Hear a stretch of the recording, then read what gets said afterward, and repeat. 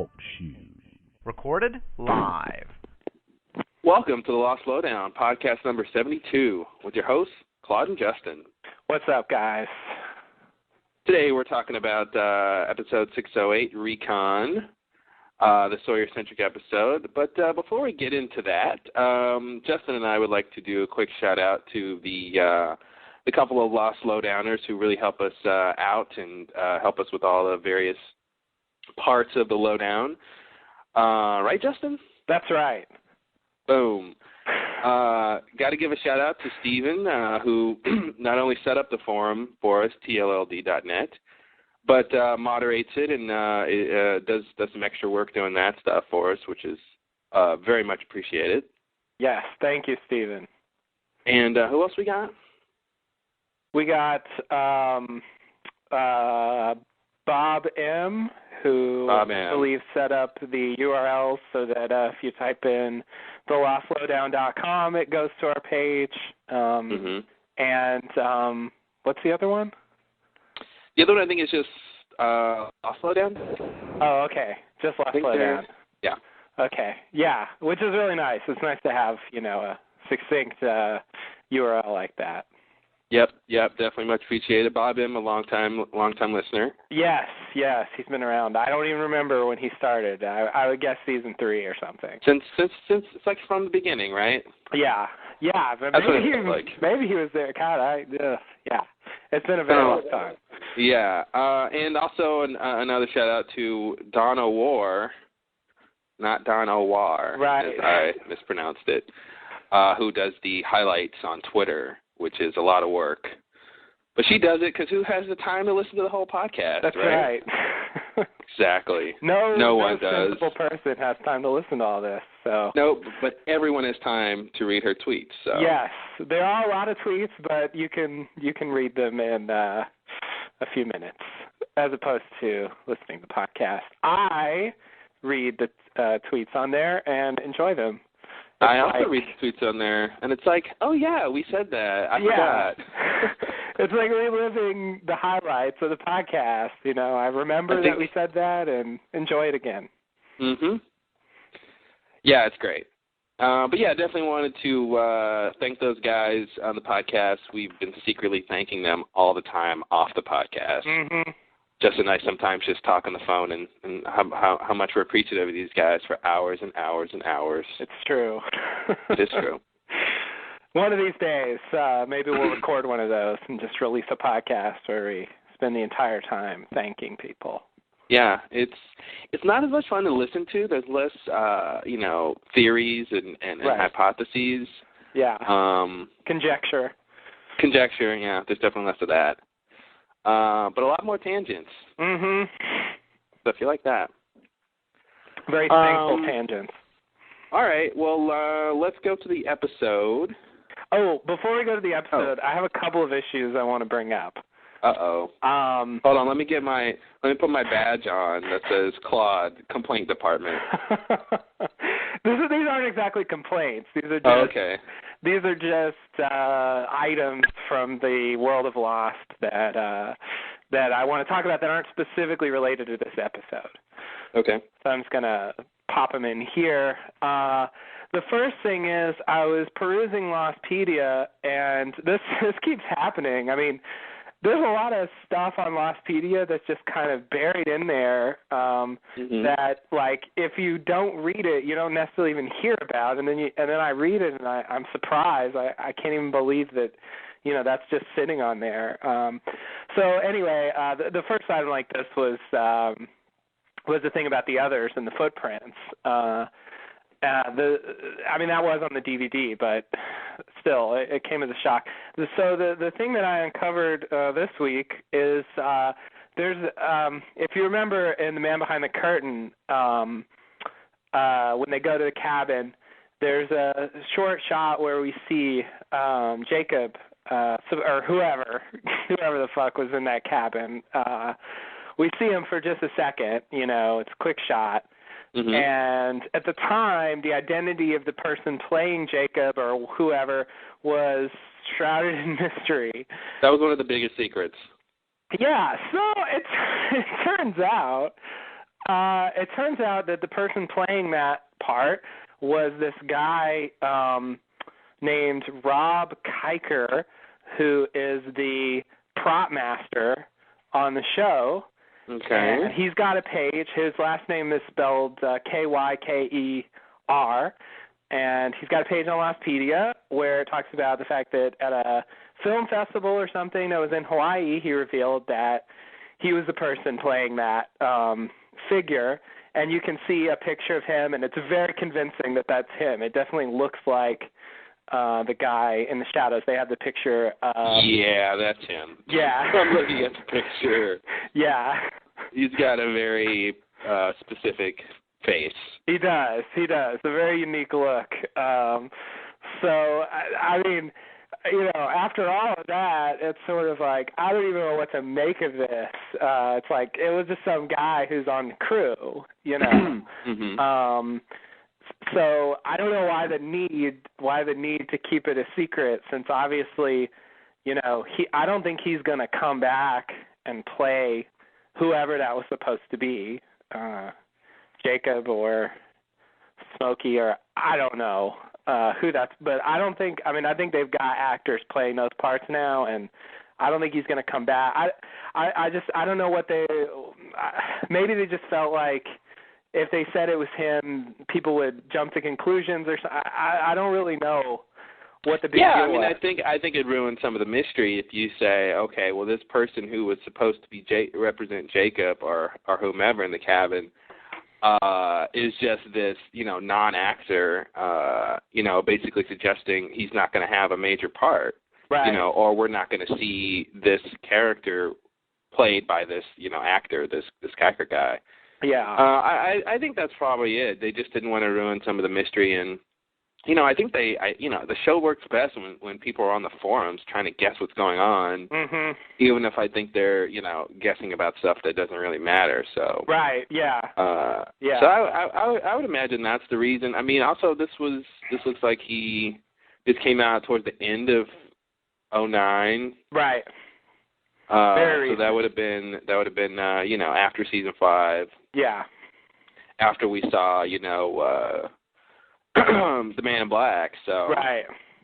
So maybe that's part of it too. We you know, Jacob and that guy and the Man in Black, you know, Smokey sort of were revealed. So right, they've been established as specific actors playing them, and so yeah, I guess there isn't a need anymore to conceal who it was.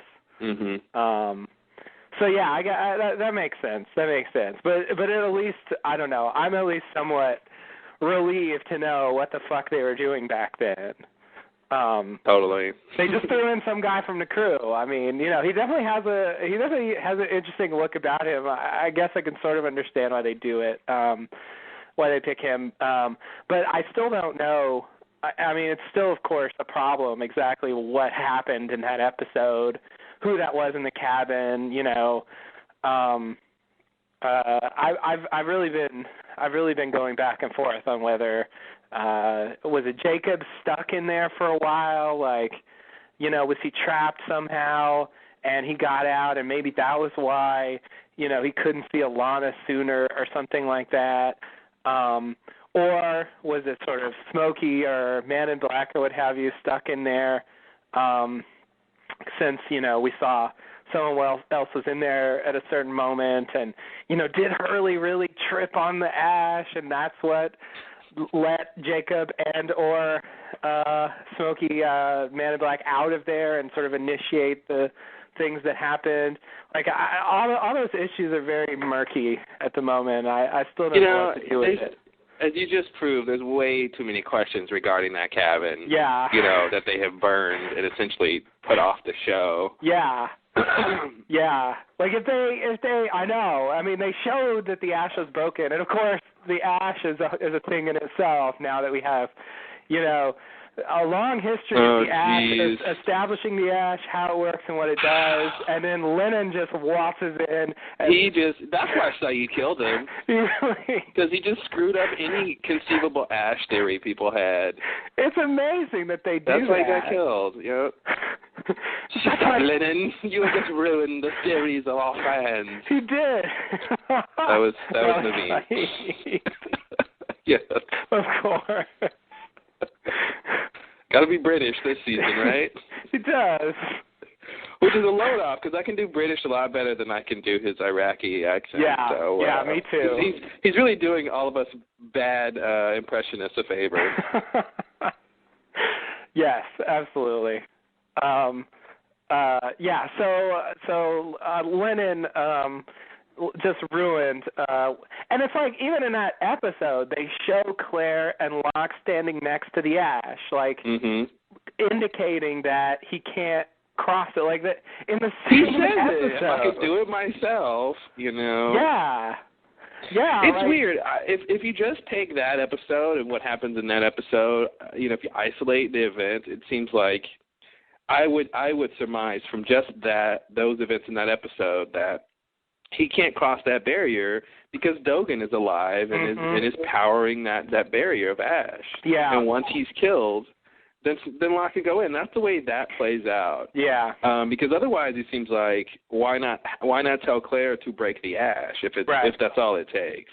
Yeah. And I felt like maybe they didn't want it to be that's all it took because it would be too easy for him to go in. Right.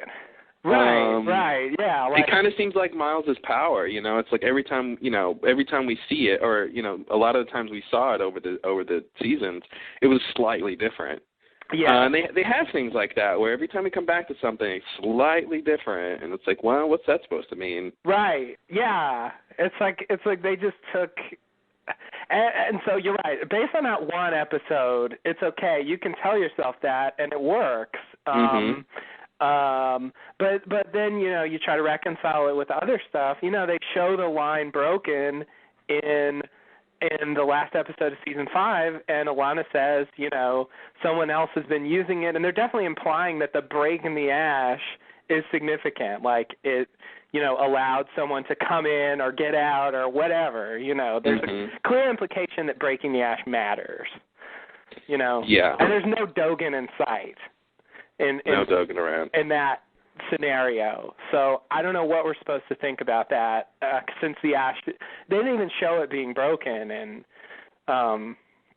the recent episode, and so I just feel like we're just kind of it's weird when Lost does that, and so I guess there's just a giant mass of mystery about this cabin, and now that it's burned and gone, I don't even know how they're gonna resolve that stuff, or if they will. I don't know, a one-off line. Yeah, I guess they could always do that. I mean, they fucked up the ash with a one-off line, so I guess they could try to repair it. Somehow rehabilitate it with a one-off line. But yeah, I mean, there could be some story. It's just it starts to get really convoluted, and it's frustrating when you think you know how things are working. Like everything fits, and then boom, everything's destroyed. I mean, if I'm trying to make everything simple, this whole cabin thing simple, my story would be Jacob had Smokey imprisoned in the cabin. Okay. Yeah, I would say that did not mean that Smokey couldn't turn into smoke. That's stupid, though. I know, like that theory's so weird. Like I agree. I'm tempted to say that too. Yeah, I want him to be trapped in the cabin. Jacob is always at the statue. Right. Hurley, the cabin appears to Hurley with Christian and Smokey inside. Yeah. Hurley breaks the ash ring when he goes up to the cabin. Then we see the cabin moving, and that's supposed to mean that Smokey can escape. Yeah. Okay. And if I'm correct, we never saw Christian anywhere but the cabin. Except for a lot of times when Jack was chasing him and all that stuff. Yeah. Yeah. Well, okay, except for that early season 1 thing. I mean, yeah. and some other times as well. But when Christian became the modern Christian, not the classical version. Right. The modern Christian, I think we always saw in the cabin. The new model was pretty much in the cabin. Until that little thing in season 5 where he's in the barracks. Yeah, but that was after the Hurley stuff. That was after they should have escaped. And when Michael saw him also. But yeah, you're exactly. right. You're right. Yeah. But the thing is, like, if Hurley was supposed to have broken the ash, like, I just wish they had shown it. Like, like they don't even, like, I don't even think they show the ash at all in that sequence. And it's frustrating. I wish there was some clue that we could have had that that's what happened in that scene. Yeah. I agree they could have had something. I want to say deleted scene, and not 100% for a joke, but just because. I was watching the commentary for a Caprica episode, and they mentioned how they have like a character, flying this plane in one episode, and they were like, yeah, we didn't get any shots of the hand on the not joystick. The what do you call the thing? Yeah, I think I know. Throttle? Steering column. Oh, okay. No, what do you call the? There's a name for that, isn't there? I don't know why I can't think of it. I can't either. But anyway, she was supposed to have problems flying this plane, and they didn't get any shots of her struggling for flying. They had all the other shots of her face and all the other stuff, but they didn't have any close-up shots of her actually having trouble struggling, so you didn't really get that. So what they had to do was, like, cut in shots from Battlestar Galactica of a totally different character flying, doing this thing. So I don't know. So it just became evident that sometimes you can miss things when you're shooting.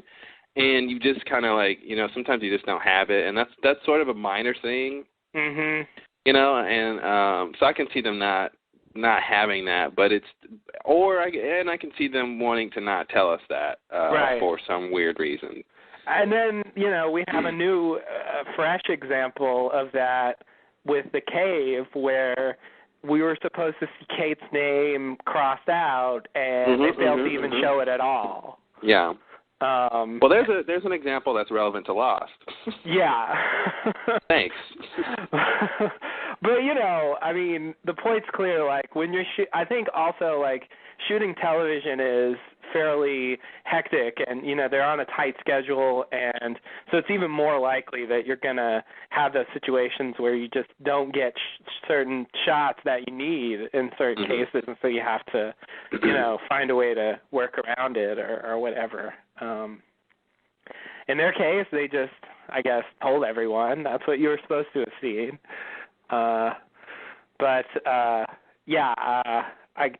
Okay, so that's definitely a plausible story. It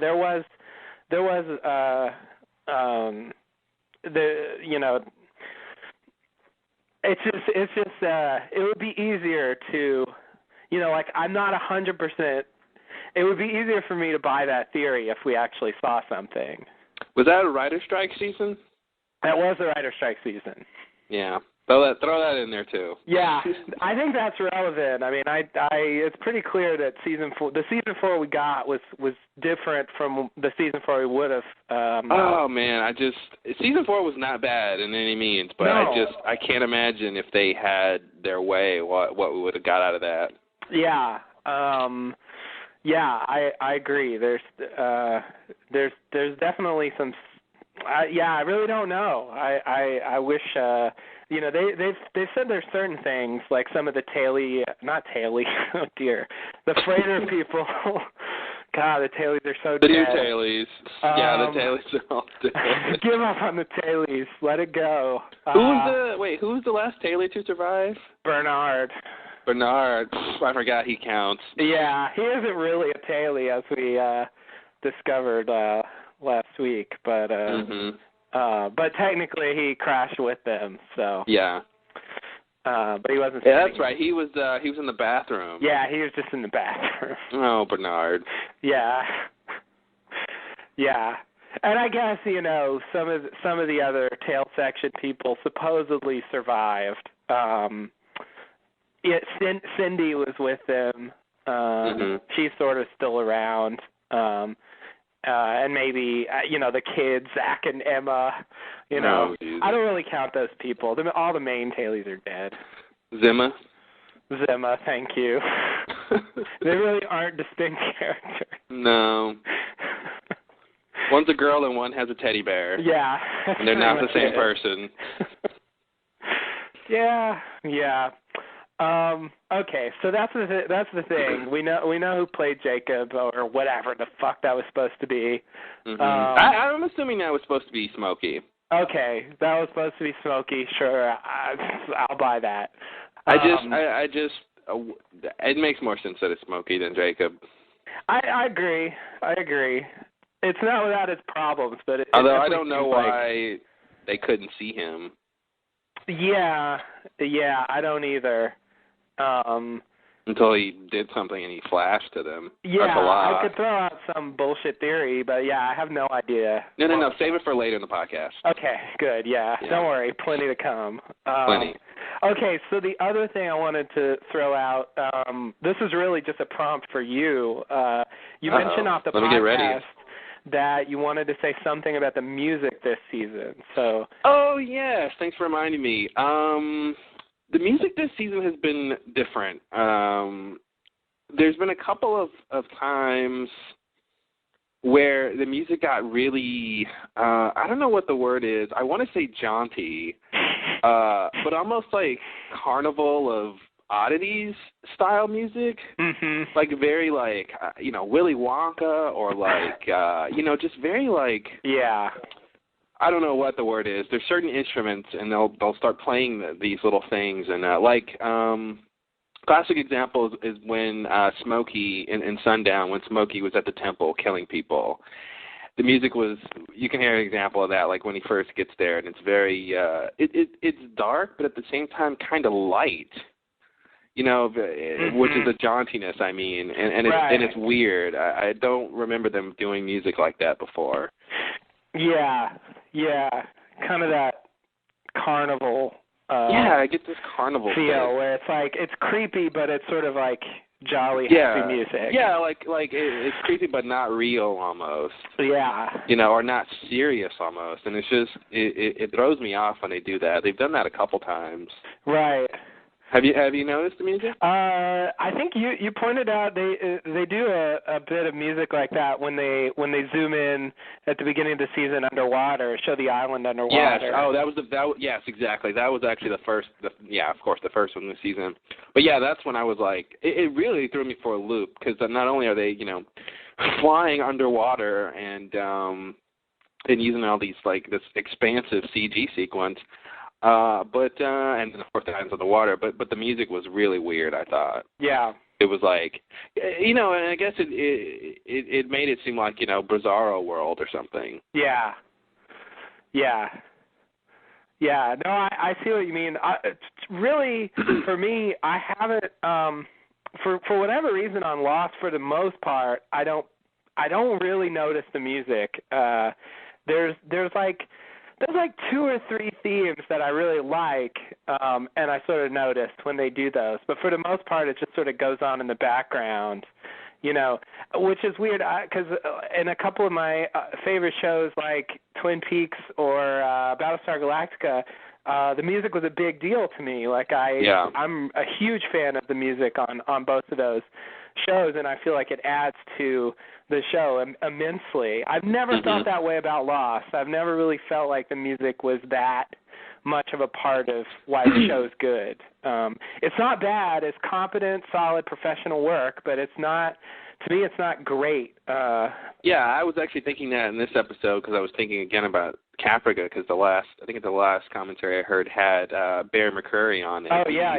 The composer for Caprica and Battlestar Galactica, and he was talking about all this stuff. And then, when I was just rewatching Lost before the podcast, I was listening to the music and thinking like, yeah, this is good, but this isn't like what they do on Battlestar or Caprica. Yeah. Where it's like great music on its own. It's not just sort of creating the atmosphere or filling in the atmosphere or whatever. Because that's what Lost does really well, you know. It's and I don't know, maybe a lot of times their music is a little more sparse, you know. It is. Yeah, and his stuff is usually pretty thick and. Yes, the music on lots Dawson going on. Lights was really thick. It was like it seemed louder too, like they mixed it louder. Yeah. Like it seems like in Lost, it's more background stuff, and it's definitely more sparse. There's a lot of times where just like a few sounds are playing. Yeah, exactly. Little. Yeah.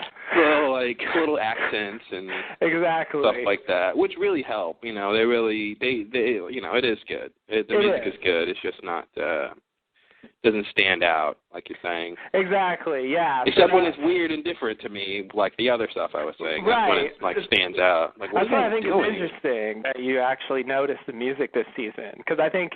In the time we've been doing this podcast, we really haven't talked about the music hardly at all. I've ever brought up the music. Yeah, it's not been an issue. No. Watch the scene with Smokey. You know, destroying people at the temple, and the underwater scene in the season premiere LAX.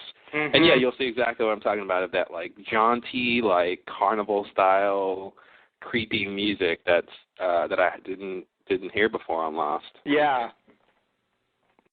I sort of like that they're trying something new with the last season. It's kind of not what I would expect them to do, but I think now that you've brought it up, I'll probably actually pay attention more when they do stuff like that, because I sort of want to appreciate that stuff, you know. Yeah. To the extent that it's there. Like I don't even remember what the music from the Smokey Attack sounds like. Like I was so wrapped up in what was going on, like I wasn't paying any attention to the music at all. Yeah. So it was just, you know, the events were so momentous. Yeah, it just if you listen for it, I think anyone will be able to sort of hear what I'm talking about. Yeah. No, I'm sure. Well, I'll have to check that out. So yeah, that's interesting. I wonder, could I play it right now? Oh, want to hear a clip?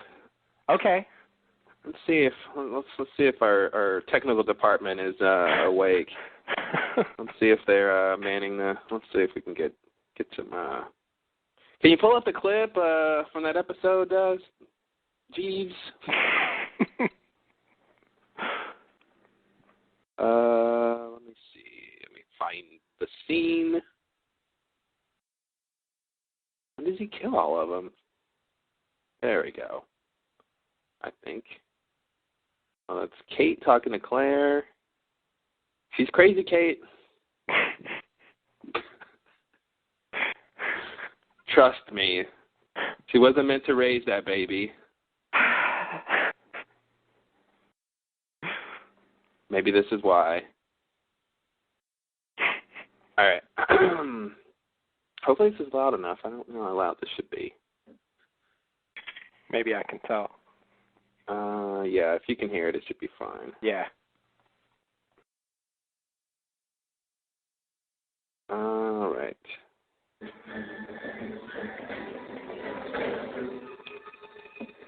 So that was kind of it. Let's see when we go back to it.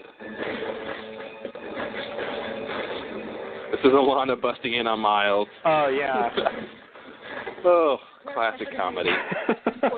Let's see. Let me get back to the music part.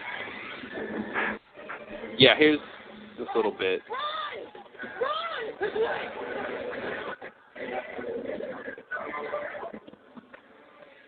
Can you hear it? I can't really make out the music very well. I can only hear the dialogue.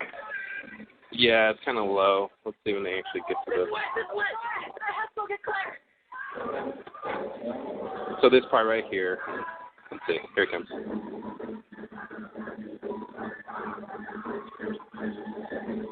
You hear that part? Yeah.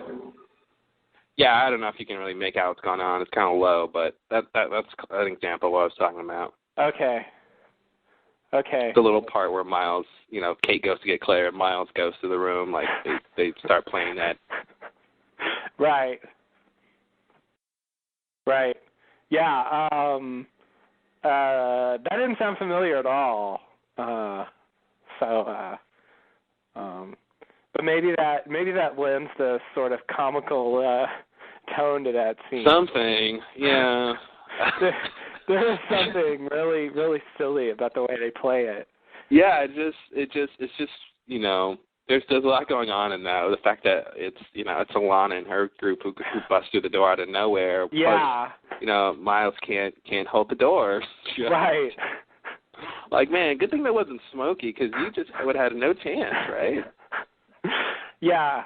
Yeah, and then you just have these characters who haven't been established as being anywhere near there, just suddenly all there and knocking the door down out of nowhere. So the whole situation is just kind of like... Yeah, then Ben shows up at the end like, oh, he's here too. Yeah, they cut to Ben, and it's like, I don't even believe he's in the same room. Like Exactly, yeah. They did that, like, close-up of Ben, and it seems like, yeah, you shot that on a different day, right, yeah, guys? it really looks like they did. Like, you're not talking to him. He's not even there. Yeah. It's weird. All right, well... You want to get into the episode, or do you have any more issues to bring up? No, that was the last one. That was the last one. Cool. We can dive into the actual episode now. Yeah, so this episode, Recon, Sawyer-centric, deals with his recon mission that Locke sends him on to go figure out what's going on at the Hydra Island, juxtaposed with Sawyer in the Flash Sideways timeline, where we discover he is a cop who is partnered with Miles and is still trying to track down Anthony Cooper, the real Sawyer. Ooh, yes. And as I read on Lostpedia, Recon, I think Carlton and Damon said this in a podcast. Recon, of course, not only refers to reconnaissance that he does, but to con again, which is sort of what he does. So, or to double confidence meaning again. What? Or to confidence again. To confidence again. Yeah, well, that too. Yeah, I think they made that word up, but it works. Gotta love those Latin prefixes. You do. You just throw them on anything. If you want to do something again, just re it. Re it. That's all you need. You need 2 of them? Buy it. Or sometimes you can dye it. Yeah, you can dye it. That works too. You can try it if you feel like 3. If you need 3 of them, you can try it. You got a lot of options. Yeah. I vote Latin the best language ever. Yeah, me too. Can we just make bold statements like that? Best language ever for the last 2,000 years. Yeah. Well done, guys. Well done. Well done. Another year. It's Latin again. Latin. Yeah, no, I really I have to agree. I mean, it's a very from what I know about it, which is almost nothing, it's a very good language. I agree. I know almost nothing about it, too, and it's the best thing ever. If it's good enough for the others, it's good enough for me. Exactly. Yes, so what do you have to say about this episode in general? I liked it. It was I feel like the episodes are kind of more or less getting, at least the last couple seems to be like the stakes are decreasing almost, or I should say not the stakes, but the intensity level maybe. It's kind of been decreasing. I guess, Smokey killing everyone at the temple has to be a sort of zenith of intensity. So I guess things should cool off after that. But yeah, it feels like that was some kind of act break. Exactly. Yeah, that's what it feels like. They're gearing up for something else. It's a little bit slower. Yeah. But I liked it. The whole thing, of course, the Flash Sideways stuff was great. Sawyer. We should mention. Listeners will know that the last podcast you and I recorded, at the same time, same place. Right. Real time recording for the first time. And this episode, Recon, was the first one we've actually watched at the same time together. That's right. So that makes this podcast a little special too. Yes. But yeah, as I said, when we were watching this, and I think it's on the forum too. Sawyer would be a great cop. Sawyer and Miles. It seems like this whole thing with them. It's interesting how they, what they decide to reflect in the Flash Sideways. Because I think they could have easily just, made, had Sawyer be a con man in this, real con man in this timeline too, and it would have obviously said something different about Sawyer. Yes. But I like that. I like how they're pointing out these little differences that that really change who these people are over time, and even when what you would consider the big the big events in their life or the big things that changed them or made them who they are still the same, yet there's sort of different outcomes. Right. Of these things. So that's really interesting. Yeah. Yeah. No, that's one of the things about the way they've been doing these Flash Sideways. Like they've turned into like a kind of variety show. Like week to week you get a different kind of show based on what the character is and what they do. Mm-hmm. And this one felt more like, I guess, more like Saeed's Flash Sideways in the sense that it kind of it didn't feel as surreal as the Ben one. It felt more down to earth. The stuff definitely. That was going on, like I bought it for the most part. In a way that I didn't really buy the Ben one. Even though I loved it, it still felt like sort of fake. Whereas this I bought, and it, worked well. Commented on the character, of course, but I think we also have, we see that Sawyer, although he's a cop, he's still trying to hunt down and kill this Sawyer guy, and like he's been doing that this whole time, and it ends with him, running into Kate, and it ends on a sort of ambiguous note, kind of like Saeed's. Saeed and Jen versus Sawyer and Kate. Yeah, exactly. Yeah, and not on a kind of settled conclusion like Ben's story or Jack's. Mm-hmm. It's kind of, Sawyer tells Miles, the deal, but there's not really a conclusion. He doesn't decide to give up hunting Sawyer or anything like that. Yeah. They just sort of leave it there, and then give us this open-ended thing where he meets Kate, and so it felt like a flashback along those lines. Like there's certain ways in which Sawyer is making better choices, but somehow it seems like he's still led along the same path that he was originally. Yeah, but he's walking on the other side of that line.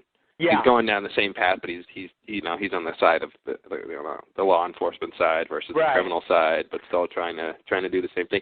Which, of course, we have to talk about, what are the differences in this timeline mean in terms of Sawyer's past? And I would my first assumption would be that the big difference, or one of the big differences is that Sawyer's parents still die. They still get conned by Anthony Cooper. His dad still kills his mom, Sawyer's mom, and himself. So my first assumption about the differences would be that when Sawyer is a little kid on the church steps at his parents' funeral, when he wants to write the letter to Sawyer, and Jacob tells him, and his uncle appears to him, and not appears, but his uncle comes up to him and tells him not to do it. Right. My assumption would be that Jacob doesn't come up afterwards and tell him to do it. Step in and give him the pen. Give him the pen and to do it. Yeah. So somehow that leads, Sawyer. But obviously that Sawyer doesn't let it go. But but somehow he decides not to. I don't know. Like I said, it's an assumption because that stuff could still happen, and it could be something else down the road. He says he had the choice of being a criminal or a cop. Yeah. So I wonder if that moment, if it is a specific moment, if that a moment occurs in the main timeline too, and then that's how, in our timeline he decides to be the criminal. Right. So that's the kind of thing that's really confusing. Is what there are some things from this story we know the outcome of. We know we can hypothesize about Miles' dad and what Charlotte's up to and things like that. But those, it's hard to figure out what's going on with the past stuff. What's the same and what's different. Yeah, we don't have enough information. But I do think one of the core ideas about The Flash Sideways is characters being faced with the same or similar choices and making different ones. Mm-hmm. I think that's a running theme. Choice.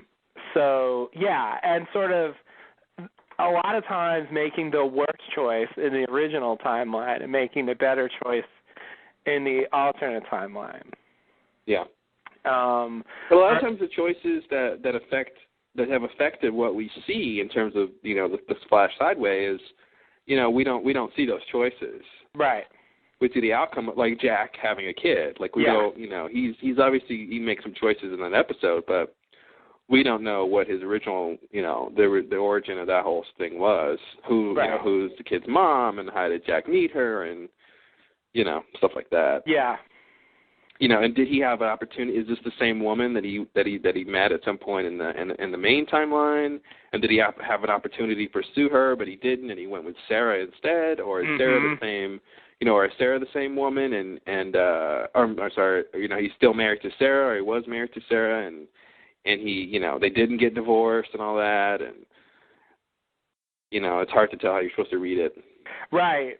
I think, he was still divorced, but I do think. I mean, they stayed together longer or something, so they had the kid or something. Oh yeah, like that. yeah, right. And I think they concealed who the mother was very prominently. They prominently concealed it. I'm thinking now. My hypothesis is Kiker, the guy who played Jacob in the Cabin, is Jack's ex-wife. Wow. Yeah, that's who played his ex-wife. All right, that is probably the most original theory I've heard. I'm just gonna go with it. I like it. Wow, Rob, thank you. Hey, this is the Flash Sideways. We don't know what's going on in this universe. Sure. Why not? Why not? He's got dark hair. He sure does. It works. I'm going to assume you're serious about that, but propose an alternative theory. Please assume I'm serious, yes. Which is that it's going to be somebody familiar, like, I don't know, Juliet, somebody like that. Mm-hmm. I feel like that's the kind of thing. I feel like it's not going to be Sarah. I guess. Yeah, I feel like it would be. I feel like if it was going to be Sarah, they would have showed Sarah. Exactly. Yeah, that wouldn't be such a big deal. And that's one of the big things they keep rubbing in our faces with these Flash Sideways is. Look at it, rubbing it in our face. Here, some more arts. Do you want some more? Here. Is the difference is the things we expect to be true aren't necessarily true. Mm-hmm. And I think the Sarah thing is like the obvious thing that we would, jump to. And so I think, and also, the characters crossing, the characters from the show in the original timeline getting involved with each other in the previous timeline. So yeah. So I mean, it could be Juliet, and they could say they met somehow, with medical school or something, or with their professions, they somehow met each other. Right. Yeah. Like I don't think it can be Kate, simply because they don't know each other. Yeah, they don't know each other. She's on the run. She's just trying to get home in time to make dinner for her son. Exactly. Yeah. Yeah, so Kate can't work. I have heard that theory, despite the evidence to the contrary. So I don't think that can work. But I think it can be somebody that we know. And I think that's probably what they're going to do. I'm assuming that we haven't seen the last of Jack in the Flash Sideways. Maybe it's Libby. Okay, yeah, that is the other theory, Libby. Which is really fucking weird. I don't know if I can handle Libby. Okay, that's a little more plausible. Yeah. It's at least, I don't know. That would strike me as less strange than Libby, of all people. Fucking Libby. God. Don't forget about Libby. I can't believe her name is still, around. It's relevant, yeah. It's amazing. People still talk about Libby. I know. It's the question that will not die. Yeah. There are no minor characters on Lost. Speaking of Libby, that reminds me of something else. I ran across this interview with Damon and Carlton from the summer. It was some British guy interviewing them. I don't know what the context was, and I don't know how you can find this interview because I don't remember how I got to it. But you can just believe me that I saw it. Anyway, he asked about Libby, and they did elaborate a little bit about what the story with Libby was supposed to be. And it's pretty obvious. It's pretty mundane. Her husband died, and she went crazy, or she had mental problems as a result of that, and she ended up in the mental institution. And so that's it. And then she started following Hurley because she knew that he had seen her husband Dave, and so she was, and then she had to, and there's more? That was all they said. Oh. And the guy said so it was just a coincidence that she was in there with Hurley, and they said, it's as much of a coincidence as all the other characters who cross paths in the flashbacks. All right, well, whatever. So yeah, I think they did say there's a bit more to the story than that, but that's the basic idea. Yeah. All right. Well, I can accept it. Yeah. I mean, that's kind of the thing that I think we've talked about before. It's like the obvious explanation. Yeah. But I don't know. This is the season where we might see Libby again, and I guess they could, acknowledge that plot in some way. So, Is Libby a short for something? Oh, Elizabeth? Oh. Yeah. As soon as I said it, I'm like, Elizabeth. Yeah. I was thinking Libby, Ella, I don't know. Couldn't think of it until I said it. Oh, okay. Yeah. Sure, it would be like Lizzie or something, but it's not. It isn't, is it? So yeah. Anyway, that's another little tidbit to throw in there. So anyway, also I want to say on the island. This episode, to me, had kind of a season 2 feel about it. It was a lot of, walking and talking. Mm-hmm. A lot of characters, they're walking through the jungle, they sit down and talk, and then they walk, and then they talk and walk. And there's the main plot of Sawyer going to the Hydra Island, and then there's the subplot of Kate and Claire. And then you have some development of the Smokey character in the background, and it's all woven together pretty well, I'd say. And then the ending especially was like a season 2 ending, like the little scene with Kate and Sawyer where he has his little punchline, and then they go to Lost. Like that's they loved that in season 2. Mhm. It's sort of like it's just a line. I mean, they just ended on a line.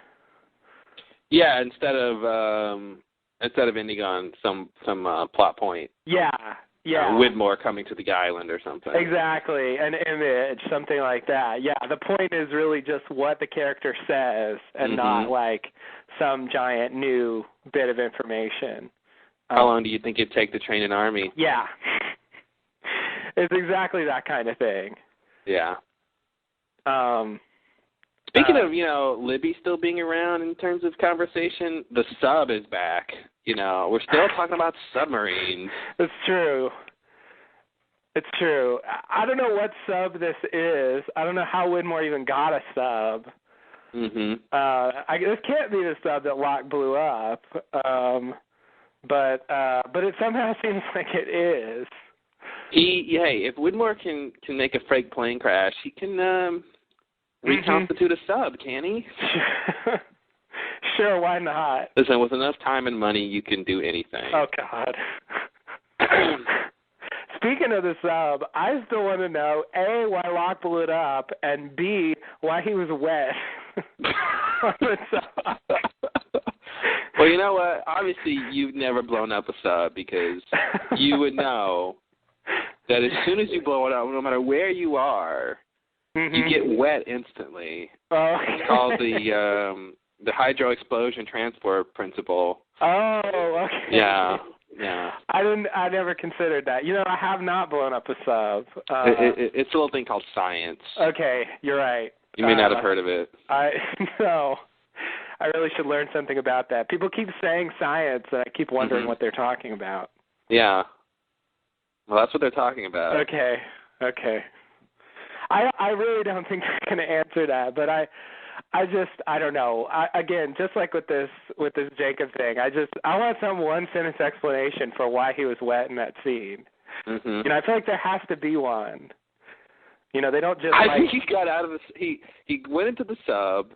He planted the bomb in the engine room or something. Right. And on his way out, he slipped. This is Locke we're talking about. Well, this is Mr. Magoo. He just fell in the water and got out like nothing happened. Wow. Okay. I don't know. I don't know what else to do with that, Yeah. It's just. I agree. You should write in to Carlton and Damon and say, why was Locke wet? Yeah, I should. Is that what allowed Smokey to take control of him? Oh, God. That's what I would say. Yeah, and I can't escape the feeling that, I started wondering, if someone, I tried, okay. Settle down. And take two. Yeah, thank you. So I try to imagine a hypothetical viewer, just watching season 1, say, or something, and, maybe it's season 2, just some early stuff, and then just, not watching the show, and then watching it now, and not really understanding who Locke is now. Wait, what? Say it again? I was trying to imagine a viewer who basically skipped a lot of the show. Mm-hmm. Maybe they watched season 1, so they know who a lot of the characters are, but they didn't see, all of Locke. Yeah, they didn't see the middle part, and so they don't know. You don't really know who Locke is right now. Mm-hmm. It seems like some of the stuff they were doing with Locke. What am I trying to say? It seems like with some of the stuff they were doing with Locke, you could watch what he's doing now and think that this is Locke. This is where he ends up. Which you bring up a point I was going to talk about, which is particularly in this episode, but I would say a little bit sort of progressing from other previous episodes is Locke is becoming, Smokey, I should say, is becoming a lot like John Locke. Yeah. We're seeing that he is he doesn't seem to have it all planned out 100% the way he came off like he did. Right. He's sort of going step by step, and he sort of loses control of a couple situations. Yeah. In this episode, and I feel like half the time he seems like Smokey, like the Locke that we saw in the previous parts of this season. And half the time he's like regular old John Locke, where he's just kind of trying to do the best he can. Right. But he's, it's not 100%. So yeah, I don't, and we talked about this a little bit before with when he was telling the little kid he saw in the jungle, don't tell me what I can't do, and all these other things, and the fact that he has Locke's memories and stuff like that. I'm wondering if Locke is asserting control Smokey or of the body, or are we supposed to be seeing him, being affected by being in Locke's body? Mhm. Right. Maybe this is going to limit him somehow. I'm not sure. Right. I didn't really think of taking it that far. I do think, I mean, he does have Locke's memories and draws on them to a certain extent, and so it's like an aspect of him really is Locke. But I do think Smokey has control over himself, and I guess I don't see sort of Locke kind of poking through. But the thing is, like, the Locke who blew up the hatch when Hurley told him not to, and who blew up the submarine, and who threw the knife in Naomi's back, and like that Locke to me seems like a character who could turn into this guy. Mhm. Like I could see it being a plausible progression. I mean, I don't really know why he'd have the goals that Smokey has now, because he didn't want to leave the island, and Smokey seems to be the only thing he wants to do, mm-hmm. Or the main thing he wants to do.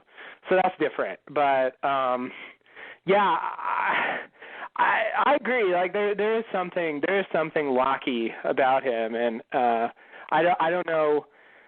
I kind of feel like the writers are blurring the distinction between the two to a certain mm-hmm. extent. And I guess that's why I thought about like a very casual viewer who had seen a little bit of the early show, just tuning in and thinking, here's what Locke's doing now. Yeah, I would say I would agree with that. I think he's being quite Locke-y, and the question is why? Yeah. Is it a sign of something to come, or is it just what they're doing with him? We'll have to see. Yeah. I do like it though, and I have to say, like I found Locke's character very frustrating. I mean, I sort of gave up on him at a certain point, but I always I had high hopes for him at the beginning of the show, and I realized with this season that because I find Smokey to be a more compelling character than Locke was for much of the time, it's really shown how Terry O'Quinn can be really good when he has a less frustrating role to kind of play. Oh yeah, I really like what he's done with the Smokey character. He's really, there are those times with his facial expressions that you really see someone different from Locke. When he is talking to Kate after she's crying about, she's upset about what happened with Claire. Mm-hmm. And he offers her a hand up, and he has the creepiest smile ever. Yeah. I mean, they cut to him, and you don't know what he's thinking.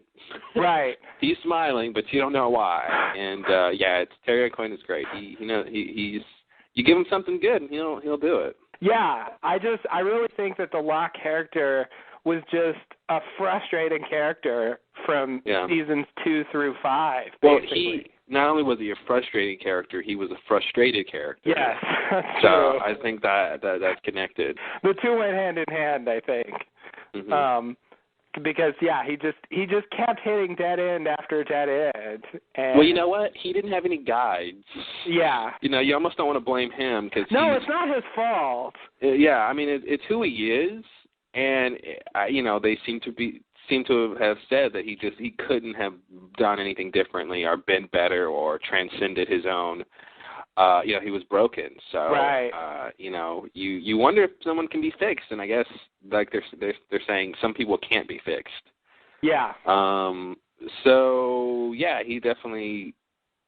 I think that's definitely something. Right. But I guess, to whatever extent Smokey is sort of improvising or kind of, haphazardly going about his business, he still seems to me to be a much more focused and, purposeful character than Locke was. Yeah. But you know what? Another thing that's making him very Locke-y is this episode. He points out some of his problems and his flaws. True. at least obliquely. Yeah. And, you didn't think he had these issues, Like how many, it seems like after a couple of centuries on the island, you should be able to work out whatever problems you had in your previous life that you barely remember. Right. You don't even remember what freedom is like, but, you're still upset about your crazy mom. Oh, God. Yeah. That's true. That's true. And that definitely ties in, that was it ties in directly to Locke, Yeah. Locke has mom issues too. True. I think Locke's issues were more with his dad, but his mom was kind of crazy. Seems like something they have in common. Yeah, and I hope they don't tell us he's remembering something about Locke and not himself or something like that. That would be yeah. I don't know how to take that whole thing. We'll have to talk about that. I was really perplexed by that. Yeah, Locke wasn't raised by his mom. He was in foster care, so. Right. But anyway, I can't, the fact that Smokey had a mom and she was crazy and led to issues that could have been avoided, and what does that even mean? Yeah. Are you trying to change the past now? Take it from Jack. It doesn't work. Yeah, I agree. This episode raises a host of issues, and there's a number of scenes. We're going to go over them, and I really didn't even know how to summarize what was being said, and I'm just going to have to read the transcripts. Let's just skip those scenes. We don't have to talk about them. Let's just skip them. Okay, that'll be easier for everyone. Yeah. We'll just talk about the scenes that make sense. Well, let's just only talk about the scenes that make sense, and if it's anything, that we don't understand, we'll just skip it. Okay, great. This is going to be the shortest podcast ever. Yeah. Well, thanks for joining us on Lost Blood, man. I didn't think we were done, but okay. Yeah, well, skip everything. I see. So we don't understand the entire episode? Nothing. Okay. Wow. Nothing. Wow. What was that you said? That was wow. Oh, yeah. Okay, one more time. Wow? Yeah, there it is. Okay, good. So glad we got that covered. Yeah, so you want to dive into this confusing mess? It's been an hour of introduction. Let's finally talk about the episode. Okay. Oh, let me just throw in, I'm going to grade this a B. A B, huh? Yeah. I'd give this,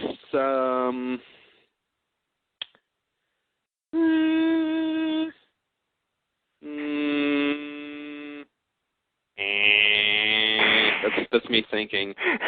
I'd give it a B plus. The thinking song. Okay. Yeah, it had a. I give it the plus. It's a B episode, but I give it a plus for some of the little things they did. It was a solid.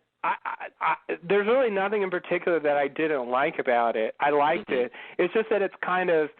It didn't have the punch of the Dr. Linus episode in terms of the character. Like Sawyer's stuff, it just isn't as strong, I think, as Ben's was, and it didn't have the dramatic on island stuff of Sundown.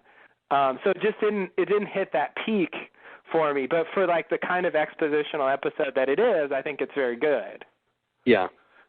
So on its own terms, it's really probably an A episode. But in terms of relative to the rest of the episodes, I think for me it's a B. It could be a B plus. I guess I'm erring on the side of negativity. Mhm. Yeah, but this episode needs to get the GPA up because they're trying to apply for college next year. So I want to help it as much as possible. Well, I hope they're not putting it all on Yale. You know what? If you don't go to Yale, you might as well not go to college at all. That's just what I know. Okay. It's just the truth I learned. Your future is ruined if you go to any other university. Everyone knows that. Okay, you're right. I forgot we had learned that. Yale or bust. Okay, Yale or bust. That's right. Okay, so you ready for the first scene? Yep. Okay, first scene. Sawyer makes some coffee, I think, at Claire's camp. Then he goes inside the tent and talks to Jen. Jen wants to leave, but Sawyer says he's with Locke. Sawyer says Locke is getting them off the island. Jen doesn't want to leave without Sun, so Sawyer promises that they won't leave the island without her if she's there. Then Locke and his crew of others arrive from the temple, along with Saeed, Claire, and Kate. And Kate says hi to Sawyer, and Sawyer responds, hi yourself. All right. Yes. Where are they getting coffee from? Oh, God. I'm like, coffee, really? Is the Starbucks around? You know, or did Alex bring it? I actually had a thought the other day about where they got their backpacks from. Yeah. But now I've forgotten again. Oh. Yeah, I was like, oh, that's where they got the backpacks. Oh, wait, is that right? Oh, that's what I was going to say. Saeed was carrying the hydrogen bomb in a backpack. Oh, okay. So I think... So it's probably the same backpack for him. Yeah, I think that's the backpack that he was using. Yeah, other people had backpacks, so... Well, okay, I can't explain all the backpacks, but I can at least explain Saeed's. All right. Okay, so I guess this is sort of set up for what Sawyer's overall plan is going to be. He's gonna try to play off everybody against each other, and then they'll just make their getaway while everyone's distracted. Yeah, he has a pretty good plan here, I think, for the very simple fact is what he seemed to have done, and I don't know if his plan is, he says obviously they're taking the sub, but I think at the very least what he did was gave him two ways of escaping. You know, so if the sub's not available to be hijacked, there's always the plane. Right. You know, it's just a matter of flying it, which is, you know, just going fast enough in the right direction, I think, is all you need to do. So, flying 101. Okay. Yeah. The wings do the rest. They do all the hard work. Yeah. All the lift. Just got to get the thrust going and then the lift going. And okay. That's aviation in a nutshell. Nice. I didn't really. That's a lot more than I thought I was going to get on this podcast. Hey, there's surprises in store. The bonus. Wow. Yeah. Yeah, it was weird because the setup for that line is, how are we going to fly a plane? And he's like, well, we're not going to take the plane. We're going to take the sub. And then they just which, of course, the next question is, how are we going to pilot the sub? Yeah. It didn't really, you know, her question was more about how are we going to get out of here, not necessarily, you know, what vehicle are we taking. Yeah, yeah. And it's weird because, you know, Frank is around. If you need an expert pilot, there is one on the island. Right. So I thought that was an obvious, like, you know, Frank. We'll find Frank, you know.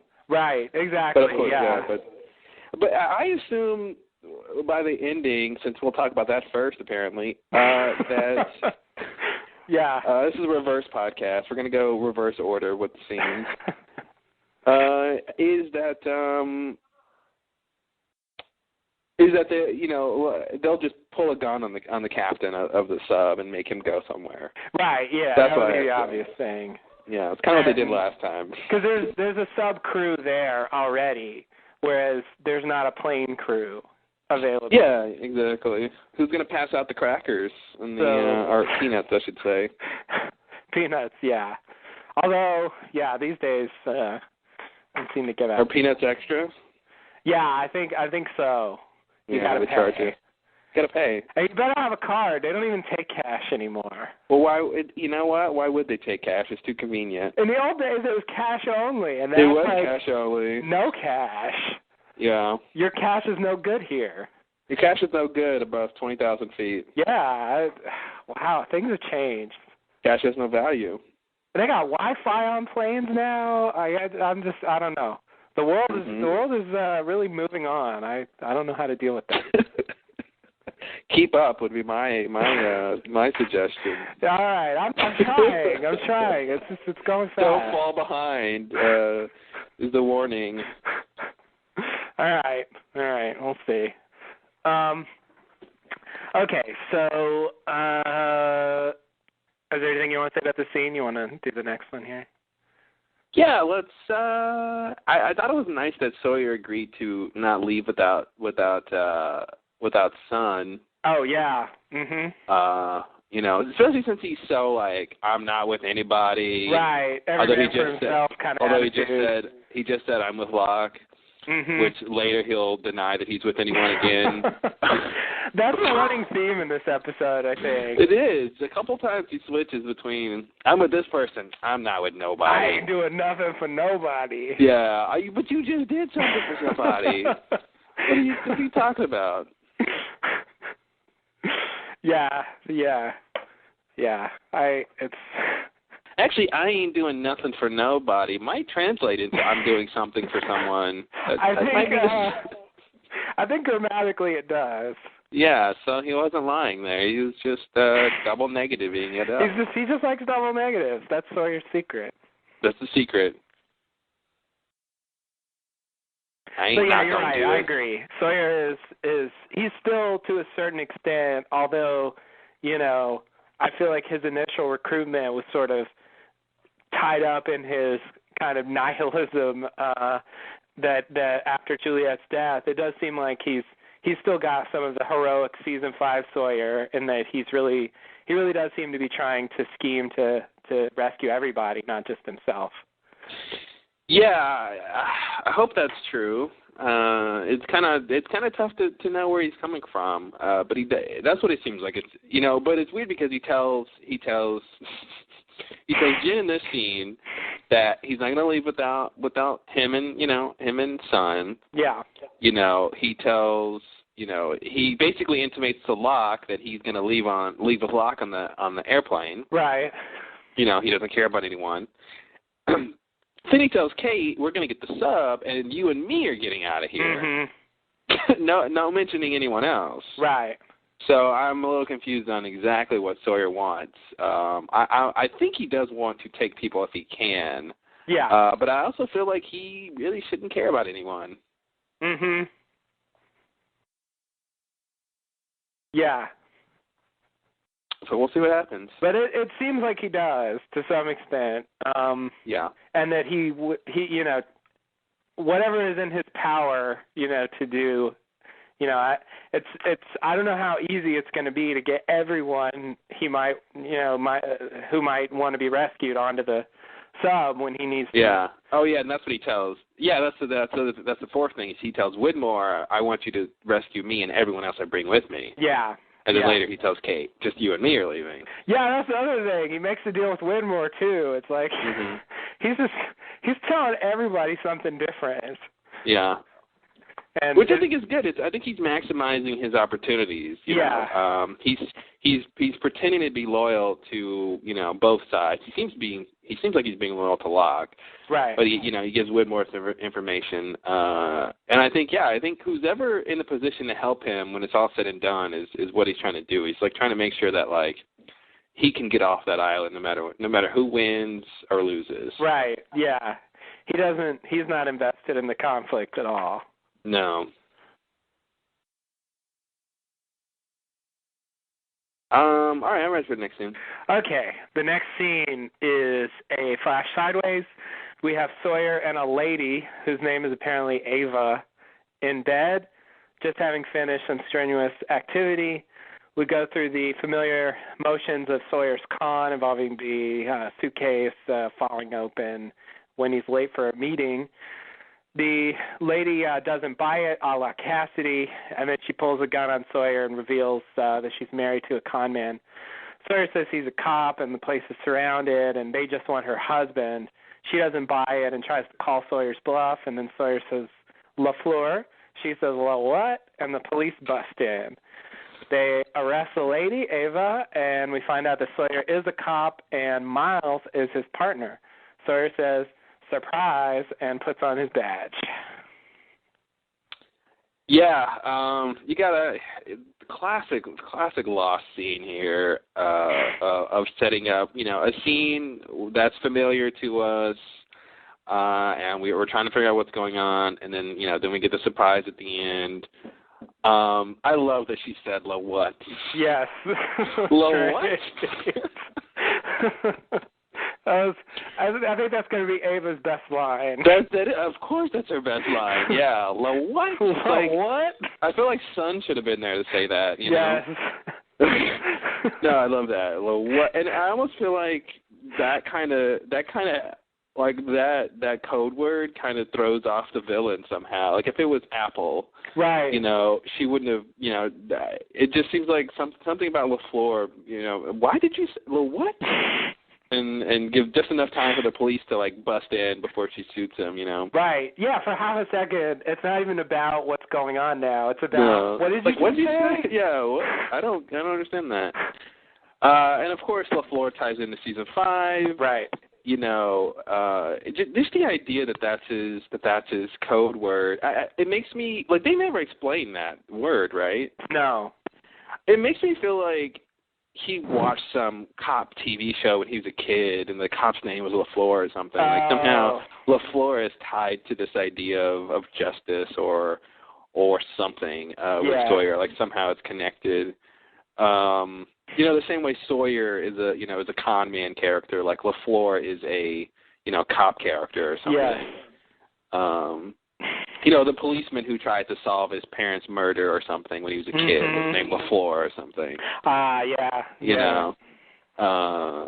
But yeah, it was I like this scene, you know, he's doing the pigeon drop again. And it's weird because it's not only Sawyer, it's like 4 levels going. Not only is Sawyer doing a con, which of course we've seen before, not only is he doing this con that we've seen before, but she sees through this con, which we've seen before. Yes, yes.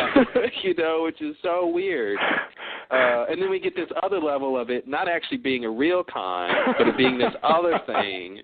Yeah. So it's like we've seen every version of this scene. You know, they can't do anything else. Yeah, they better be done with this now. Well, the next time they show Sawyer doing this con, it's her who's conning him or something. Oh yeah. Like, there's maybe one more possibility left, but I think they got through the big ones. It's a lot. It is a lot. I'm impressed though that they managed to one up, because I feel like they've done this, like you said, they've done this trick already. Like we saw this con in the original Sawyer episode, and then in season 2, they show Cassidy being subject to it, but then she just doesn't buy it, and that was the first variation where the target just doesn't fall for it at all.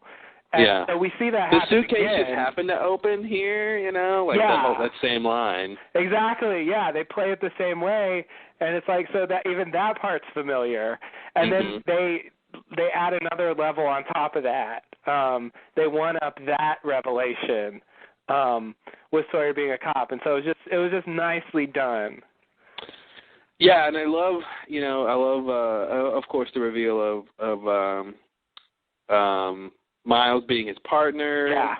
And I like Miles' line of, put your damn clothes on, James. Because I like the idea. Because do you find it weird that Sawyer just slept with this woman? He's trying to, solve this case, and that involved him sleeping with her. And I just like the idea that Sawyer's always wrapped up in cases where he's like, I know how we can solve this. We can pull a pigeon drop on the hot wife. It's just like any excuse he can to sleep with some hot woman. Right. That's how he decides to solve every crime. Right. Like, Sawyer, that won't help us. We're trying to, find a lost wallet. How is you sleeping with this woman gonna happen? I don't know. Let's just try it. And it doesn't work because their target is her husband. And exactly. It doesn't work. Yeah. It falls apart right after he sleeps with her. Yeah. Oops. Yeah, no, I agree. The one thing I got out of this that I don't think I ever really fully realized is that when they showed Sawyer as LaFleur in the Dharma times, that really was somehow a way of him redeeming himself in terms of becoming like a cop rather than a criminal. Yeah, it was as we knew at the time, it was him showing the side that he had to himself that we didn't know he had. Yeah. But so it wasn't just he found a key position to put himself in so he could, protect the losties who were in hiding in Dharma camp and of course try to, try to find Locke and all the other people he was trying to find in that time. Right. But it was also like he had a predilection for this always, Yes. It was always possible for his character. So yeah, that's definitely interesting to see Sawyer be a cop. He plays he plays the detective part pretty well. Right. Yeah, that wasn't just something that, it was in a way something that he fell into, but he, the idea is supposed to be that he was, in some sense, naturally inclined that way. Yeah, which I think is why he got head of security so fast. Yeah. They never tell us how he got up there so fast, but it seems like that's part of it. Where not only is he a good con man, which was a big part of what was going on then, but that he actually could back it up. It kind of reminded me of it's kind of similar to, I think, Juliet working at the motor pool. Yes. Like it seemed they never said she was great at it, but it seemed like somehow she was good enough at it to do it, and something we didn't know about her before and stuff like that. Right.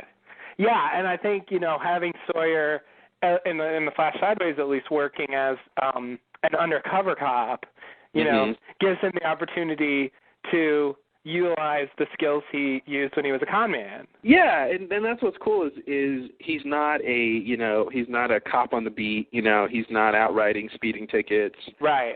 He's not doing nothing. He's a detective, which calls for his con man skills and his people, his skills at reading people and knowing people and stuff like that. So. Yeah. Yeah, so it's really a nice mirror image of the original Sawyer. I don't know how many shows that I have seen where there's so much character information. Yeah. There's just a ton of stuff on every character. Just a ton of information about them and who they are and what they've done, and it's pretty crazy if you think about it. It is. If you think about all the stuff just about Sawyer. Yeah. Yeah, it's a lot. It is a lot. No, that's true. It's something that when the producers would say, for us the show's really about the characters. I think in the past I didn't really buy it, but over the course of the show, and especially now in season 6, like I really do buy it at this point. Like that they spend a large amount of time on character stuff. Yeah, and I think one of the big questions for the show is why these people. And that's not a question. That's not a question that seemed relevant at the beginning when it seemed random. True. Yeah. It seemed like an accident. But now, obviously over time, it became more clear that these people are intrinsically special. Yeah. And the question is why. So that's definitely the case. Yeah, I think going into the end of the season, that's a big question. Yeah. That they will have to address in some way. What else with this scene? I guess that's pretty much it.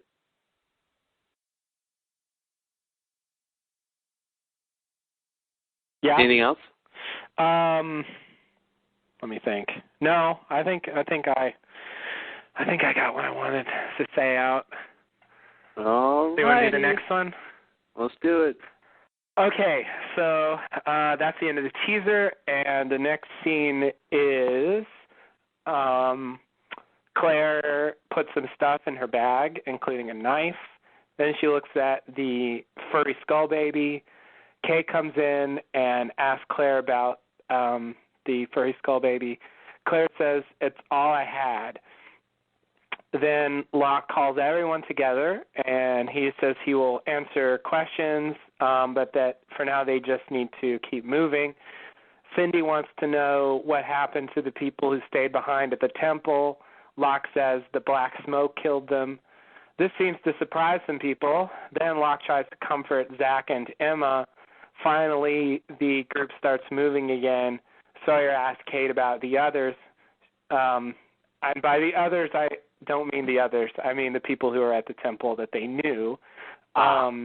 She doesn't know much about what happened, but she tells them what she knows. Then Kate says, so you're with Locke now. And Sawyer says, I ain't with anybody, Kate. All right. Yeah. So I loved Claire's line in reference to the furry skull baby, which is a good name for it. which it doesn't have a furry skull. That's true. Skull isn't furry, but that's not how you parse that. It's furry. It's furry, skull baby. Exactly. Because it's definitely a skull baby. Yeah. And it's definitely furry. Yes. But I loved her line. It was. I can't think of a better response for that question of what is that or why did you make that? And it's she says that's all I had. Which of course means, all she had to recreate her baby with, but also like all she had to recreate her baby with, like in terms of a stand-in for her kid, Yeah. That's all she had to cling to in for hope or comfort or something. Right. So it was at the same time expletive, which is a word. Ooh, nice.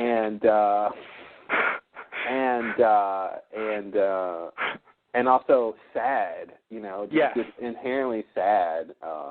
Yeah. That's all you have. That's really sad. Yeah, exactly. And so it came off a lot better than I thought it would. When they addressed that, it was. I can't think of a better response. Yeah. I agree.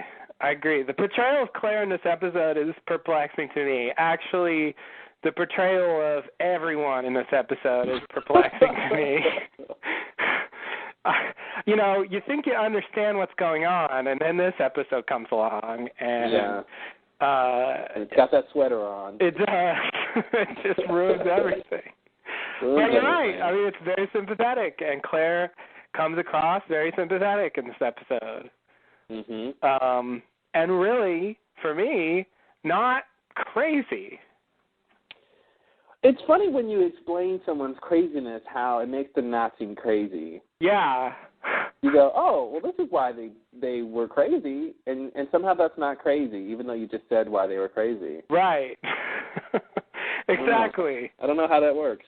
Exactly. Like, I guess I just, I follow the emotional roller coaster that she goes through. And although it's extreme, I buy it as being something within the realm of sanity.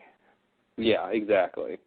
And I think that distinction is interesting, considering Locke just,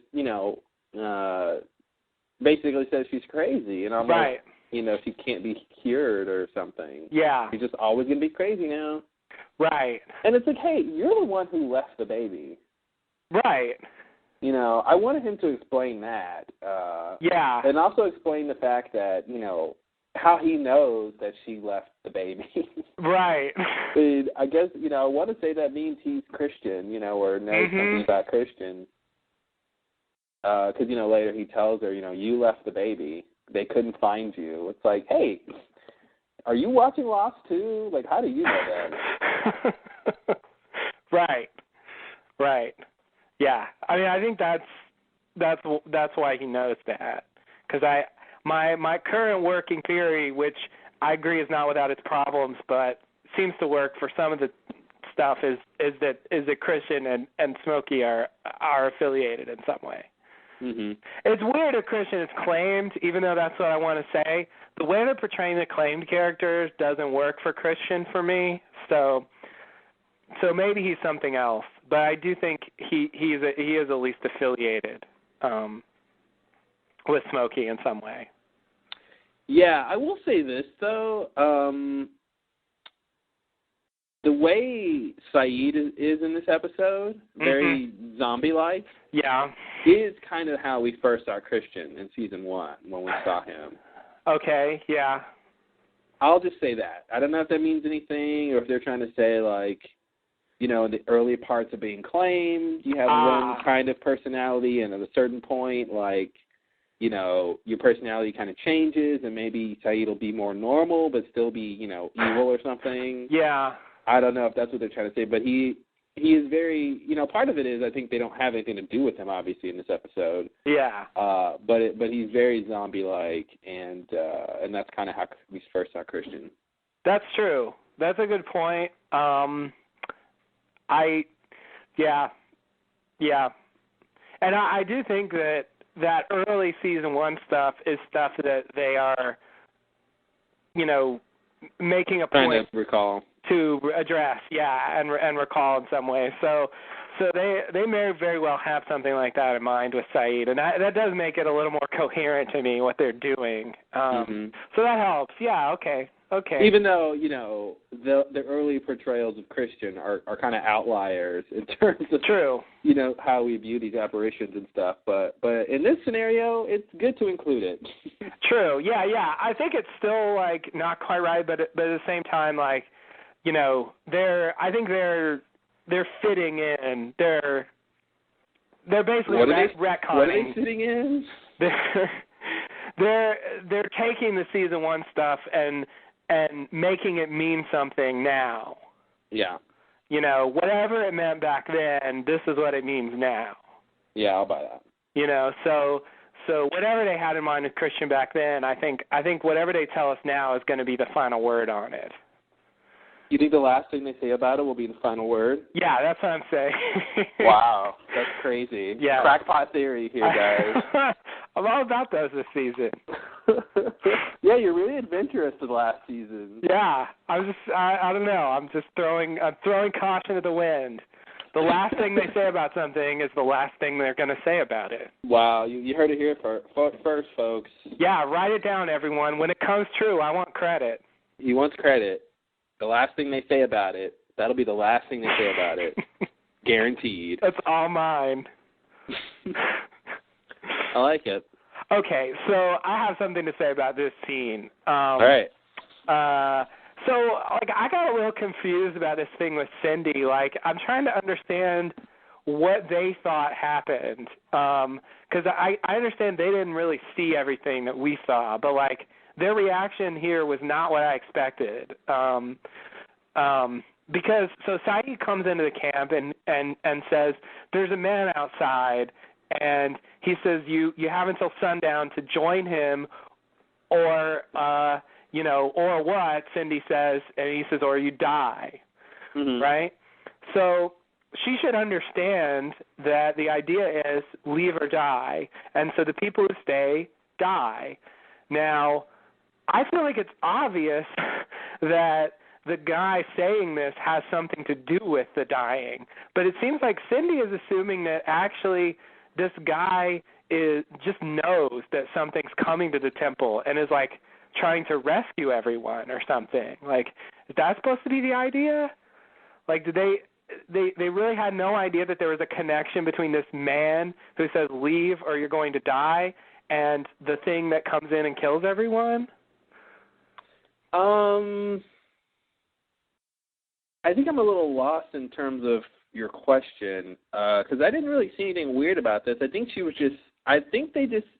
just filling in to the others who left with Locke, what happened to the people at the temple, just the fact that the black smoke killed them. Okay, but why why is that shocking to everybody? The whole point. I think they didn't know that the black smoke had anything to do with it, I think. I think that's what's shocking. Okay. But what I'm trying to say is, when they leave with Locke, do they think he's rescuing them? Is that what we're supposed to think?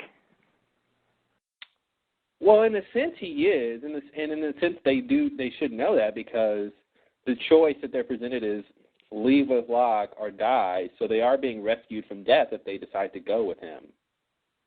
Right. But, in their mind, he has no connection with the thing that comes in and kills everybody. He just happens to know that come sundown, there's going to be an attack on the temple, and so he just kindly warns them to leave in time. Is that how we're supposed to think that they're viewing this?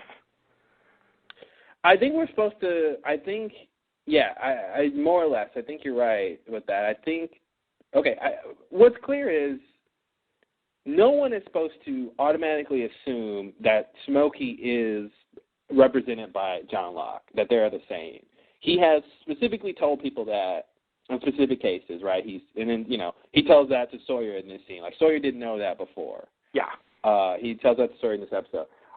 So I think that's really what they're doing, is they're just explaining to the others that the black smoke is what killed the people at the temple, and Yeah, I guess I just thought it was obvious, maybe just because I knew what was going on, that the guy saying leave or die was going to be the one doing the killing. Yeah, I don't think that's obvious. No, I don't think that's how the others took it. And even if, like, first of all, I don't think they knew that the people at the temple had already died. Clearly they didn't, although it's a little bit implausible to me. I guess we're supposed to believe that, you know, they didn't hear any of that going on. I mean, that's right. They did leave with. They were kind of right there. Yeah, and they were told that everyone was going to die, so it shouldn't be a shock that everyone died. Well, here's the thing. I would say I was shocked that everyone died like that way.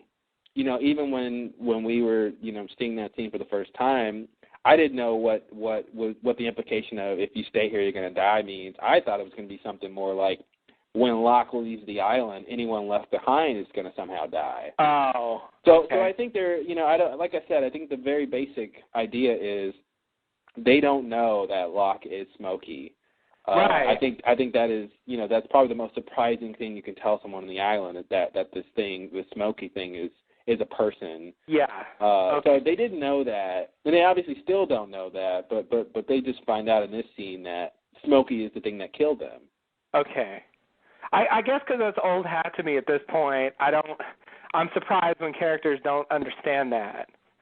Yeah, well, and I agree because there's people who don't know what Locke is, and sometimes I forget who knows and who doesn't. Yeah. And I guess if someone delivers a message and says, leave this place or die, I really do assume the threat's coming from them. Because it's not framed in a way that suggests they're trying to rescue me. It's suggesting they insist that I go with them or they're going to kill me. Like, that's the way it sounds to me. Well, no, he says anyone who comes with me can, you know, get off the island. There's no reason to stay here. He does. Right. I think it's a bit posed as a rescue. Yeah. No, I understand that he's. If I follow him, I'm going to be okay. But I feel like the other side of that is if I don't, he's going to kill me. Yeah, I think that's definitely a safe assumption. Yeah, and that is the reality, but it seems like they didn't assume that, and that's what confused me. Yeah, I don't think I just don't feel like they knew what was going to happen at all. Yeah, that's clear. It's just okay. They could have. Yeah, I mean, I don't think it's obvious that just because that Smokey's going to come in and kill them, or even the man who's posing this scenario, the choice is going to be the one to kill them. Mm-hmm. You know, they don't, and plus they didn't have time to think about it. You know, they had to make up their mind quickly and go, and so I think for all those reasons and more, like it's safe to assume that they just don't know what's going on at all. So okay, yeah. And then, like, I'd also be wondering, like, why does this man know that this is going to happen? Like, well, you know? Listen, if you're the kind of person who wants to ask questions, you really shouldn't be following Jacob. You just really shouldn't be. You're right. If you're not going to be satisfied, you know, not being in the know, then you're in the wrong place. They never would have had me at the temple. Togan would have banished me long ago. Oh, you would have been banished.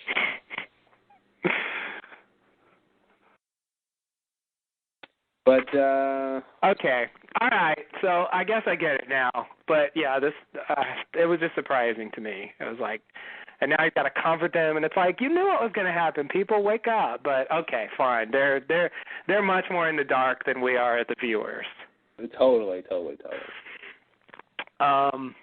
Okay, so this scene also has one of many examples. So I've been firmly on the Smokey is evil, Jacob is a good guy bandwagon. Mm-hmm. I was very confident about that. And then this episode came along, and we get a number of these scenes with Smokey where he comes across to me as just very sincere and very heartfelt even. And it's like, it's surprising to me that they're doing this. I don't know how to take it. I'm not necessarily reversing my position, but it definitely complicates my view of his character. I can't really buy him as some kind. He's not a Kimi, You know, he's Yeah. not an uncomplicated evil character. Yeah, I mean, you're seeing the stuff I've been seeing with his character. And what I think they might be doing with him is, I mean, he's a bit different than we saw him before, and that could just be we're learning more about him, and he, sort of has always been this way. Yeah. But yeah, he is more sincere and honest and forthcoming than Jacob ever was. Yes. Or I should say, than we've ever seen Jacob. Yes. Jacob is cold and distant, and Smokey is very open and forthcoming in a way. He's the mother on the island, and Jacob's the father. Yeah. I guess so. I mean, the good mother, not the crazy one. Yeah, not the crazy one.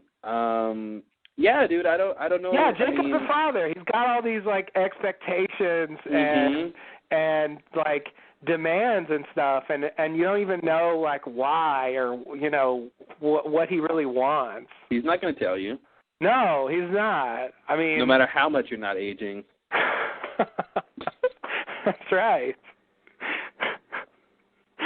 Or how much you can't blow yourself up. No matter how much you can't blow yourself up, he's not going to tell you anything. Yeah. I mean, so you see what I'm talking about in terms of how they can take someone who appears to be the bad guy and really, at the very least, complicate it. Yes. But also, you can make an argument that they're trying to make him less the bad guy. Yeah. And at the end of the day, I'm not going to say with 100% certainty that they're going to switch it and make Jacob sort of be the bad guy and Locke sort of be the good guy. I don't really think they're going to do that, but I do think, like I've said before, it's going to really come down to a very specific perspective and how you view these characters and how you view their goals. Right.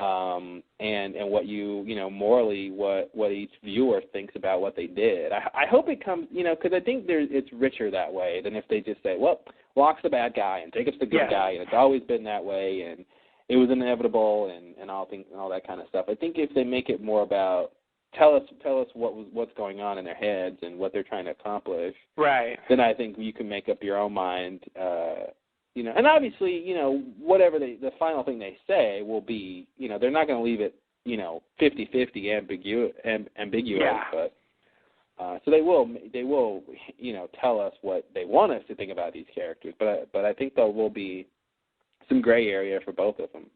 Yeah, it's sort of like Jacob gets a point, Jacob loses a point, Smokey loses a point, Smokey gets a point. It's wavering. I guess I thought the first part of the season, up until this episode, to me was clearer, more along the lines of what I was expecting, and this episode really threw me for a loop. There's several scenes here with Smokey that I never would have predicted. Yeah. And this is one of them where he sits down with these kids and it's gonna be okay and don't worry about it. It's like, Smokey, you're really? Mm-hmm. I'm watching this? He's just comforting these kids apparently for no other reason than to comfort them. Pretty much. And it's okay, that Smokey is someone who feels the need to comfort kids that are scared. It's hard for me to see that as a bad thing. Yeah. So I don't really know what his overall plan is. Yeah. But he's not running things like an evil henchman or not evil henchman, but evil mastermind. Well, exactly. He says in this episode, the others are convinced they're protecting the island from me. When I just want to go home. Example of that, it's kind of tragic in a way. It makes me think of if somehow, a tiger got in your house or something, or some wild animal just accidentally got in your house, and, it's late at night and you come downstairs or something, you see this animal, you both would be scared and you try to kill it, if it was a dangerous animal. Yeah. And, but it's just accidentally in your home or something, it doesn't really mean to be there. Right. Or something whatever the situation would be, it's not actively trying to kill you. Right. So it just reminds me of something like that with Locke, of just by this circumstance that the others don't really understand. It predates them. Right. Why Smokey is there and trapped there. But just the idea that he's there and he's menacing and he obviously does kill people. the idea that they just assume or that they were told that he's the bad guy is interesting. Yeah. When it's just sort of it's kind of a product of circumstance, because if he could leave, he would have left. Right. And then it would be obvious, he's not there to harm the island. Yeah. So then the question for me is, why was he trapped there? Why did Jacob feel the need to hold him there? Why not let him go? And I mean, for me, that has the relevance of that. The answer to that question will determine a large part about how I feel about Jacob's role in all this, because I really have no idea why he would do that. As far as I can tell, there's no reason not to send Smokey home. Yeah. And I mean, I keep thinking this whole time. I mean, I don't know exactly what he's doing. I don't know why he feels the need to get a group of people together, although maybe that's becoming clearer as time goes on. And it seems like he just needs some mundane things like transportation to get off the island. But I mean, and I guess maybe I don't really know what a smoke monster is going to do back in the real world. But my question is, can he even turn into Smokey in the real world? Oh yeah, is he going to have all those powers and stuff with him? Like, that'd be really weird if Smokey could just be around in the real world. Mm-hmm. Yeah. That would probably make YouTube pretty quickly. If he's flying around as Smokey. I think so, yes. A lot of views for that one. I would certainly watch it. You could make a whole movie about Smokey's adventures in the real world. Yeah. But it does seem like in some way his smokiness is tied to the island. And so maybe he was a real man, a normal guy before. Yeah.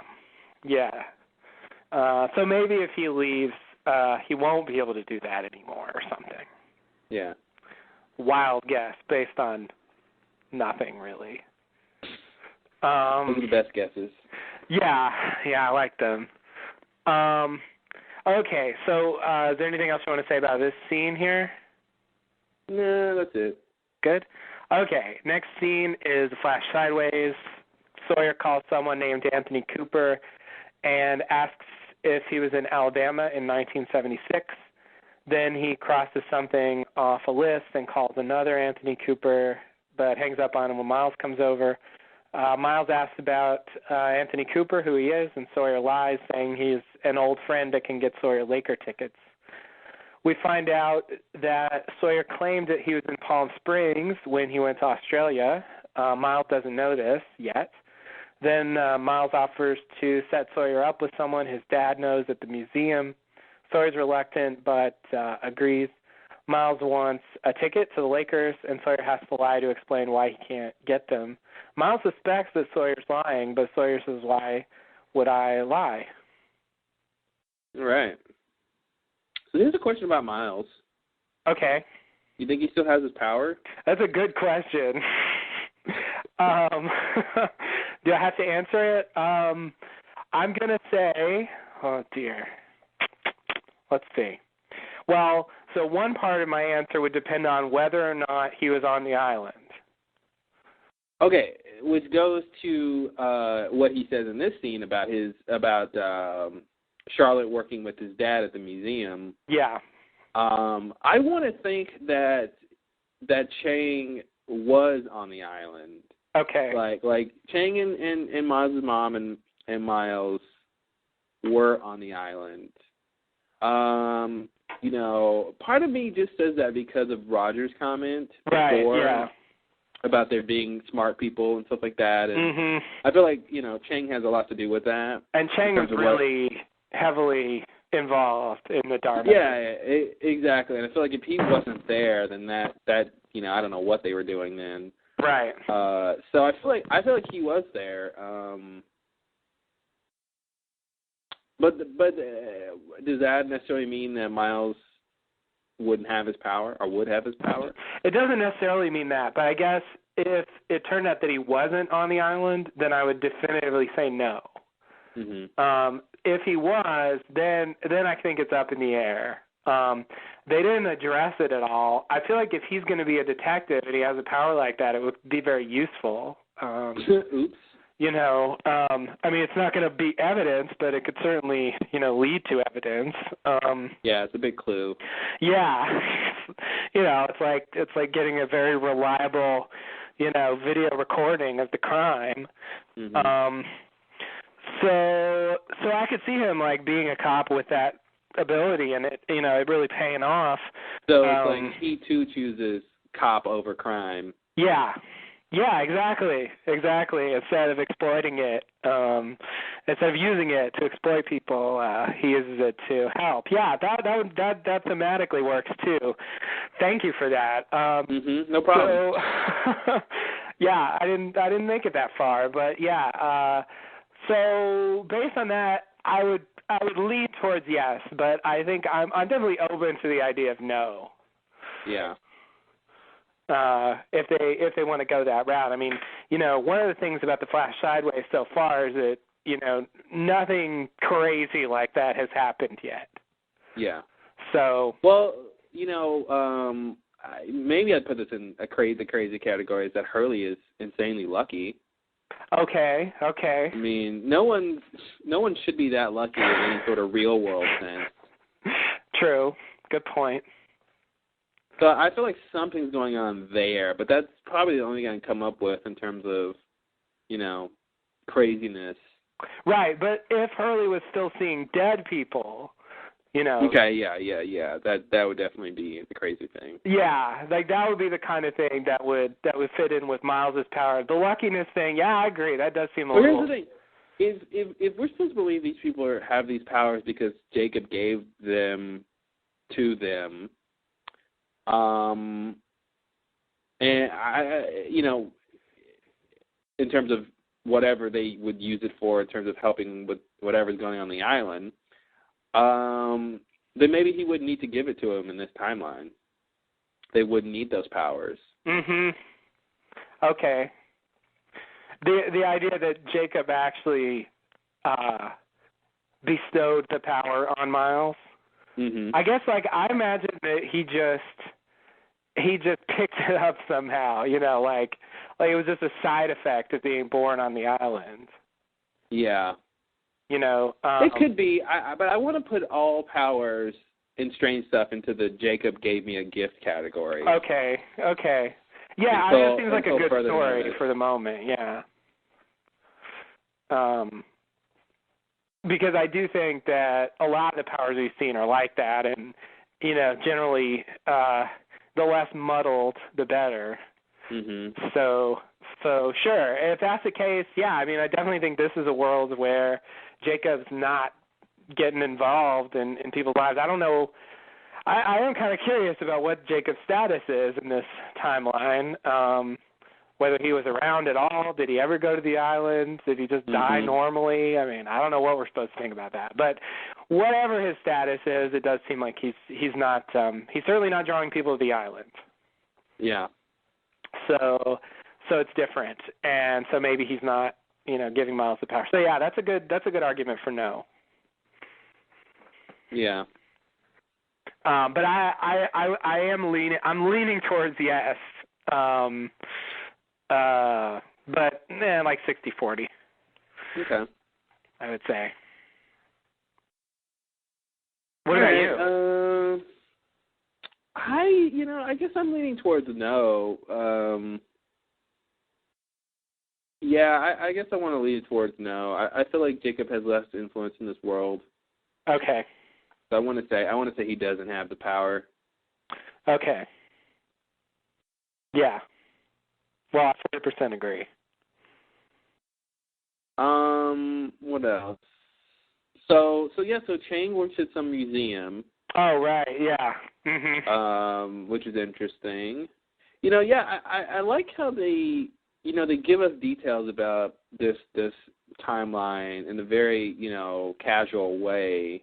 Mhm. Like with a line like, yeah, a friend of mine works with my dad at the museum. Okay, Chang works at, this is, it's like, here's a major character and this is what they're doing. And right. it's just a line. Right.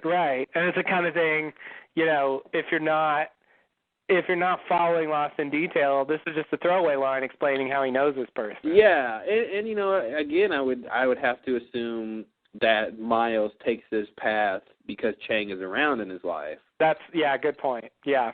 Versus him rebelling or something because his dad's never around and he never got a good answer to why and stuff like that. Right.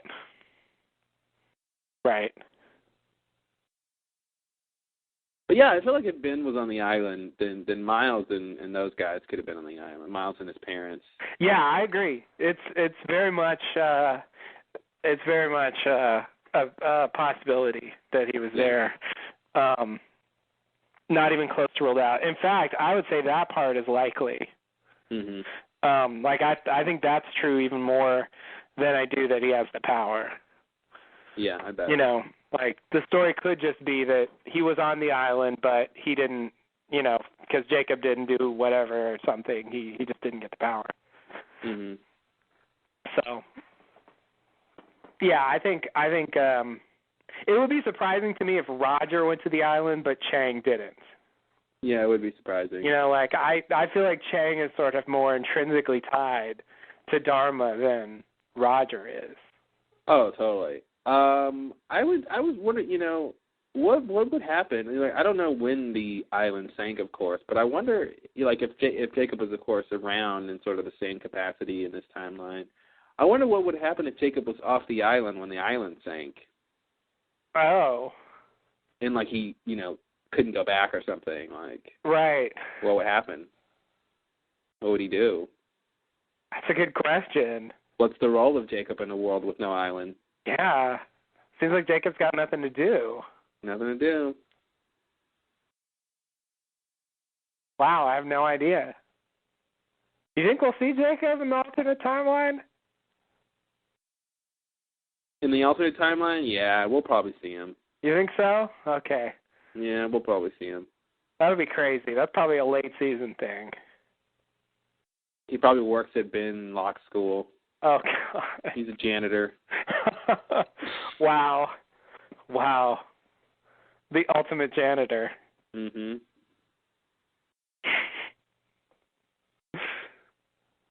He can clean forever.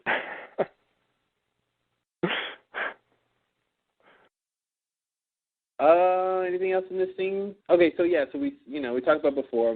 Sawyer is looking for Anthony Cooper still. Mhm. He's got a list of Anthony Coopers and he's calling them, and he asked these people. I guess the big question is, the lead-in question is, were they in Alabama in '76? But I feel like the real Anthony Cooper would lie about that. Right, he should, since he was committing a crime. Yeah, so it seems like the guy, if he calls the real Anthony Cooper and he asks this question, he's going to say no, and then Sawyer's going to say, oh, sorry for taking up your time. Right. So he could have already called the real, and I feel like the real Anthony Cooper probably, well, I guess I'm wrong, but I would assume in this case that he's not using that name. I mean, he was going by an alias before. Yeah. And Sawyer found out his real name. But I feel like, if you're a con man, you might change your name at some point. Yeah, even your real name. That was a big thing with Anthony Cooper. Like in that scene with Sawyer on the island, he talked about all the aliases that he had used. Yeah, exactly. So did we find out that? But that's his real name, though. I think Anthony Cooper is his real name. It's his real name, but he did have other aliases. Yeah. Yeah. The way they played it, it actually came off like Anthony Cooper was another alias, and it even came off to me like he wasn't Locke's dad. Mhm. Like he turned into a different character on the island. It was weird. It was weird the way they even had him on the island, and we're supposed to believe that they just captured him. Yeah. Wasn't he in some car accident or something? Right, yeah. And the last thing he saw was the EMTs or something, and they were smiling at him or something, and then he wakes up on the island. Yeah. Yeah, that whole thing of Locke, you got to kill your father, and Oh, that was awkward. Yeah, kill your father if you want to be leader of the others. And, yeah, and then he couldn't do it, and he had Sawyer do it. yeah. The fact that Sawyer got to kill the real Sawyer was just, it's wow. That's happened. Yeah, it's crazy. Yeah. It's the kind of thing that you would say that can't happen because he's on the island. Mhm. You probably said that. All the time.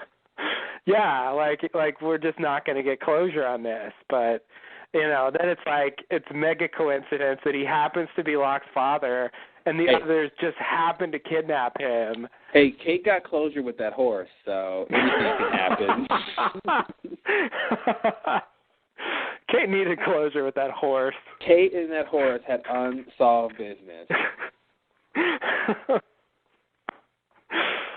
It's true. It's true. I forgot that was actually a part of him being the leader. That's such a muddled plot, too. Yeah, it was weird. That's when Richard was trying to help him, and yeah, Richard. Then that's the other thing. Locke doesn't even know that he has anything to do with Sawyer, so Richard has to tell him, and then at that point he lets Sawyer do it, and. Yeah.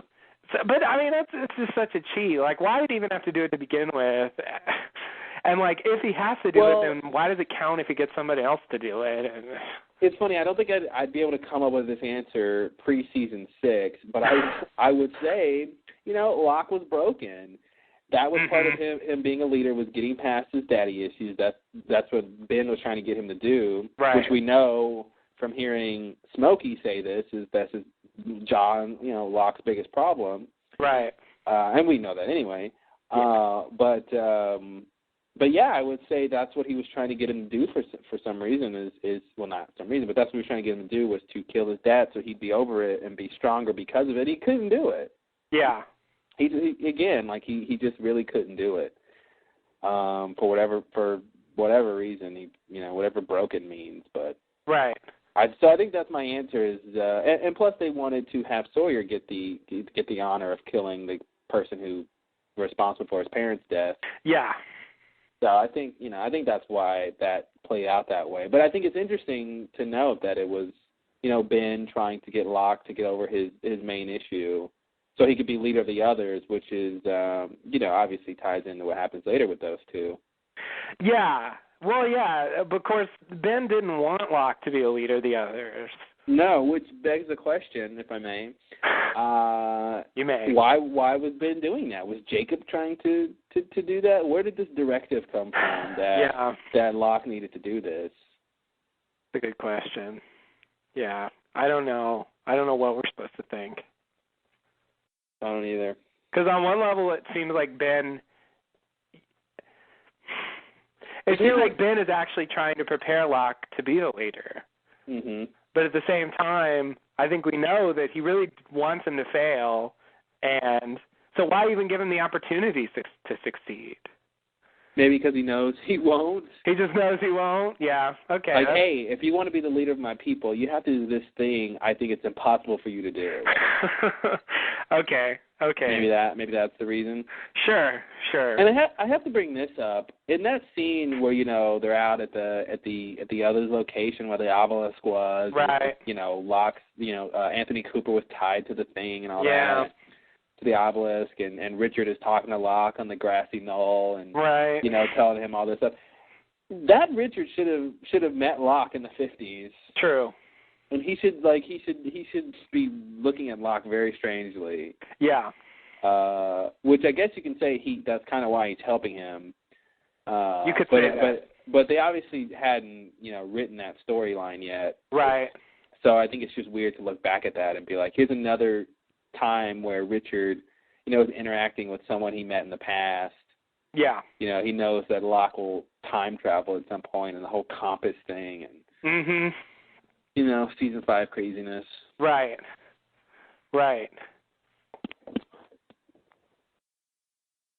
Yeah, no, he's met him. He's gone to see him get born, and now he's meeting him again. The thing that's kind of amazing to me about that story is that Richard takes part in, plays a role in Smokey's plan to kill Jacob. Like a lot of that stuff ties into the overall thing with Smokey killing Jacob. Particularly the compass part. Well, the compass part and all that stuff that, when Ben and Richard were following Locke around. Yeah.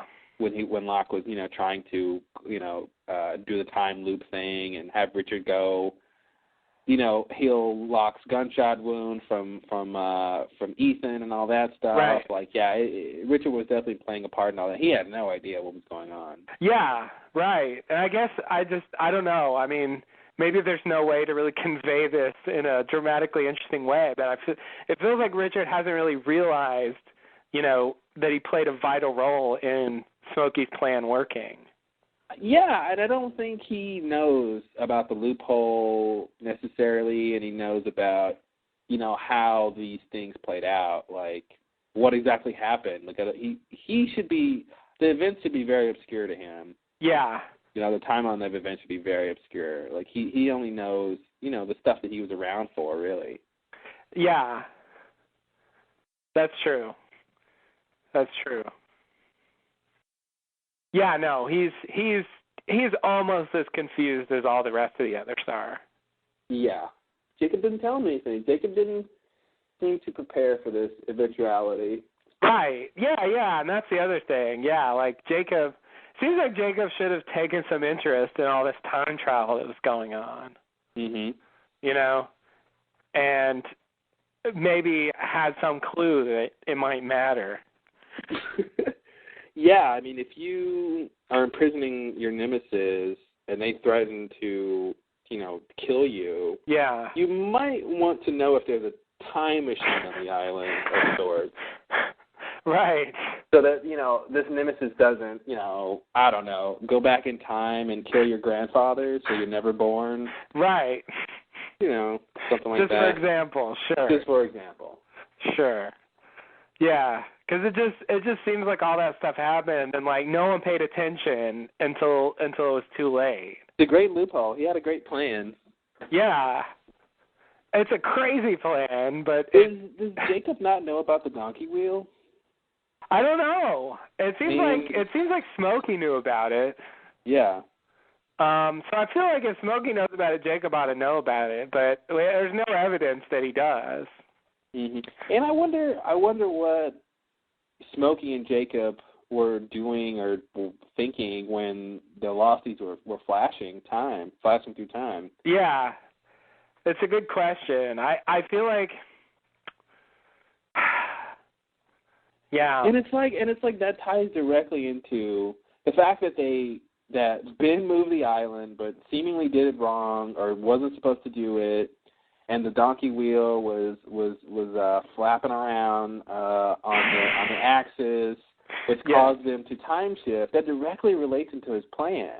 Right. Because they needed to shift to a time where the possessed Locke, the Smokey Locke, was around and could sort of do this whole thing and close the time loop and all that. Tell the old Locke that he has to die. That he has to die and all that. Yeah. Save his life, basically. Yeah. Mm-hmm. I mean, give him the compass and there's all sorts of stuff that has to go on. You're right, and it kind of seems like they just got lucky.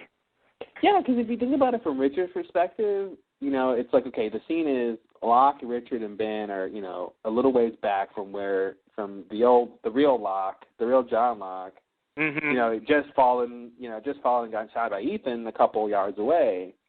So from Richard's perspective, Locke is telling him to go tell the other Locke, you need to die. Right. Shouldn't Richard think that's weird? I hope so. Like he doesn't necessarily know that this Locke is in the past, I guess. But I think if you stop and think about it, it's like, okay, Locke is telling me to tell a previous version of Locke he needs to die. So if that happens, that means the Locke who told me that was dead. Right.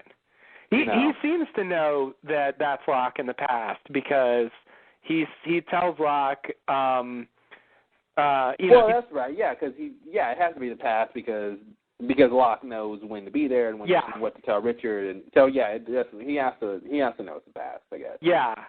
But it could be the future, sort of, because if Locke had Flash and that part was the future, it can't be the future because they're in the present.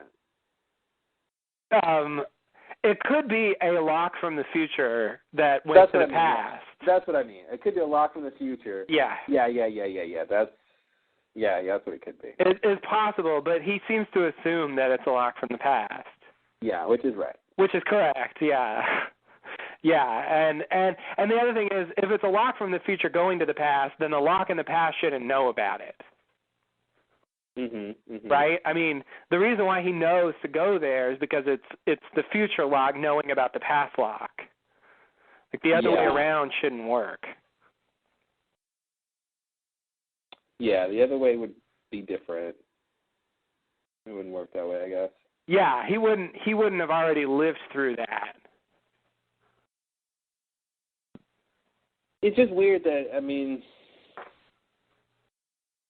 it's like he already lived through it, of course, the events of Locke interfering with the past are always there. Right. Yeah.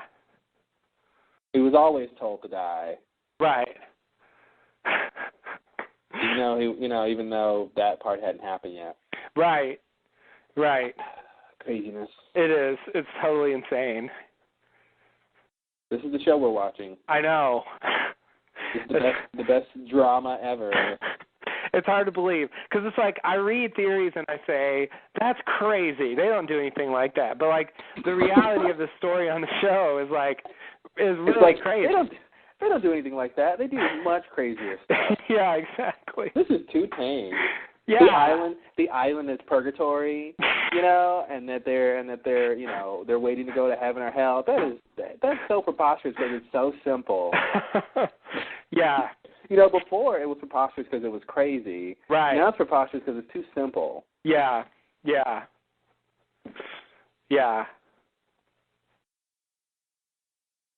Yeah, the show took a crazy turn. I think it started with the flash forwards. I like to think the island is a game show, and they're all contestants, and whoever survives at the end will win the prize, which is a new washer and dryer. Oh! Is that why there was a new washer and dryer in the Swan Hatch? That was actually the prize. They had no idea that's what they were going to win. Nice. Wow. It's Maytag. It's going to be Maytag. Maytag. It's a Maytag-sponsored game show. It is. That's actually not that implausible a theory.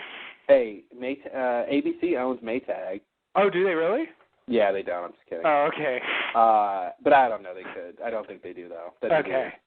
Yeah. I mean, everybody owns everybody at this point. Disney owns ABC, so Disney could own Maytag. Okay. Yeah. It seems like it's at least possible. There's like 3 media companies. There really is 3. There's it all goes down to back to 3 of them. Yeah. And I like to think, conspiracy-wise, there's companies that are owned by other companies that nobody knows about. Mm-hmm. Yeah. It's like you think that's the parent company, but really, it's just another company. Right. Yeah. All right. Okay, so, I wanted to say something about Anthony Cooper, which is, in Locke's flashback, it's implied at least that Anthony Cooper and Locke have a reasonable relationship. Presumably, he didn't do to Locke what he did in the original timeline. But this suggests that he did do the stuff to Sawyer's parents that led to the murder-suicide. So I guess I'm wondering, what's up with Anthony Cooper in this timeline, whether he was a con man and then he stopped, changed his ways, or did he just not do what he did to Locke? Did he just not have kidney problems? Is it as simple as that? I'm curious what the Anthony Cooper story is. Well, what's interesting is that the original story is Anthony Cooper needed a kidney and hired Locke's mom to go track down Locke, right? Right. and that's how they got reacquainted. Yeah. So if he doesn't need a kidney, then that kind of changes how they're reunited. That's true. I think. Yeah, I don't know what to make of. I don't know what to make of all that. In terms of whether, in terms of Anthony Cooper's history, and it could be, Locke is still in a wheelchair, so it could be he pushed him out the window and Locke forgave him. Wow. Okay. I don't know. Damn. That's a bit much, but it is. Or again, I think I said before, like, it's the same scenario, but this time he falls out, or it's an accident, or it happens a little bit differently, where it's not just, attempted murder. Right. Okay. More involuntary manslaughter. Because they still, there's that picture of them and where they went to hunting and all that. So I feel like some of that story is obviously still the same. Yeah. Yeah, I don't know. I don't know what to make of Anthony's history in terms, especially with terms of Locke. So no good ideas on that. Okay. Oh, I just want to throw out, like, I think that story, that original story of, Locke's long lost father contacts him, and then, like, develops a relationship with him just so he can, like, get him to donate his kidney. Like, I think that's a really good story. I don't think I've ever appreciated that enough. Like, that's a really interesting story that I really haven't seen a lot of places. Nobody does that. Yeah, like whoever came up with that story idea, did a good job. Very original. I like it. That was one of those season 1 flashbacks that really worked. Yeah, I really wish they hadn't said that, the line about inviting Locke's dad to the wedding. Oh, really?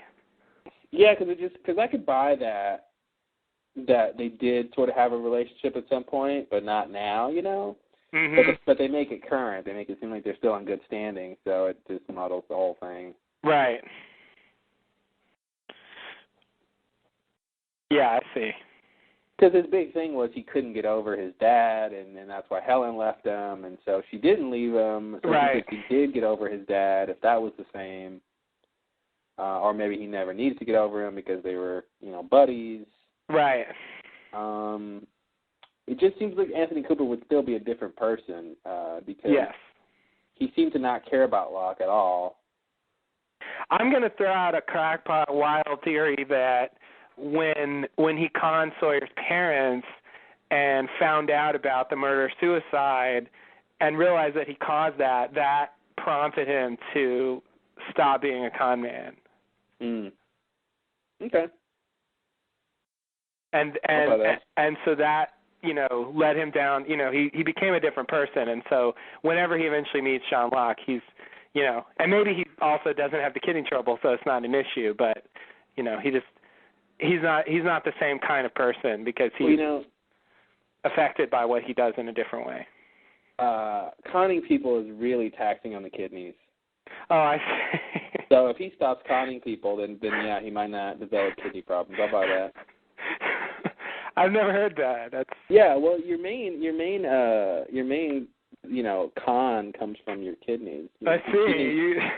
Yeah, they produce the confidence enzyme. Oh, okay. Yeah. The confidence emanates from the kidneys. Yeah. It's interesting. I hadn't realized that. It's good. That's why some people are better con men than others. It all has to do with how much con enzyme your body produces. So. Okay. Yeah. I really like when I learn something on the podcast.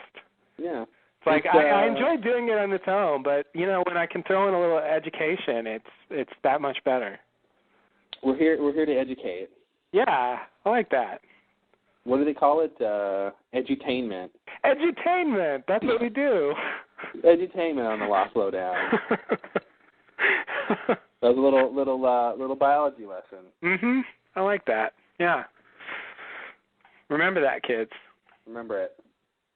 Okay, so anything else about this scene? No, that'll do it. Okay. Next scene, Locke's crew march through the jungle as they reach a stopping point. They are going to camp there. Sawyer wonders when they're going to leave the island, and Locke wants to talk about it in private. Sawyer agrees, so they go off in private. Locke says Sawyer shouldn't have interrupted, but Locke forgives him. Sawyer asks Locke how he knew to rescue everyone from that smoke thing. Locke then admits that he is that smoke thing. Sawyer realizes that he killed all the people. Locke says he gave them the chance to leave. Locke then says that they thought they were protecting the island from him, but all he wants to do is leave. It's either kill or be killed, and he doesn't want to be killed. Locke then brings Sawyer to a small boat and tells Sawyer that he's going to the Hydra Island. He tells Sawyer that he thinks some of the passengers on the Aegir flight mean to do them harm, and he wants Sawyer to go over there and do some recon. Sawyer says it sounds unsafe. Locke says you're the best liar I ever met, and he's not worried. Sawyer asks why. Locke says, Sawyer asks why. That's all I put. I don't know. Locke says they will get on the plane and fly off the island. Sawyer does not respond but grabs the boat with Locke and pushes it into the water. All right. So let's see. So the whole thing about they're leaving in a couple of days, or at least they'll be here for a couple of days. You know, I'm glad Sawyer was like, I thought you said we were getting off this rock, because it's like, yeah, you made it seem like, you know, leaving was imminent. Yeah. Now we're going to be here a little while longer. Yeah. Yeah, I was thinking that in Sundown when we saw him again. It was like, why are you doing all this? Why are you fucking around? Just leave. Mm-hmm. Leave already. Just go. But I guess it's like he might say, well, I've been trapped here for longer than you could imagine. A couple more days won't matter, you know, one of those lines. He would totally say that. He would. So this line about that he tells Sawyer when they go in private, I wish you hadn't interrupted me, that was a very Locke line. Mm-hmm. You know, it's a Smokey line, too, in that he seems to be interested in order or something, like some sort of hierarchy and some sort of, like, you know, he has that line before, you all disappoint me and stuff like that. Yeah. Like, he's got some sort of sense of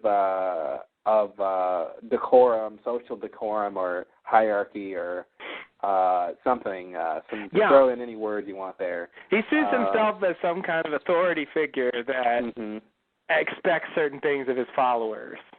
Yeah, and, you know, Sawyer made he obviously makes a sarcastic comment, I'm sorry, I forgot my manners, but Locke takes it honestly and says, I forgive you. Right. And I'm glad I'm glad that worked, because I feel like if Sawyer had said, like, screw me interrupting, Locke might not have liked that. Right.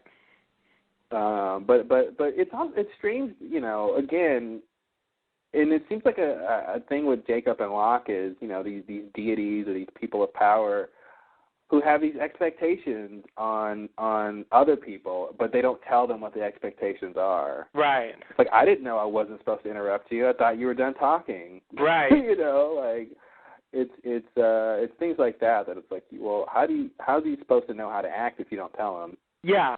Yeah. Give us a handbook or something of what the rules are. Give us a Smokey handbook. Yeah. You know, don't feed Smokey after midnight. Right. You know. Right. Don't get him wet. Mm-hmm. And what was the other thing? I don't know. Smokey's a gremlin. Yeah, I was getting that sense. Wow. Early Smokey becomes a gremlin if you do anything. He becomes a gremlin. Yeah, you don't want him to turn. Yeah, so anytime he turns into Smokey, he has to eat after midnight or get wet. So maybe that's why Locke got wet, because he was going to go turn into Smokey. Oh, okay. Yeah, that doesn't work, but it almost works. It's a little late, but it's a nice tie-in. Yeah. Yeah, that's. Yeah, I agree. There's something weird in the dialogue. I don't even know. Again, this is another one of these like baffling scenes to me. I really don't know exactly what we're supposed to get from it. Mm-hmm. You know, what they're trying to convey. It seems like with what? it seems like throwaway dialogue, but like, why even bother? Like, why? That line of which you had interrupted me. Yeah. Again, it's character stuff, but yeah, I'm wondering if it means more. You know, you put that little line with other little lines, and it seems to mean something. Yeah, but I mean, is it just a throwaway thing? Like any character might say, "Don't interrupt me," and you don't have to like. It doesn't have to mean any grand thing, or is it really somehow a thing about Smokey's character? Yeah, I think it is about his character. Regardless if it means anything, I think it's definitely about his character. Okay. You know, because he takes him off in private. You know, it's like right. the whole thing of let's not have this conversation in front of the other people. That's a specific thing. Yeah. He forgives him. That's a specific thing. Right. You know, because he could have said, "Don't worry about it," but it's like, "No, you offended me, and now I'm forgiving you." Right. You know. Right. Very formal.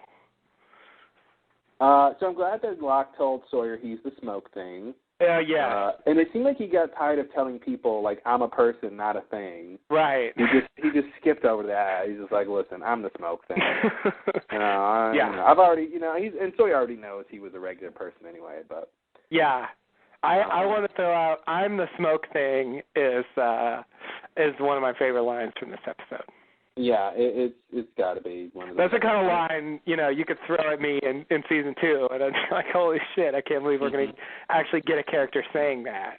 Yeah, I'm the smoke monster. I'm the smoke thing. Like, it's, I mean, we've known that for a while, but somehow him saying it out loud is momentous. Mm-hmm. I guess because they're kind of subtle or they don't show a lot in terms of the transformations. Yeah. So, this makes it, totally out in the open. And I just don't know what's going through Sawyer's head when this dead Locke man person thing tells Sawyer, yeah, I'm the smoke monster. Yeah. I'd be like, I'm gonna run now. Yeah. Yeah. Yeah, it's interesting. The only thing that seems to go through Sawyer's mind is that means you killed everybody. Yeah, that means you kill all those people. Well, if that's true, maybe you should run, Sawyer. Yeah. I don't know. But yeah, but then he keeps talking to him like he's just normal. I mean, Sawyer already knew this guy was strange and different. Yeah. He's in Locke's body. Right. But now he finds out he's the scariest thing on the island. Right. It's pretty weird that he's just like, oh, okay, and you want me to do what now? You want me to go to this island? And all right. That's right. Weird. It's not even about how crazy it is that he's the smoke thing. It's about, well, that just means you killed a lot of people, and that's crappy, Mm-hmm. It's just like finding out that Henry Gale was an other, Yeah. It's just like, it just means that you're one of the bad guys, but he's not. It doesn't seem like he's taking in the craziness. Yeah, maybe he's all maxed out. Yeah, maybe so. He just was time traveling like a week or two ago, I think. That's true. That's true. But this is a big one still. It is. But so he tells him, you kill all those people, and he says he gave an opportunity peacefully, and they didn't take it. And I love how that's somehow an excuse to kill people. Well, you gave them a choice. Like, all right, well, that's fair. You said you'd kill them if they didn't choose what you wanted them to, so that's fair. Yeah, I mean, it's more than he had to do, presumably. Mm-hmm. So it's like, okay, it could be worse. You could have not given them that opportunity. Mm-hmm. But yeah, then it's still like, okay, but why are they obligated to accept your deal or die? Yeah. Why is that fair? Yeah, it's like, hey, Native Americans, leave your land or we'll kill you. Right.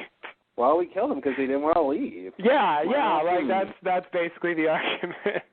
Yeah. Okay, then. Well, it was, we did the right thing. Yeah, we gave them warning. Yeah, what more do you want from us? So it's either kill or be killed, apparently. Yeah, and then he has this line. I didn't quote it verbatim. Let me see if I can look at it here real quick. This line where he says, "They're convinced they're protecting the island from me, when in fact all I want to do is leave." Yeah. Really?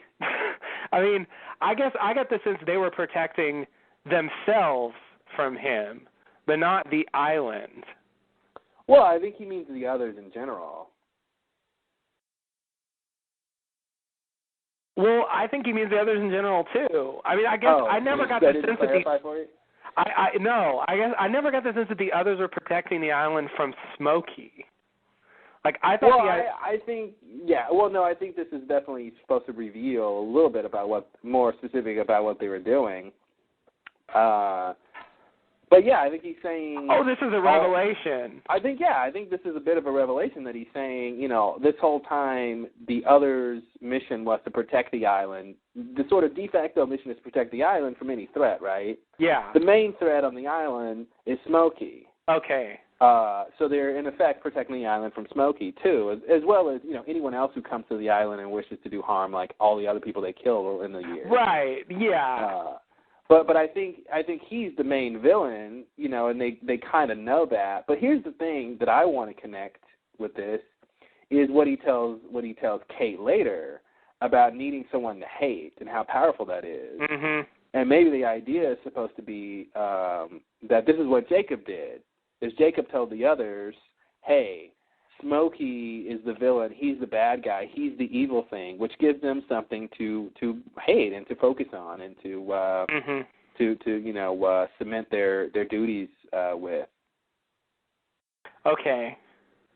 I guess I feel like we've never really seen the others try to protect someone from Smokey. Like I just had the impression that Did you not watch the first part of this season? Okay, yes. I understand. I understand that that's what they were doing now. But, yeah. I mean, before he killed Jacob and became a threat to them, and, of course, the candidates, I never had the impression that they cared. I mean, the only thing we really got about the others and Smokey was Ben summoning Smokey to help him. Mm-hmm. And, like, that doesn't suggest that, they thought they needed to protect the island from him. In fact, it suggests that they would use him if they needed to. Yeah, I mean, it made it seem like in that case with Ben summoning Smokey that Smokey would somehow recognize the bigger threat. Yeah. That at that point the threat wasn't the others, the threat was Heaney's team, and somehow Smokey would protect him. It makes no sense why Ben called him and why Smokey did all that. It just that's still unexplained to me how that's supposed to make any sense. Yeah. That when they have this system to keep Smokey out, that somehow this is the one case where we need Smokey's help, and so we're going to do it. Yeah. But they did try to make it seem like it was, what's the word? I don't know what the word is, but they tried to make it seem like Smokey just attacked whoever was around. Yeah. And that it wasn't specifically helping them. Right. They did try to stay away from it, and I do think if they got closer, Smokey would have just attacked them too, somehow at least. Right. So yeah, it's kind of hard to put that with everything else that's going on, but yeah, I think this line is a bit of a revelation that this whole time, they have viewed Smokey as an enemy when like I said before, he's just trapped there. At least in terms is what he says, he's just been trapped there, and yeah, but I agree they haven't made it seem like Smokey is the big thing, but I think that's because there have been other threats that the others were facing, pretty much consistently.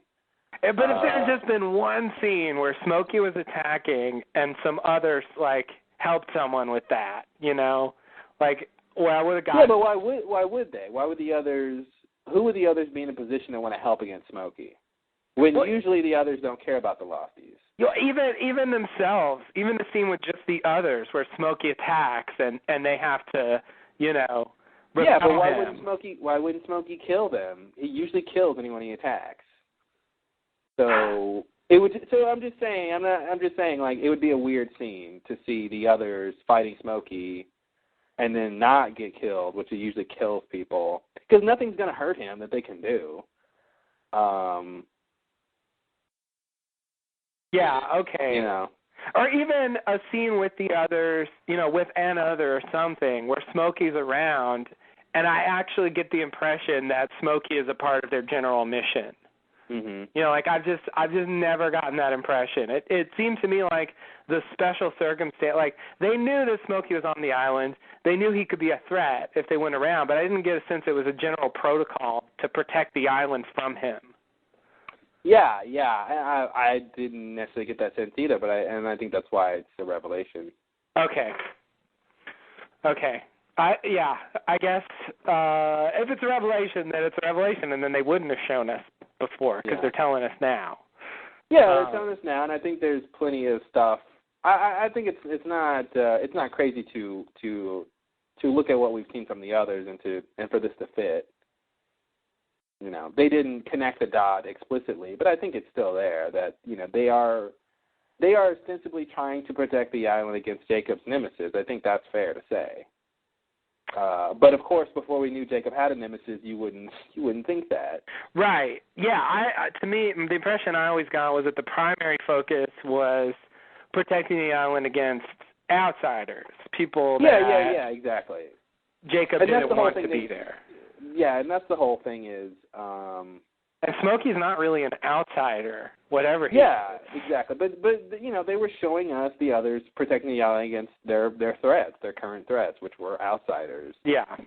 And in this scene, the current threat was Smokey. Okay. And they bring up the fact that, hey, they're trying to protect the island from me, but I just want to leave. It's their internal enemy. Yeah. Okay. Right. Because you saw at the temple, of course, when they thought Smokey might come in, they have the whole thing, they put out the ash. And, right. Most of them know who they're dealing with. So. Yeah, that's true. It's clear that they have some kind of idea of Smokey and what to do with him. Yeah. So I agree with that. I guess, like I thought it was just like an emergency, very special situation plan going on there, not like part of their general mission. That's the big difference to me. Mm-hmm. But I guess this is telling us that it is. Yeah. So because I think that's why it goes into you're the smoke monster. Okay, so you killed those people. Okay, why didn't they take your? Why did the people who stayed not take your offer? Mhm. Because they're convinced they're protecting the island from me. Okay, right. So I think that's why that chain of logic or that dialogue path kind of happens. It's because they're trying to tell us that. Yeah, okay. I see that. So they call the Hydra Island. Mhm. And it seems really weird to say Hydra Island to me. I don't know why. I don't know why I want them to call it the Hydra Island. Maybe because it's like it's. Oh, you want them to put the definite article there? Huh? You want them to say the? I want to say the because I guess it to me I've always called it the Hydra Island because the Hydra station is there. Right. Not because the name of the island is Hydra Island. As if like you made a map, you would call it Hydra Island. Right, and it's the Hydra, not Hydra. Not Hydra Station. It's the Hydra Station. Right. But I don't know, it's weird to me that that's how they're referring to it. As just it's Hydra Island. And of course, the Hydra Station's not even that old, so that can't have been the original name. Yeah, unless there was a Hydra that lived on that island. I hope that's not true. Maybe that's what killed everybody. Maybe that's what killed everyone. There's a Hydra on that island. Yeah, that's what they call it, Hydra Island. Hello. All right. Well.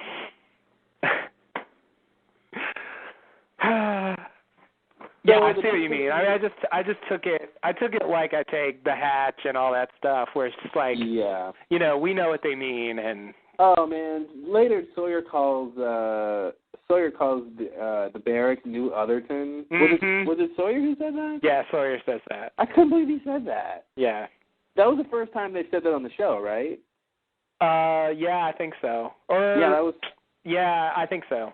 Yeah, that was crazy to me that the name the writers call it, they just had a character say that. You know, I hate that name. Yeah. And but it was just weird that it's like he just says that casually to Locke, and it's like, you know, I didn't know. Locke obviously knows what you're talking about, but you know, New Otherton is really sort of specific. Like, if you just said that to somebody, you know, if he told Sun, "Hey, do you know where New Otherton is?" I don't think she would say to Barracks necessarily. Mhm. You know, unless she's heard that phrase before. Right. Right. Yeah, no, I would think they never consistently called it anything. Mm-hmm. So I would think to really specify where that is, you'd have to go into detail about, you know, the group of yellow houses that the others lived at for a while, and yeah, exactly. where they had Jack for a while, and all that, and where Locke went when his group left. Like, you know, you specify enough, you know, they'll get it. Mhm. But yeah, I think the writers do that sometimes. You know, they put in their little phrases. I've seen that, like things I see them say in interviews pop up in the dialogue. And you know, Sawyer can get away with it because he's sort of being, you know, he's always sort of being sarcastic. Right. So he can kind of get away with it. He's a nickname guy, so yeah, it's better coming from him than some other people. Right. So the other big thing in this scene is that Locke tells Sawyer that he's the best liar he's ever met. Oh, right. Which you gotta assume means Sawyer is a better liar than Ben. According to Smokey, I guess so. Which I would have to assume that Ben's strong point isn't lying per se, but that it's more general deception. Mhm. And that Sawyer's better specifically lying, like coming up with lies. Mhm. You know. Yeah, and I would also say that Sawyer's lies are better quality, whereas it seems like Ben lies more. He's got more quantity. Exactly. Yeah, he'll just deny, whereas Sawyer has a different approach. Yes. I think Ben is also a better manipulator. Yeah, that's the thing. I feel like Ben has other qualities that beat Sawyer. Not good qualities, but other qualities. No, but yeah. Just surely the skill of lying. I mean, I do think Ben lies more, but in terms of quality and like the ability to come up with a lie that works in a situation, I think Sawyer is very good at it, and I'll buy that. He's better than Ben at it. Yeah, pretty crazy statement though. It is. Like, this is why I want you to go, because you're the best liar. Yeah. Yeah, it's a strange thing to say to someone as a compliment. Mhm. Well, if the person you're telling is a con man, they probably will take it as a compliment. Yeah. That's true. It works. I don't think Sawyer's insulted. But you have to wonder when Locke says, you're the best liar I ever met, is Locke lying? Right. I think that's a possibility. I mean, he's trying to get Sawyer to do something for him, and I think in a way this is like flattering Sawyer. Yeah, is the con man being conned? Yeah, it's a good. I'm actually not quite sure how much Locke knows at this point. Mhm. About what's going on over at the Hydra Station and what he thinks Sawyer's going to do, based on whatever he thinks is going on over there. Yeah, it seems like he has some suspicions for some reason that there were other people, pretty much Widmore's people on the plane as well, which I don't think is what happened. I feel like he's kind of wrong, which is confusing. Well, and I think some of it might be lies. So I'm not sure if he actually did think. Although he could just be referring to Jacob's bodyguards who were on the plane. Mhm. He's not sure if he killed all of them yet. Yeah.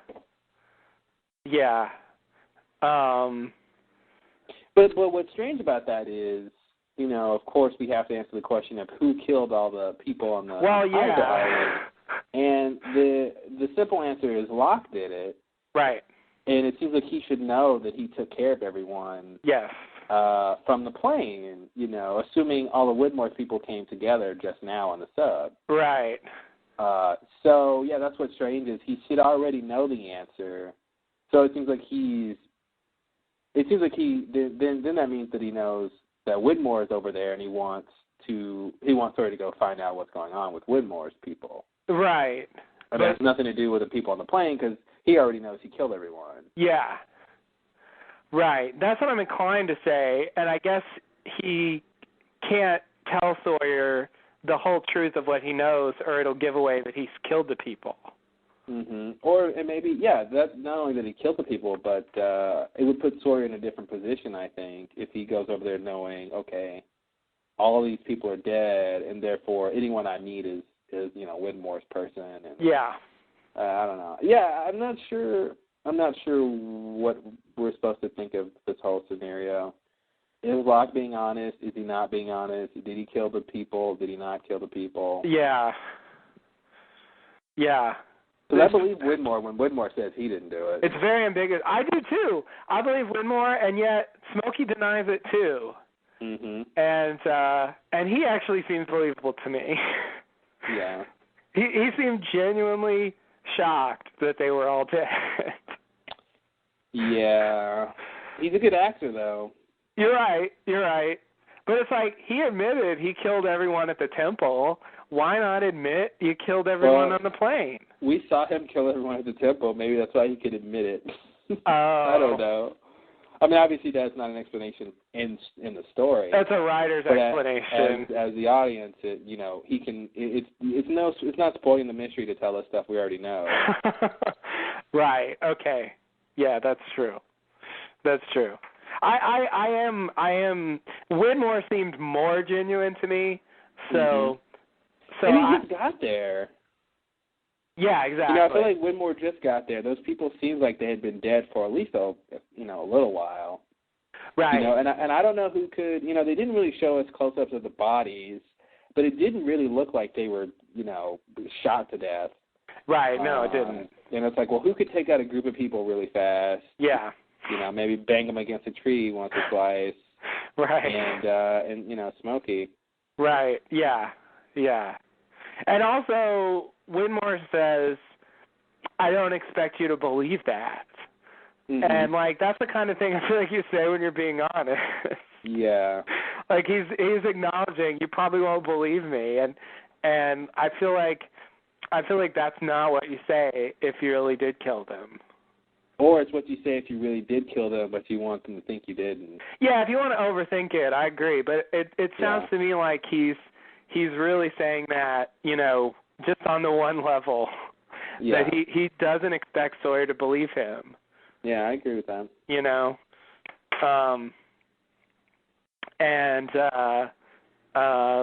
But nonetheless, it's true. Yeah.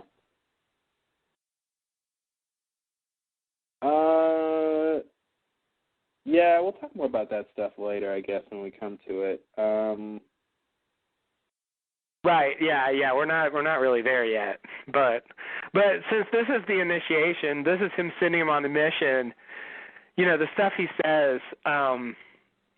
There's a lot of ambiguity. I don't really know how to take any of it. I guess we don't know enough to really say. No. At this point. Oh, go ahead. No, go ahead. I was going to say, another surprise was this idea of using the plane, which I thought was grounded. I thought after Frank landed that thing, it was done for. Me too. But he's actually a really good pilot. I guess forget what's his name? Sully, the guy who landed the plane in the Hudson after his plane got hit by ducks or geese or something. Right. Or pigeon, some sort of shouldn't have been there. And the miracle on the Hudson, I guess that pales in comparison to old Frank landing the plane on the Hydra island. Mm-hmm. After being pulled from one reality to the other, I guess. Right. pull to the island. Yeah, I guess so. That should mean that Smokey's going to want Frank at some point. Should mean that. I really cannot picture Smokey and the others getting on the plane and just like flying off the island.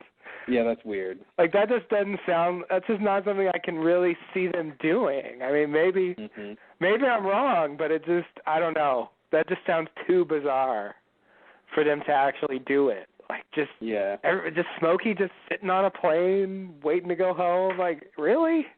So I guess Smokey can obviously turn into smoke. Can he not just like waft his way off the island?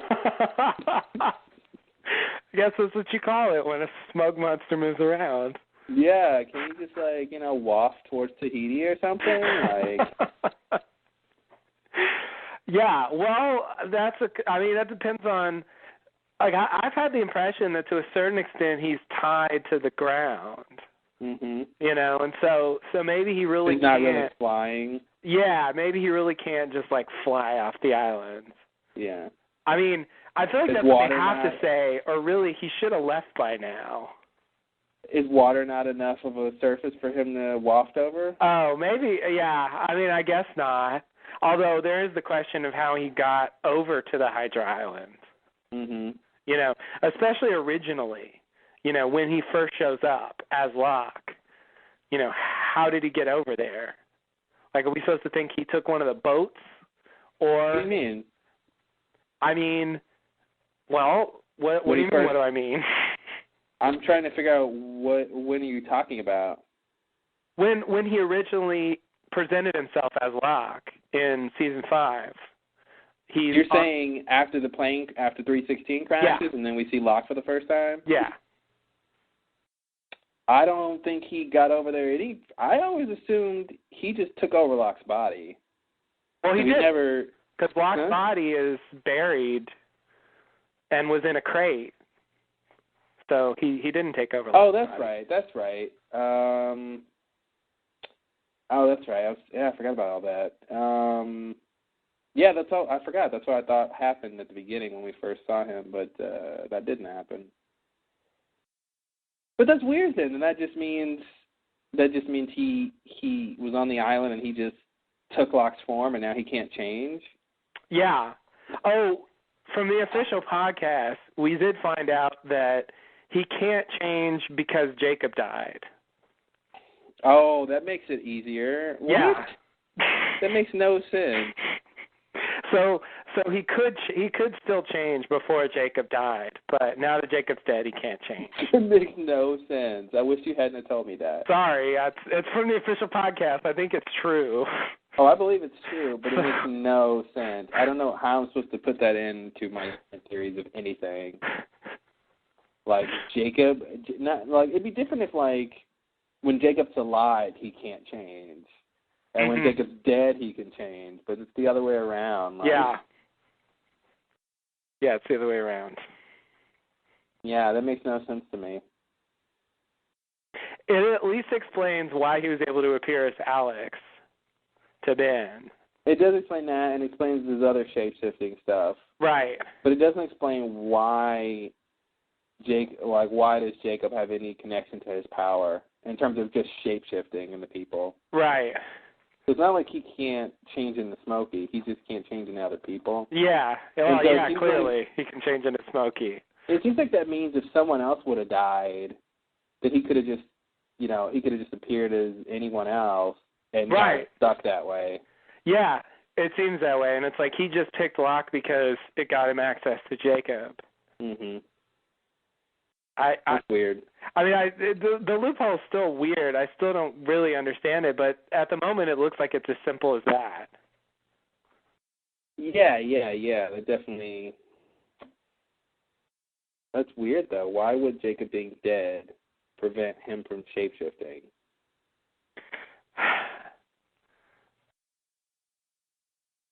Yeah, I don't have anything even remotely non-crackpot about why that would be. Yeah, I got nothing either. That's strange. It is strange. Thanks, Carlton Damon. No problem. You really help again. Yeah, it's just, I don't know what to do with that either, but when they throw stuff like that out, I feel the need to say it because, it's stuff that's true. And so, if we're going to have a correct theory of what's going on, it's got to be incorporated somehow. Yeah. So anyway, my original question was how he got over to the Hydra Islands to appear as Locke. Boat. Well, okay, there were the boats there. So is that what we're supposed to imagine? He just kind of rode over and waited? That makes as much sense as anything else. Okay. Okay. Yeah, yeah, that's weirdness to me. When did he change into Locke, I wonder?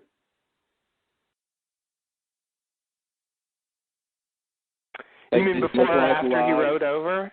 Yeah, did he look like Locke before Locke was dead at all? Like, I guess he could have if he wanted to. Yeah, he could have.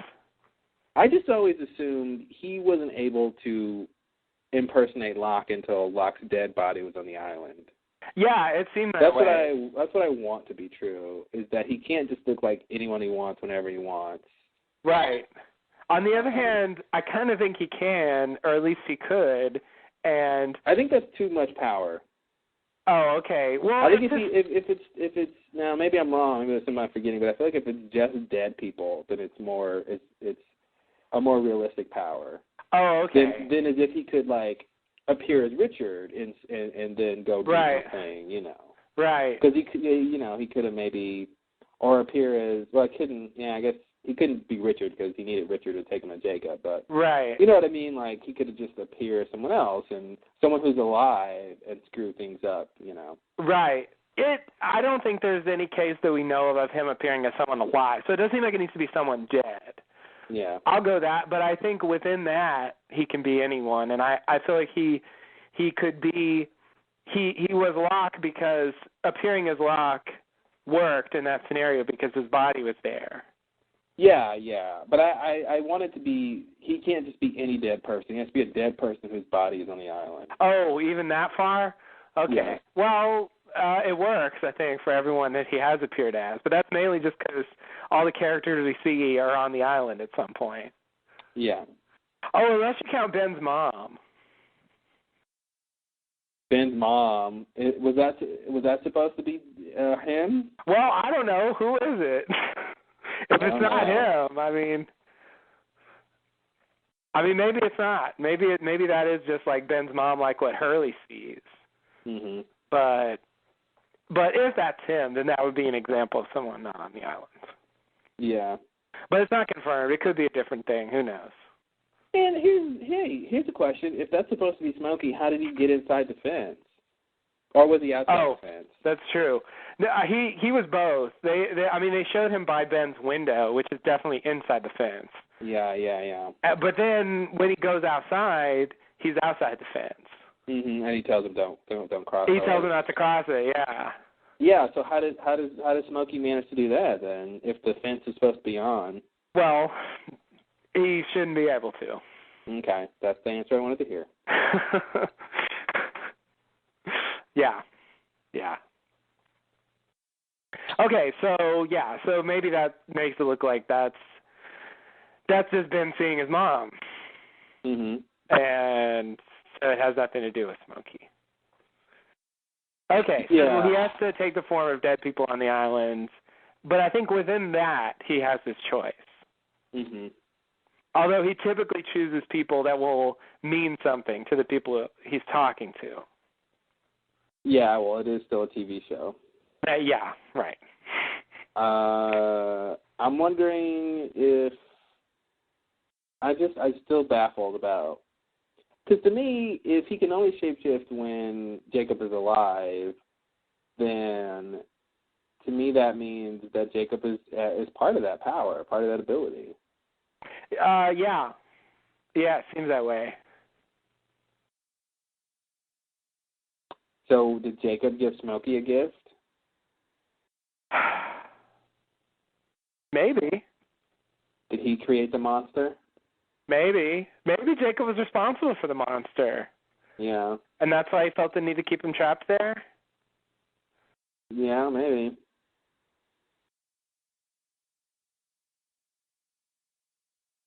Something. I don't know. It's a theory. It is a theory. Anyone who says different is lying. All right, let's go to the next scene. Okay. Well, we could just spend hours talking about all that stuff. It's true. And we will. And we will. The next scene is flash sideways. Sawyer arrives at a restaurant looking for his blind date. Miles tells him she's a redhead. We see her from behind and realize that it can't be anyone other than Charlotte Staples Lewis. Sawyer says, hello. Later, they sit at a table. We find out Charlotte still works in archaeology. Charlotte asks Sawyer why he became a cop. Sawyer says he got to a point where he was either going to become a criminal or a cop, and he chose cop. Then Sawyer says, what? And Charlotte says, you know what. Then we cut to Charlotte and Sawyer engaged in hanky-panky, and then we cut to post-hanky-panky. Charlotte asks to borrow a T-shirt. Sawyer directs her to the top drawer. She rummages through his drawer and finds a folder labeled Sawyer and a picture of Sawyer as a kid with his parents. She sees a newspaper article about Sawyer's parents, what happened with them. Then Sawyer comes in and catches her looking and is upset and snaps at her to get out. So she grabs her stuff and leaves, and Sawyer picks up the picture. All right. Question. I didn't understand the hanky-panky thing. I thought they were having unadulterated premarital sex. Is that what you meant by hanky-panky? Hanky-panky is just another word for unadulterated premarital sex. Okay, good. I just wanted to make sure they were fornicating. Oh, yes. Okay, good. Oh, yes. No doubt about that. And I seriously doubt that they use protection. There was no time, right? Exactly. Yeah, there was no time. It was you know what and boom. Boom. Yeah, I think I love Charlotte. When he comes up to Charlotte, he's like, he says, "Excuse me, you must be Charlotte." She's like, "I most certainly am." It's just like, even if that wasn't her name, she sees Sawyer and she's like, "Oh, I'm whoever you want me to be." I'm Charlotte now. What's my last name? I don't care. They cut to some other redhead, like disappointed that Sawyer stood her up. Yeah. But yeah, so Charlotte's back. Yeah, what are you gonna do? It's of all people they picked Charlotte, and it's just like, really, like, I don't want Sawyer to have some tryst with Charlotte, but yeah. You know, it plays out okay, I guess. You know, it's a very contained crossover. It is. But it's just strange. I don't think Juliet would be happy about this. Not at all. And I wonder what they're trying to say with this. Yeah, what are they trying to say? Like, are they trying to tell us something about the original timeline with this? Like, you know, somehow under different circumstances, if Charlotte hadn't died, like, you know, Sawyer and her could have ended up sleeping together or something. Like, are we supposed to? No, I wouldn't go that far, since it was just such a coincidence, you know, that obviously contrived, but it's just such a coincidence that, you know, Miles just happened, and, you know, his dad just works with this woman, and he just happens to have to stay with them, and I think this situation is so different than the island situation, and all that really comes out of it is that they slept together. I feel like that's a very small point to try to carry over to the main timeline. Okay. They didn't really have any, like, super great chemistry, you know. I mean, they were okay, but it didn't make it seem like, you know, they were long-lost lovers or something, or in a different time they could have wound up together. I wouldn't take it that far. Okay. I think it's just like seeing Art working at, you know, the school or something. It's just like, here's how these people are connected, and another version of how they would have crossed paths. Yeah, we're not supposed to think like, you know, somehow Ben was destined to enlist Art for help in a in a scheme of his. Exactly. That never would have happened, and it didn't happen. Yeah. Okay. Charlotte is ours. I got to remember that. Yeah, I think. Exactly. I think she's just here for a little cameo, and that's it. I guess because they're playing around with like big character themes. Everything that happens, I want to see if it fits into that. So yeah, but his big thing, of course, is the Sawyer stuff and the right. being a cop stuff, and this is just a little thing I think they're doing, just for plot. Well, yeah. really, it has to do with his. This directly ties into him to Sawyer telling Miles what's up. So right. I think that's really what it's all about. It is. You're right.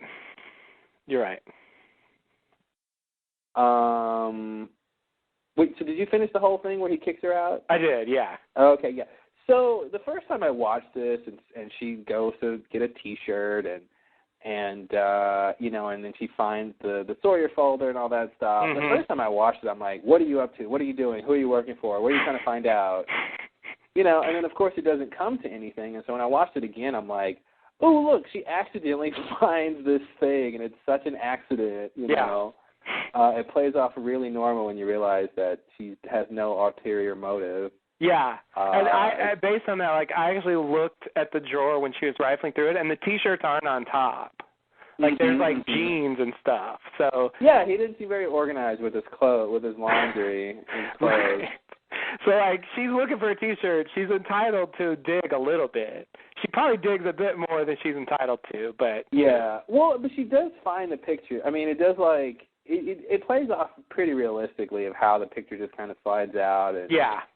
She just wants to put it back, but she sees this horrible news clipping, and it's right. the same picture, and I'm like, yeah, just let her explain. Right. Right. Yeah. Yeah. But it's Sawyer's most sensitive topic, so he's gonna overreact. Yeah. Yeah. Yeah. This seems like the equivalent of the letter on the island. His file. Yeah. Which he could have even still had, I guess. The letter? The file. Oh, the file. Yeah, yeah. In the main story, he could have had kept something like that. Yeah, he just never saw it. Right. Right. Or maybe, I see what you're saying though. Literally, it's taking the place of the letter, like he never wrote the letter, but he kind of has this other thing that he's holding on to. Yeah. Yeah. Yeah, that sort of represents that part of his story. Yeah. Yeah, I want to say... And that he carries around with him and guards very carefully. Yeah, I want to say he never wrote the letter. I feel like that's what the signs are pointing to. I do too. I feel like if he wrote the letter, they should have, said that he did. He should have told Miles at the end, yeah. I want to give Sawyer this letter, and then I'm going to kill him. Yes, exactly. So I agree. I don't think he wrote the letter. And, they did specifically tie in Jacob with the letter. So, yeah. If Jacob's not involved, then, yeah, maybe he doesn't write the letter. But it's funny because it's, not funny, but it's strange because it's like we can't seem to just have Jacob all in or all out of these people's lives. Mm-hmm. It seems like, okay, with Sawyer, it makes sense that Jacob didn't appear to him when we saw him, appeared to him as a kid, and he never writes the letter. But it seems like that's not necessarily the case for Kate. It seems like Jacob still can appear to Kate when she wants to steal a lunchbox, and, her stuff seems the same. It seems like Jacob could have still appeared to Sun and Jen. Nothing seems like it's necessarily different with them. That's true. In terms of big things. So it's weird that we can't just kind of cross him out of this timeline 100%. Yeah. But at the same time, I mean, he could have appeared to them, but he might not have. I mean, I feel like even if Jacob hadn't appeared to Kate, she still could have, turned out the way she appears here. Of course, yeah. It could go either way. But the big thing about Kate is it seems like she didn't listen to him. Right. Because he's basically saying don't steal anymore, right? And right. She kind of, which basically is, be a good girl, and she kind of doesn't just be a good girl. That's true. Yeah. Yeah. Although in this timeline, what's the situation? It was the guy that she killed was innocent. Yeah, she tried to kill, like, her stepdad owned a plumbing business or something, so she bombed that, and someone else was in there, not him. Oh yeah, that's right. Some innocent bystander who works there or something. I forgot exactly what. Okay, so not that the stepdad was innocent, but just that she killed the wrong person. She killed the wrong person. Yeah, the stepdad's not in. It's still the same guy, I think. Okay. Yeah. Yeah. I'm not sure how much that matters because that's like Comic-Con stuff. Yeah. I'm like, I don't remember seeing it on the show. Yeah, it's not on the show. So, and Comic-Con stuff, it doesn't quite count. So, so I, until they put it on the show, I don't know if that's true, but it's at least something they thought of at some point. Yeah. Because the season 5 Comic-Con stuff really didn't come to fruition at all. It seems like they had some other plan for season 5 that they did not go through with for whatever. Remember the Chang video with the rabbit and the light bulb? Yes. Yeah, that didn't come to anything, right? I mean, that came to us seeing the Orchid Station and seeing the finished version of that video. But in terms of the ramifications of that, no. Yeah. No, and I feel like that even ties into the season 5 plot that they didn't use, which was, that other video with Chang, which I think also involves Dan, like, filming him and him saying that, the Dharma people are going to be killed in a purge, and, they have to try to stop it. Which video is this? It's a video from Comic-Con before season 5. Oh, okay. We watched it. It's like Chang sitting on a couch, and Dan, I think, is filming him. And do we see Dan? No, we just hear him. Okay. I don't remember that video that much. Yeah, we watched it at one point, but I mean, they just didn't use that plot. Yeah. So it just never. Well, they kind of didn't need to if they get off the island before the incident. Yeah, right. No sense of warning about the purge if, they get off the island. Yeah. Or at least some of them do. I guess people still die in the purge. In the original timeline, yeah. Yeah. Yeah. Yeah, it seems like maybe they were gonna tie in the purge more as opposed to the incident. But maybe they decided to make it the incident instead. I don't know. Yeah. All right. Well, anything else with this scene? No, I think that's it. Sawyer has sex a lot in this timeline. He certainly does. Sticks around. There's no shortage of that. That's one of the things that doesn't really happen on the island much anymore. So, the alternate timeline. Sexually frustrated people on the island. Yeah. I didn't really think of it that way, but sure. I'd love to like line up all the people who've been on the island and one by one ask them, when's the last time you've had sex? Ben is like, never. Juliet wouldn't have me. I can just see the various answers for people. And Richard is like, 300 years. Yeah. Kill me already. I think a lot of people would be like, it's been a while. It's been a while. Yeah, it's like that Queen line. I haven't enjoyed sex since the Eisenhower administration. Exactly. Oh, True Blood. Thank you for that. Yeah. Classic. But anyway, let's go to the next scene. Okay. Let's see. Where's the next scene? Okay. So the next scene Very short scene. Sawyer arrives on the Hydra Island. He comes across the cages where he and Kate were held, and then he finds Kate's dress lying around. Oh man. And this was a dramatic scene, man. Yeah. I'm like, oh, not only are we back to the cages, but the dress. The dress. I couldn't, even when I saw it again, I couldn't believe the dress, man. The dress. I didn't know that dress had such significance.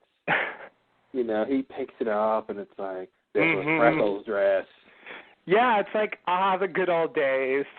Something, yeah. It's like, this was the dress that Ben made her wear when he had you guys locked in the cages. That's not a sentimental time. Yeah, it's just like Ben was sentimental for the old days, too. Yeah, I guess things were simpler back then before they knew what was going on.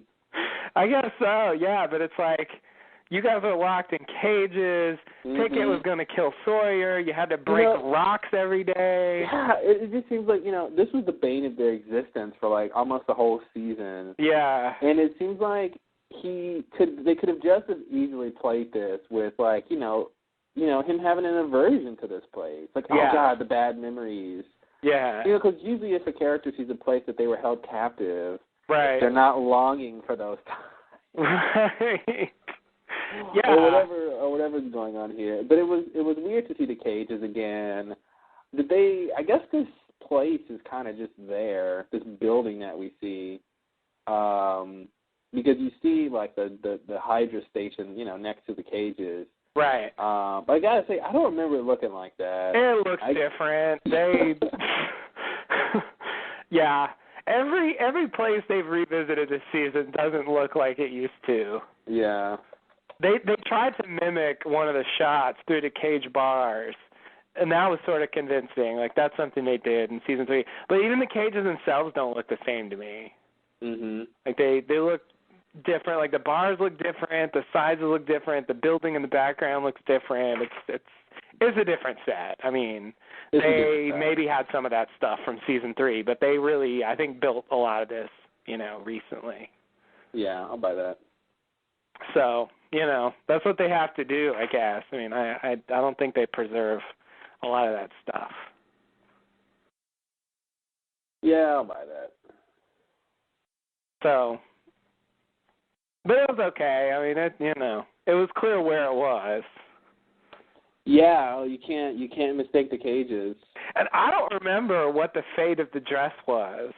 I was wondering how that dress was there. That seems to mean Kate left naked or something. Like, yeah. When did she change out of that dress? I definitely don't remember that. She was breaking rocks in that dress. She was breaking rocks in that dress. That's a dress breaking rock. That's a rock breaking dress. It is. So, yeah, I don't remember the point where she changed out of the dress. And I definitely don't remember her escaping naked. No. So, yeah, Desmond I don't know. Desmond was the only naked one, I think. Yes. Because the Swan Station imploded his clothes off. That's right. I hate when that happens. So rude. It is rude. The Swan Hatch must have forgot its manners. It really did. It really owes Desmond an apology. I'm waiting for that apology. We all are. America is. America is waiting. Yeah. Yeah, I'm on Kate's page on Lostpedia. Oh. I'm just trying to see, because she's in this dress a lot. And at the end of the season, she's not in the dress, just judging by the, like, when Naomi is around. Right. She's definitely not in the dress. She didn't wear the dress. Once she escaped, she wasn't wearing the dress anymore. Yeah. When did she get, I forgot how they even escaped. That's when she hit, what's his name, right? Well, Jack's doing the surgery, and he uses that to blackmail them into letting Sawyer and Kate run. And then Alex helps them hide, and then eventually Juliet shoots Pickett, and that's what enables them to leave eventually. So there's like 3 different stages. Yeah.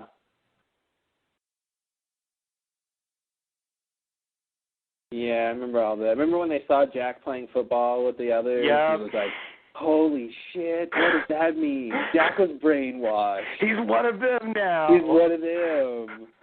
It's so easy. If they can convince Jack, they can convince anyone. I'm still kind of amazed that Jack was just going to be like, okay, fuck this, I'm out of here. Mm-hmm. See you later, bitches. Yeah. Jack Shepard is out. Oh, you mean getting on the sub and leaving? Yeah. Yeah. Yeah, he's just going to leave everyone behind. Like, that's amazing to me. Yeah, but didn't he say his plan was he was going to come back with people, I think, yeah, right? That's what he said. That's what he said. If he got around to it, right? Yeah, exactly. Yeah. Exactly. I'll blog about it. Yeah, there you go.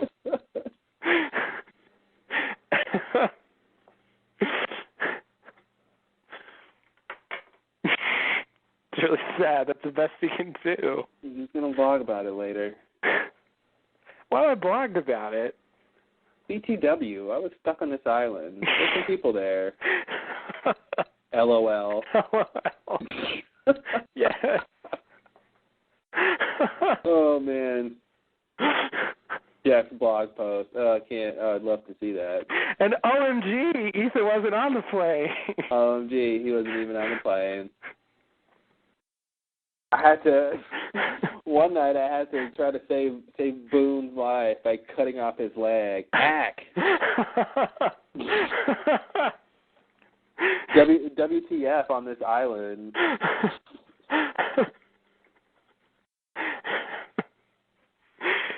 Oh God, yeah, that's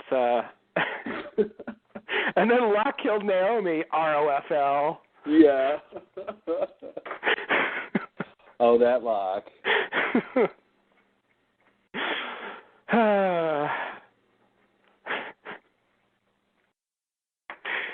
Yeah, I don't know. Internet abbreviations are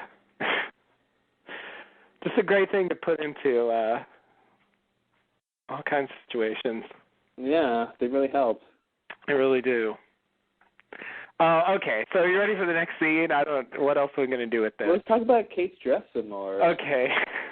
Kate's dress gave a great performance, and now we see what happened in Kate's dress. That's right. A little cameo. That's one of the themes of this season. We're going to answer mysteries you didn't even know were mysteries. You didn't even know was a mystery. Kate's dress. It's Kate's still dress. there. Still there. That's where it is. That's where it is. The mystery question no solved. one was asking. No one cared. No one cared, but now we know. Now we know. They can't tell us if they don't give us answers. They can't. Or we can't tell them. Why would they tell us that? They'd be lying. That'd be a weird thing for them to tell us. We don't give you answers, but we do, and we know that. Okay, so next scene, right? Next scene. At Locke's camp, Kate goes to talk to Saeed. She asks Saeed if he believes Locke can get them off the island. Saeed says yes. Then Kate says, Saeed, are you all right? And Saeed says, no. Then Claire grabs Kate from behind and throws her to the ground and tries to stab her with a knife. But Kate is able to prevent her from doing this. Kate calls for help from Saeed, but he just watches without reacting. Then Locke throws Claire off Kate and explains to Claire that Kate did what she had to do. Claire gets hysterical and Locke slaps her in the face, saying that this is inappropriate. Then he sends her to timeout, and Claire seems pacified for the moment. Locke asks Kate if she's okay, and Kate says, no, I'm not all right. All right. Yes. So, as you said before, Saeed is definitely coming across zombie-like. I don't know what to make of that. Like, does he believe or even care if Locke is going to get them off the island? Like, isn't he supposed to be expecting to be reunited with Nadia or something? Like, it seems like he's just completely lost. Like, he just... Like the man that he once was is no more? Yeah, it kind of seems that way. Would you perchance sum it up that way? Yeah. Yeah, I think you answered your own question there. I think they're portraying Saeed the way he was foretold to become. I would agree. It seems like he should be expecting to Nadia should be in his head no matter what, because it always was. And I feel like that's out of the picture. I think he does believe that Locke will do what he says, because I think he is convinced of Locke's abilities. If you know Locke is a smoke monster, I think you should assume there's very little he has that he can do, or that there's very little he can't make happen. Mm-hmm. So if I would say I would trust what he says too, even if the least you'd give him is, even if the most you'd give him was that you believe he will try to fulfill his word, even if he can't ultimately do that, I think you can at least trust, if you're in Saeed's position, that Locke will at least try to do what he says. Right. We know that Locke is a man who, a man of his word, that he from his own lips. So. Right. But it was weird with Saeed. He didn't help Kate when Claire was going to kill him and kill her, and I assume he just doesn't care. He didn't really, care to get involved. Right. Although I'd like to think, he thinks Kate can handle her own. She seemed to do okay. Claire is little. She is a Littleton. And to throw that in there. Like when Locke comes over and just tosses her off, what's weird about that, I think, is, obviously Locke is a sort of supernatural character. Yeah. And it seems like he's really strong, but she is really little, and he's a big guy, Terry O'Quinn. Right. And so it comes off natural that he could just do that anyway, So it's weird. Like, it should play like he's just really strong, but since, the actors are proportionately strong, with their characters, it seems like it plays normal, so. Yeah, it seems like Locke could do that. Yeah, it seems like Locke could just do that. Yeah. Totally. Yeah. No, I really didn't get the impression that he was outrageously strong there. It comes off very natural, but it's just strange that in a situation where, if for instance it was Kate he did that to, I think, Kate's a bit bigger, Yeah. I think he'd have more trouble, or if it was like Juliet or somebody. Yeah. But the fact that it's Claire, he just throws her off like a child. If it were Juliet, I think Kate'd be dead. Kate wouldn't have saw it coming, and she would just be dead. Yeah. You don't want if there's a blonde woman trying to kill you, you hope it's Claire, not Juliet. Absolutely, yeah. Claim Juliet, I wouldn't. Oh man, that'd be scary. Yeah. I also think it's kind of interesting that Saeed knows or thinks that he's not all right. I guess that's not what I'd expect him to say. I'd expect him to say, yes, I'm all right. I love it. I love when and we see this all the time, but, I love usually when someone says that you're all right, they say yes. Yeah. Even if it's something they went through and they should say no most times. 90% of the time they say yes. And I always love it when characters say no. Yeah. Because in real life, when people ask you, are you all right, you just want to say yes. Right. Even if you're hurt, you go, yeah, I'm fine. Right. But I always love it when characters say no, because it's going against the grain. Yeah. And it's saying something about the situation. But when Saeed is saying no, and he said this before to other people who've asked him similar questions, like, no, I am not all right. Like, he does realize that he is fundamentally different. Right. And I think that's what, I feel like part of it is that's why he's acting this way. I feel like he's just, depressed about it. Yeah. There's this sort of finality about a situation where he just, I'm not all right. My life is totally different now. I was dead, and this isn't normal, and I don't know what's going on. And so I love when he said no. Yeah, it's like he's turned a corner and he's just lost any kind of hope that things are going to change. Yeah. Totally. And again, in this scene, Kate, Locke asks Kate if she's all right. She says no. Right, yeah. And even though he means, are you hurt? Right. But but I just like that. So you got two of those questions and two no's. Right. When it's always yes. It's always yes. Yeah. Yeah, that's weird. Yeah, so Saeed does have some awareness, even though he does seem to be in the grips of this claiming thing. He recognizes Kate, you know. Yeah, right. Right. And he doesn't try to kill her or anything. I mean, it's, you know, Claire has a personal thing with her, and, you know, he does refrain from stopping her, but, you know, he's not just going to attack someone out of nowhere. Mhm. You know. So it's I don't know. It seems like there's still something of Saeed there, even though he's really, really far gone. Yeah. He seems about the halfway mark, I would say. Yeah, that seems to So be. he's either half full or half empty. I don't know which one yet. And, you know, since Locke actually throws Claire off, like, you know, Locke didn't want Claire to kill Kate. So, like, if Saeed is under his control, it seems like Saeed would help, you know? Yeah. I don't think the claiming thing is a control thing. I don't think it's going to come down to he can make, like, Saeed do things. Okay. Yeah, I don't think they're going to go that far with it. Okay. Because I feel like they're even trying to backpedal or at least downplay what's going on with Claire. Yeah. You know, this whole idea that, you know, she's under the influence of a bad man, I think we're supposed to take that in terms of influence and just, you know, sort of a real-world influence. You know, he's telling her things, not that he's sort of in control of her personality or her mind or something. Just the way that, like, Ben would influence Locke. Exactly, the way so many people have been influenced by so many other people. Right.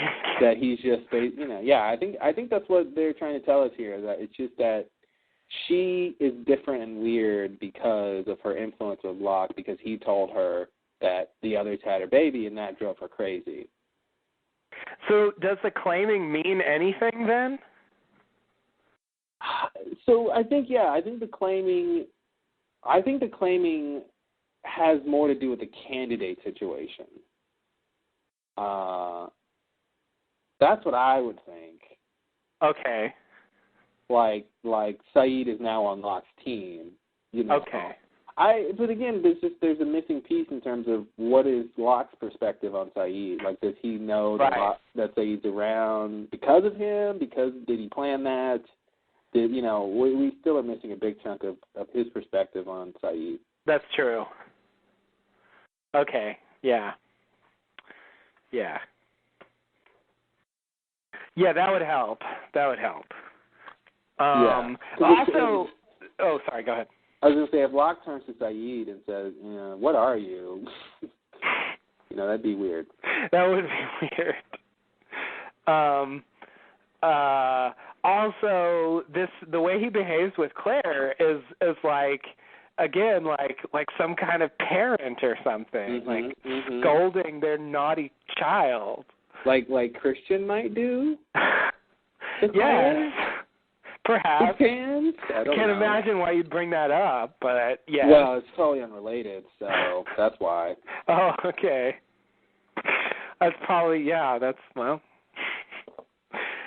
so, but, I mean, just tying it in with the thing about Sawyer interrupting him, like this, it does seem like that's somehow part of his character. Like, he's just got this, like, sort of patronizing way about him. Mm-hmm. Well, I think he's all about order, and he's all about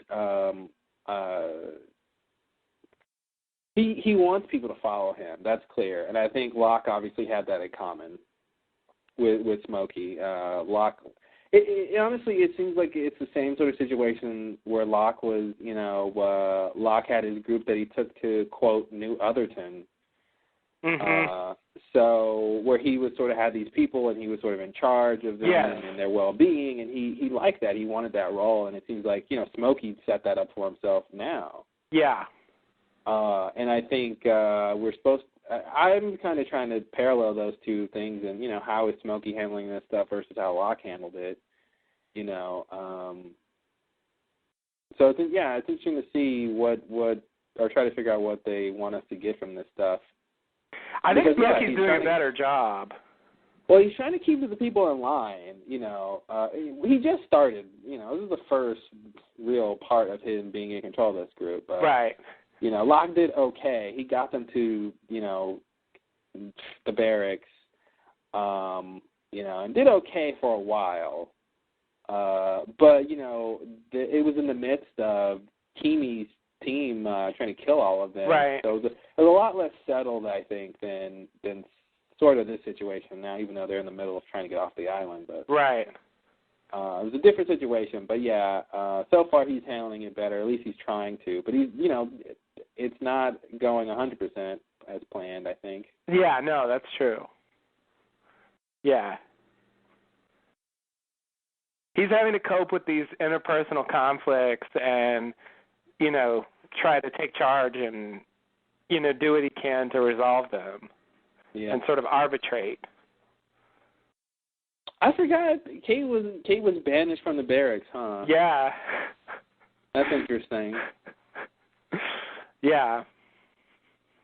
Because you have Locke and Sawyer being the kind of leaders of this group, right. At least the higher ups of this group. So it's interesting. Yeah. That whole thing. Yeah. Because that group sort of set the stage for Sawyer taking charge eventually. Mm-hmm. Totally. He was sort of the person beneath Locke. Yeah. Doing his own thing. And, helping Kate out under, not telling Locke, basically.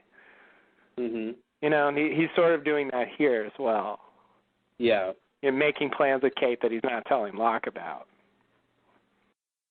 I would always be concerned if I was on Smokey's team. I would always be concerned about telling other people things because it's like you never know when Smokey's around. Oh, or yeah. I would at least be. I guess you always hear him or something. I guess he can't really be super quiet. Right. But nevertheless, it's just like if Locke is within earshot of Sawyer hearing this, it's pretty precarious. Oh, yeah, that's true. Especially now that he knows that that's what he is. Mhm.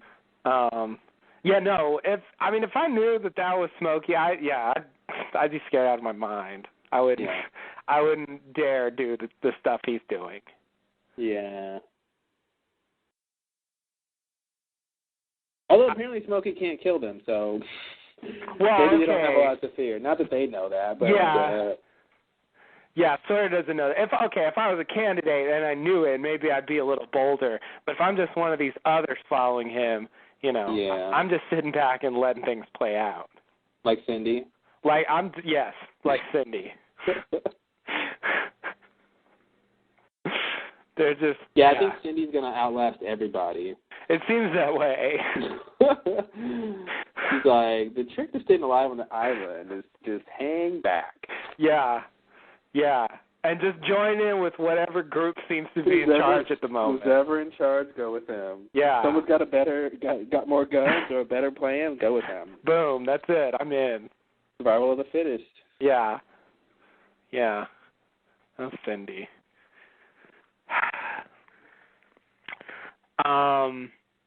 Okay, so anything else about this scene? Nope, that's it. Okay. Next scene, Sawyer continues to explore the Hydra Islands. He finds the Azure plane. He finds a burned-out fire and then follows a trail leading away from the plane. The trail ends up leading to a pile of dead bodies. Then Sawyer hears someone, and she starts running away, but Sawyer catches her. Finally, Sawyer asks who she is. She says, "I'm the only one left." Oh, Zoe. She so wanted to get caught when she was running, because I'm like, he caught up with you really fast. And you had a really bad start. Yeah, she wasn't running that fast. Yeah. Yeah. Zoe. Yeah, her ruse doesn't last very long. All right, now we got Zoe to deal with. Zoe, yeah. Yeah, I don't know what to do with her. Yeah. All right, next scene. Okay. Next scene is flash sideways. Liam asks for his brother at the police station. Then he asks Sawyer, but Sawyer tells him that's not his department. Miles wants to talk to Sawyer, and so we cut to the locker room where Miles asks Sawyer if there's something he wants to tell him.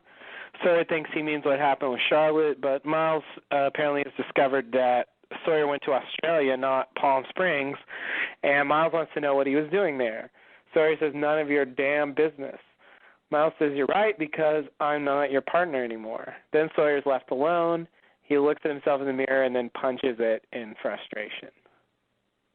If there's a mirror in a scene and a character is looking at it angrily, there's a 74% chance they're gonna smash it. They're gonna punch it. It's true. Characters looking at their reflections has been kind of a motif in the Flash Sideways. Yeah. That they've gone to a few times. So this is a little different, and he does actually smash the mirror. But so I like how you casually said Liam was around. Yeah. Liam just kind of waltzes in, and Liam is here, Charlie's brother. This is a really weird random cameo. It's so realistic, I think. Yeah. That's what I loved about it. He's there to check on Charlie, who was just arrested, and I wouldn't expect Liam to be in L.A. Yeah. Unless Drive Shaft is touring or something. I know, right? You thought we were done with Drive Shaft. I really did. Yeah. Oh, God. Yeah, that's a good question. I guess, it's still open. Is Drive Shaft broken up in this timeline? He still has the drug problems, but... Yeah. But Liam seems fine. Yeah. Well, Liam was... That's right. Liam ended up going the family route. He gave up the drugs. That's right, yeah. Yeah. Yeah, Liam was the one with the problem originally, but he got over it before Charlie did.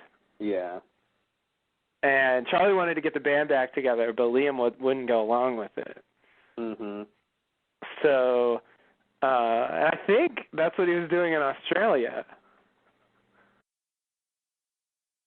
Oh, they had moved to Australia. That's what it was. Yeah. Okay. Yeah. So that means that Charlie needs a different reason to be in Australia.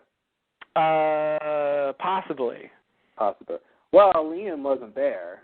Yeah, I guess so. So it makes no sense for him to go there, and his brother is in L.A. Unless Liam has flown from Australia to L.A. the following whatever number of days. Oh, it has been a couple of days, I forgot, Yeah. It's been a couple of days, so I'll give him that. Yeah, it's possible. It seems like that's a lot to do. I don't know what you're supposed to do in that situation. If someone gets arrested in another country and you want to bail them out, if you have to fly there yourself, or if you can. Well, if you want a cameo on the show, you do. Well, yeah. I'm just surprised they bothered to do this. I think what would happen is you just call a bail bondsman in that area, and I don't think you have to show up. I don't know, but. Well, I guess the idea is he cares about his brother, and so he shows up in person or something. Or maybe he actually lives in L.A. or something in this timeline. They could do that, too. If they want, it's a place to live, especially for musicians. It's a good place to live, if you ask me. Yeah, okay, good. I live there. Thank you. Little secret. I don't know who said that, but it's interesting. Alrighty. What scene are we on? Okay. So, yeah, he tells Miles she opened the wrong drawer, and I love, he's thinking Miles is asking, is there something you want to tell me about Charlotte? Yeah. And so Sawyer responds, she opened the wrong drawer, and Miles was like, what are you talking about? I love that. Yeah. He has no idea. She opened, because he's thinking, why did you tell me you went to Palm Springs instead of Australia? She opened the wrong drawer. What? Yeah, it seems like a really cool, enigmatic response. Yeah, it's such a line. Like, she opened the wrong door. Like, oh my God. Ooh, she opened the wrong. What was in the drawer? Yeah, What happened? yeah. Why did she open? Did she know? What's going on? It's a great mystery. Let's talk about this, James. Yeah, forget about everything else. I'm over this Australia thing. What was in the drawer? It's also weird because they're connected, and he just doesn't realize that. Yeah, exactly. Yeah, they are actually connected. She opened the wrong drawer, which contained the reason I went to Australia. So he's kind of answering the question. Yeah. So he's talking about two different things. Yeah, Miles just has no idea what it means. So. I can't believe Miles ran his credit card. Oh He says Sawyer says, what the hell are you doing running my credit card? And Miles goes, you lied to me. We were supposed to trust each other. Yeah, so you went behind my back and ran my credit card. Yeah, Miles trusted him so much he had to check his credit card. Yeah, that's like saying, I cheated on you because you cheated on me. He has this like morality argument of like, I am justified in running your credit card because I thought you lied to me. Yeah. And then he puts this trust in there too, and it's just like, man, you have the moral high ground, but you really don't. Yeah, I mean, if he ran his credit card and didn't find anything, then that would have been a violation of the trust. Oh, totally. It's only because he found something that he's able to even admit this. Yeah, I mean, does truth negate trust? Or is that a question for Plato? I don't know. I think that is a question for Plato. It seems like it's clear Miles does not trust Sawyer. No, he doesn't. If you're supposed to trust each other, then mission not accomplished because you don't trust him, obviously. Mm-hmm. But the reason he didn't trust him is because he lied to him. Well, yeah. But the only reason he knows that he's lying is because he violated the trust by running his credit card. Right. So that's what's weird is like, if you think someone is lying, you should trust that they aren't if you trust them. Yeah. And if you think they are lying, then that means you don't trust them. Right. But then that means Miles's distrust is validated because of Sawyer's distrust. Right. So it's just this weird cycle of, Yeah. I'm just surprised that Miles cares this much that he's willing to give up his partnership because Sawyer has personal issues that he doesn't want to share with him. Yeah, it seems like they're supposed to have a pretty close relationship in this alternate timeline. Like, they're partners and they seem to, they're supposed to be like really to the point where Miles feels like Sawyer should be able to tell him all his personal details. Yeah, but it's like it's not a typical personal issue, Right. And it's like, when he tells Miles, why didn't you tell me? And he's like, because it's none of your business. I'm like, wow, that is such a realistic answer. It's not any of his business. There should be things that are separate from work and your personal life, So I don't know. So to me, it was strange that he's willing to give up his partnership. Obviously, this is a contrivance for the show, but he's willing to give up his whole thing because of one lie. And it reminds me of Hurley being so anti-lying, for no reason. I just hate lies. Right. And it's like Miles is like that too, of just like, oh man, you lied. I can't, And Miles is, in the original timeline, Miles wouldn't mind lying. No. No, he's all about lying if he needs to. Yeah.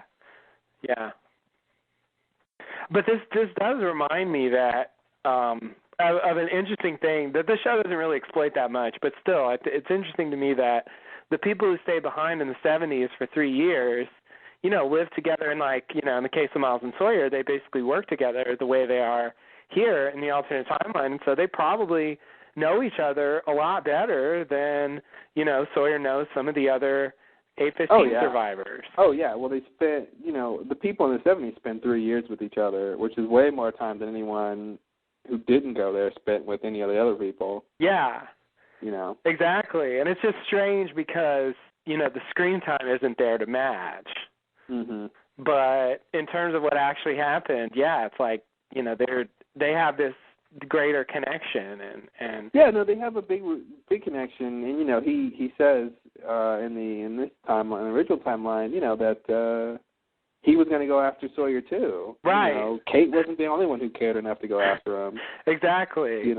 Yeah, and Miles is pretty selfish, and I mean, for him to actually even think about going after Sawyer, like he has to care about him to some extent. Yeah, totally.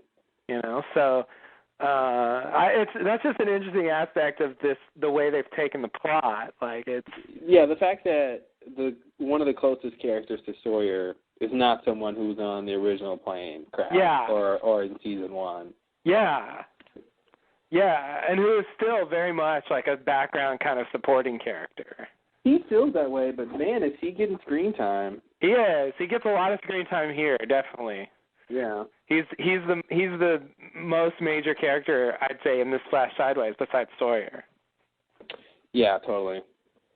So yeah, you're right. I mean, they're giving him stuff to do. Yeah. But I feel like on the island, he's like a supporting character. Yeah, he's not in the center of things on the island. Yeah, he's just sort of sitting in the background. Okay. I'm not your partner anymore. Because I'm a rational adult, and I'm upset about this one bad thing that happened.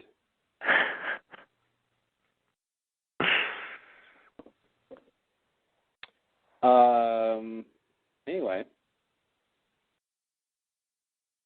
Next scene. Are you ready for the next scene?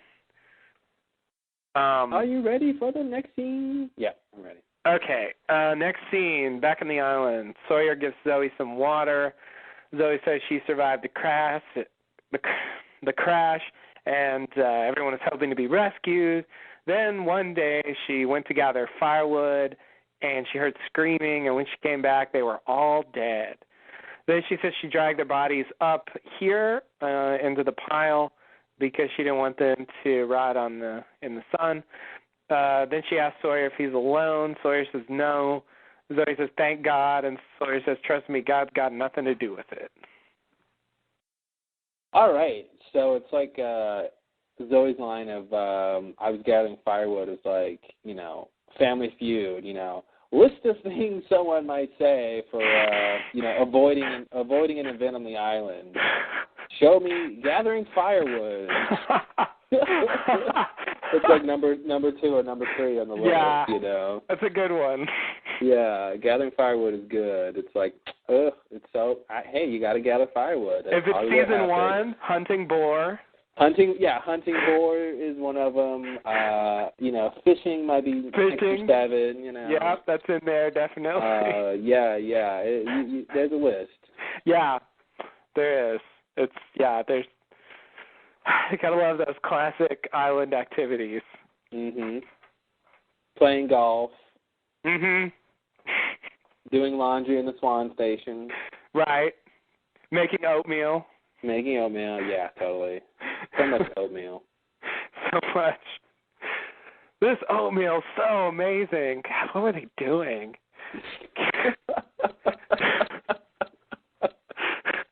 Listen, the light doesn't scatter quite right on the island, and the oatmeal tastes so much better because of it. I didn't realize that was tied in with the special properties of the island. It is. I like that. Oats have this better quality. It makes more sense now. Yeah. It's magic island oatmeal. Yeah, maybe Smokey would want to stay on the island if he just had some of that oatmeal. Man, I don't want to leave. This is home. Home is where the oatmeal is. Yes. That's it. That's it. Lost. You got it.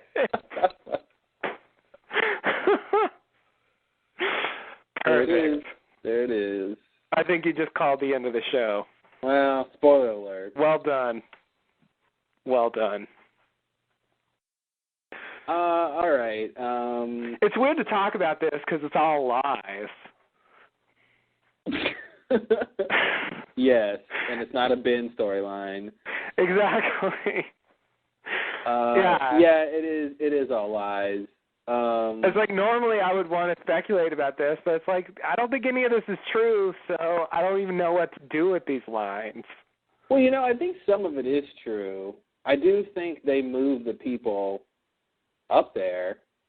Okay.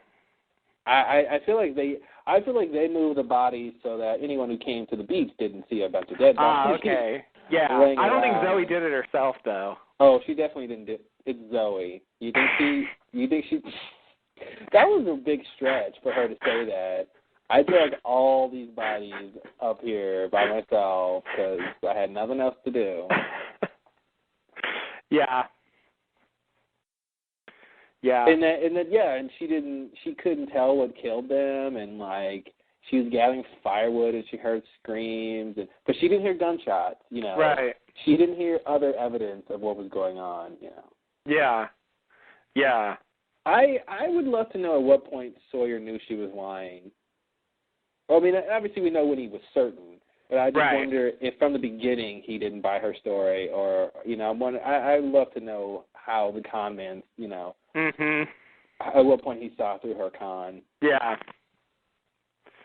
Yeah. I feel like he should have been a little bit suspicious. I feel like he should have been suspicious from the beginning. At this point. Yeah. Yeah. Yeah. And he just waited to see what she would do for a while, and then it got to a point where he was 100% certain. Yeah. Boyfriend. She started right, honey, boyfriend. I love that line. It makes it seem like there's no way it was believable that Zoe would have a boyfriend. It's so weird. What's in Guam? My boyfriend. Oh, okay, honey. The jig is up. That's right, boyfriend. Yeah, right. And no glasses? Yeah, right. Yeah, I don't know what he meant by that. I don't know why that was a trigger for him, but that's how it came across. Yeah, that was the most preposterous thing she said. Yeah. All this other stuff, like, okay, maybe. Pretty realistic. I've got a boyfriend in Guam. No way. Stop right there. This far, no further. Yeah, I don't know how to take that, but Sawyer, I don't know. Sawyer didn't buy it. Yeah, that is a weird line to have the turning point go. I don't exactly know what the point of that is. Yeah, I don't know if it was boyfriend or boyfriend in Guam. Yeah. Yeah. Combination of the two. I'm not sure. I guess anything in Guam does sound a little preposterous to me, including just the fact that they were flying there. Yeah, and that's the thing. Sawyer, I don't think he knows where the plane was headed. So what's interesting is he asked her that, and she goes, and she kind of thinks for a sec, but she gets it right. The plane was headed to Guam. Right. He could know. He could know, but we don't know that he knows. Yeah, at the same time, if he doesn't know, then Guam might seem weird. Oh, okay. Yeah. Yeah. Yeah, I thought he was asking that because he knew and he wanted to see if she would know. But she gives the right answer and he exposes her anyway. Yeah, exactly. So it's kind of weird. It seems like it's the boyfriend thing that's the problem. Mm-hmm. Or the Guam boyfriend thing that's the problem. Yeah. Like, okay, maybe this flight was going to Guam, but you weren't on there going to your boyfriend. Exactly. Honey, don't you know long-distance relationships never work? Exactly. You're good, sweetheart, but you ain't that good. Oh, man. You're not good enough to convince me you've got a boyfriend. Yeah. Zoe is definitely no Ben. She's not. She's not Ben. So she whistles, and a group of Widmore's guys come out, and well, that's definitely not this scene, but oh, we didn't get to that yet? No. I got No. you. Where are we? We are not there. Let's see. I thought you finished the whole scene. That's the next scene with them. There's a scene between the two. Oh, geez. What's the scene between the two? It's with Kate and Locke. Are you sure? I'm looking at the transcript. Yeah. Because, yeah, she says my boyfriend, and it's the same scene where the men come out. She didn't say the boyfriend line in the scene we're talking about. Oh, I'm looking at the transcript way far down then. Oh, I see. We're just on the first part where they first meet. Oh, I forgot. We were okay. Yeah. We started talking about the later stuff, but we're not actually there. Okay, well let's time shift back to the previous scene. Okay, Kate and Locke. And whoosh. Yes, thank you. That's the sound that it makes. Okay, so in the next scene, Kate sits alone and cries. Locke goes to her and apologizes, taking responsibility for Claire's behavior. He says he told Claire that the others have her baby. Kate asks why he told her that. Locke says he gave Claire what she needed to keep going, i.e. someone to hate. But then when Kate told her what happened, all the feelings had to go somewhere. Kate says, very insightful coming from a dead man, and Locke says, well, nobody's perfect. Then Locke apologizes again and says everything will be all right in time. He then promises to keep everyone safe. Kate asks about Sawyer, and Locke offers to show her where he went. All righty. So here's the scene where Locke explains why he told Claire that the others had her baby. And once again, it's the kind of explanation that makes it hard for me to see Smokey as a bad guy. What? That's not what I thought you were going to say. Oh. You think this makes him look like a good guy? Not a good guy, but not necessarily a bad guy. Like it really, oh, okay. It really comes across like he made the call that giving Claire something to focus her negative energy on helped her to survive, all that time. And it even seems like a plausible story to me. Yes, I agree with both of those statements. However, he gave her something to hate. Instead of giving her hope to cling to that she would see Aaron again, because Kate took Aaron off the island and is raising him safely, and you can see him again. You know what I mean? So it's like he gave her something good, which is a reason to keep going, but it was sort of a bad connotation because it was something that not only was it a lie, but it made her hateful and drove her crazy. So that's what's weird about it's not really a good thing that he did, but it's not like an evil thing that he did. Yeah. I mean, because he gave her something to hate, seemingly for his own purposes. Like he wanted her around, so he wanted her. He gave her something so she'd stick around. Right. But to the extent that I actually sustained Claire, I want to say that. I mean, did Smokey know to tell her that? Well, okay. I see what you mean. But still, it comes across like he cares about her. Yeah, he definitely cares about her. For what, we don't know, but he definitely cares about her. Yeah, like he felt the need to attend to her emotional well-being. Mm-hmm. In whatever way, possibly not the best way, but still, it's just not the picture I had of him. Yeah. So this is another one of those surprising scenes to me. Mhm. This exchange where she says very insightful coming from a dead man, and he says, well, nobody's perfect. I don't know what to do with that. Yeah, I was going to bring that up. Yeah, I guess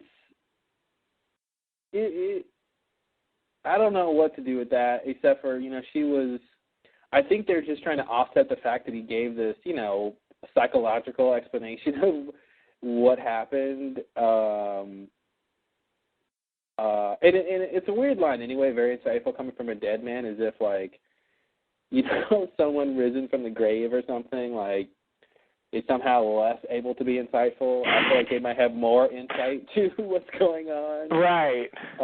In the grand scheme of things, if you survive death, you know, you might be special.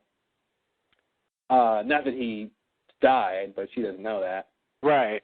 Yet. Yeah, so anyway, it's a weird line. He says no one's perfect. I feel like it's supposed to be half jokey, you know, and I don't know what else to do with that stuff. Yeah, okay. Yeah, I guess I just thought it was weird what you said, that Kate seems to assume that if you're dead, you just don't have as much insight. Well, not even, I don't really think she's even saying that. I really think she's saying, you know, I think she's trying to knock Locke and basically say, like, you know, maybe she's trying to say you couldn't even not die, so, you know, blah, blah, blah. You know what I mean? Like, she's trying to use this as a knock. She's trying to say, okay, this is very insightful given, you know, someone who has made mistakes or something. Oh, okay. You know, I think she's trying to say something like that. Okay. You know, and instead of him saying, you know, I'm not dead, he just says, well, no one's perfect. You know, so I think she's trying to say, like, I think that's the crux of what she's trying to say is, you know, he's not perfect. I see. And he says, well, no one is. Okay. Like, okay, that was insightful, but you're dead. Yeah. Okay, I see. It's weird how there's so many lines that they say on this show that you just don't even know what they mean. You know? Yeah. It's like, I don't even know what they mean. It's a straightforward line. Can't tell what they mean. I know.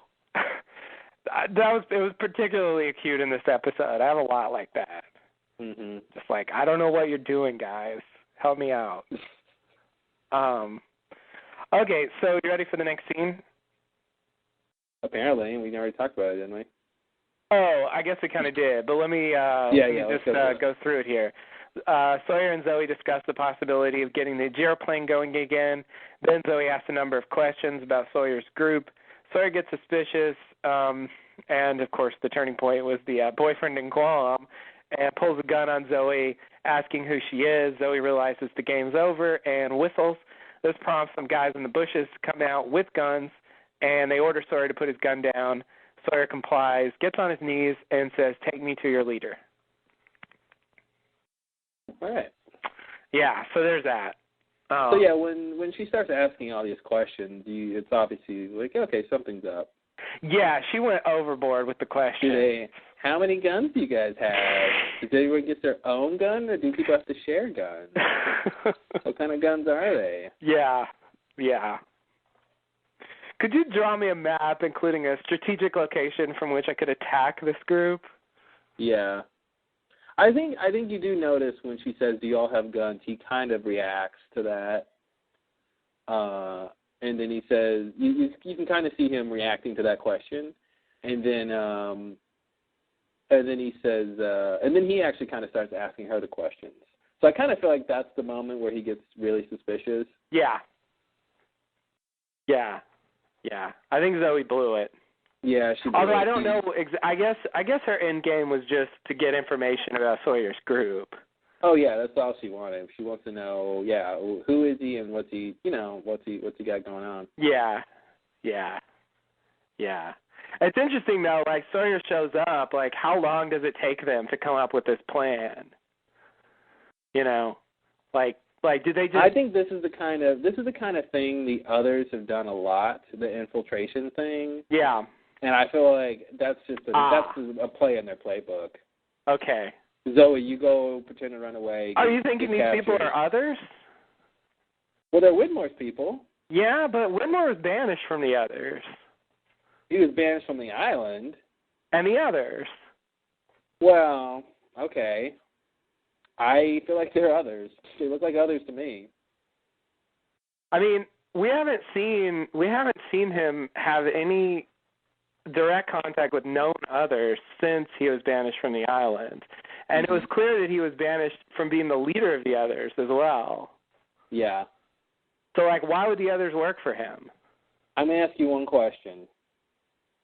Do the people who hold guns on Sawyer in this scene have rifles? If they have rifles, there are others. No, I just think there are others. I mean, I think you know, we know that there are others off island. We know that Alana and Bram are off island. Others, basically. So I feel like these are others. Widmore is either, you know, he knows Jacob is dead or something, and he told these people, hey, we need to go back there and kick some butt, regardless if I'm the leader or not. You know, I don't know how the hierarchy of the off-island others works. That's always been a mystery. But I like Widmore, the freighter Widmore sent, that didn't have, are you saying those people are others too? No, I would not say those people are others. No. I mean, I feel like this is the same kind of thing as that. These are like people he hired, not like others. It comes off way differently. These aren't military like people. Like these. This is. I mean, I can't justify it 100%. I'm just saying. I think these people are others. They come off like others to me. Okay. I don't think this is just a group that he hired. I think these are actual others. All right. Well, yeah, that's weird. Okay. It's just the same. It's the same MO that the others have. Everything they've done, I would expect the others to do. The conference is scheduled to be broken down automatically in 5 minutes. To extend the time by 60 minutes, press star 8. Yeah, everything they've done is what the others would do in this situation. Okay. All right. Well, yeah. Okay. So Widmore rallies the off-island others and gets them on the sub. Yep. Okay. Even though when he sent the freighter, he didn't do that. It's a different situation. Oh, totally different situation. Okay. This isn't the end game. I mean he wanted to capture Ben. Like, if he's still in charge of the others, it shouldn't have been a problem. I mean, he shouldn't have been banished in the first place if he's still in charge of the others. The situation is totally different now that Jacob is dead. Okay. I think the situation, and if Widmore knows that, then the situation is totally different. Okay. I think he was hoping he could send Keeney's team to get Ben, and it would be, you know, sort of straightforward and simple, and it wasn't.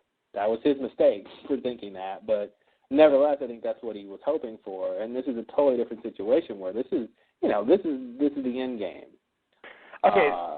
Okay. So Widmore finds out that Jacob's dead somehow, and also the off-island others find that out, and so he contacts them somehow and says Jacob is dead, and now come with me to the island. Is that the basic story? Hey, he needed. This might be the war. I mean, it's got to happen at some point. He's got to have his army. So yeah, that's what I think happened. Okay. Yeah. Okay. Yeah, I guess. Yeah, I just thought of Widmore as sort of an independent player, someone who was another, but now is doing his own thing to reclaim the island. I think you know, Ben is the one who banished Widmore, not the others, and not Jacob. So I think that's an important distinction. Yeah, but I mean, the others went along with it. Well, they have to. I mean, they kind of have to. I mean, I feel like it was a problem between Ben and Widmore. You know, because you know Richard didn't try to stop it. You know, right. I feel like it was that they weren't in a place to be able to say no, we want Widmore. I don't feel like they were in a place to do that. You know, because I think Ben was convincing. If you buy into the idea of Jacob and what he's all about, Ben is convincing that Widmore is bad and Ben would be better. So, you know, but I still don't. That doesn't mean that Jacob wanted this to happen, or that the others will follow whoever says they're in charge. I mean, that's pretty clear. Yes. If you just walk up to them and say, if Hurley said, "I am the leader of the others," you know, they would believe him. They would just follow him blindly, you know. So I don't think that's what they do with the others. They're a very gullible group. Yeah, and I think I think Widmore needs to be on somebody's side, and I think he's on Jacob's side. I see. Yeah. My impression is that he's his own. He's on his own side. He's not necessarily. I mean, as far as I can tell, Jacob hasn't. Although it does seem like Jacob predicted that he was coming. There is that. But we haven't seen him take direct involvement with Widmore yet. It's not. It's as far as we've seen, he's just gotten involved with Jack's group and all that, and Widmore specifically just tells him to ignore those people. Mm-hmm. So it's not clear that there's a connection between the two to me. Between the people who are definitely with Jacob and Widmore. Yeah, well, the connection should be. Yeah, well, that's the thing. Bram told him not to work for Widmore, so I don't even know what that means. Told Miles that. Right. I don't know what to do with that either. Because I do think that Widmore, if he's going to choose a side, he's choosing Jacob. I agree with that. I just think at this point, he's working on his own. But to what end? To the end of, defeating Smokey and getting the island back. But back for what? Because I think to me, we can't leave it as, he just wants to be in charge of the island.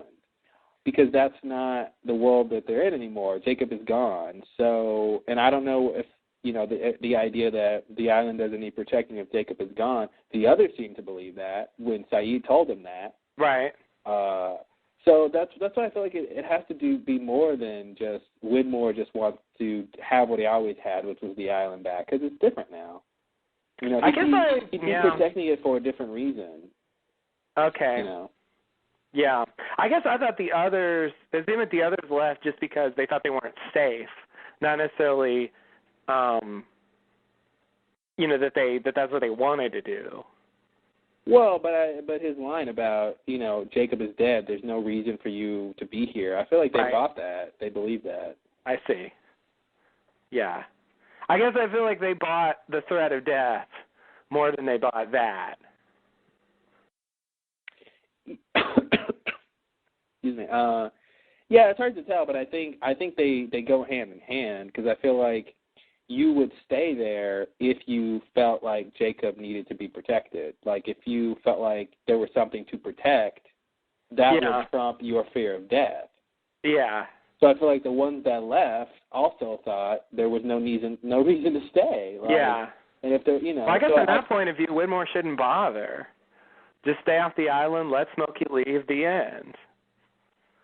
Yeah, I mean, it all depends on what he wants and what the end game is with Widmore and Smokey. Like, he, I guess, wants to kill him. Sawyer kind of puts the words in his mouth, but he didn't deny it. Yeah. So he wants to kill him. I mean, just because the threat of Smokey, in terms of Widmore's perspective, is still a threat. So, not that I wouldn't say he shouldn't bother. He might still want to kill Smokey. He might feel like getting rid of that evil is good for the world. But it doesn't necessarily mean he just wants to go back and be charged with the island. You think he especially if there's no Jacob, if there's no Smokey and there's no Jacob, what are we doing on the island? Well, yeah. I guess I wanna believe that Widmore will still care about the island, even if Jacob's dead. Mm-hmm. I guess because the connection between Widmore and Jacob hasn't been clear to me. To what extent Widmore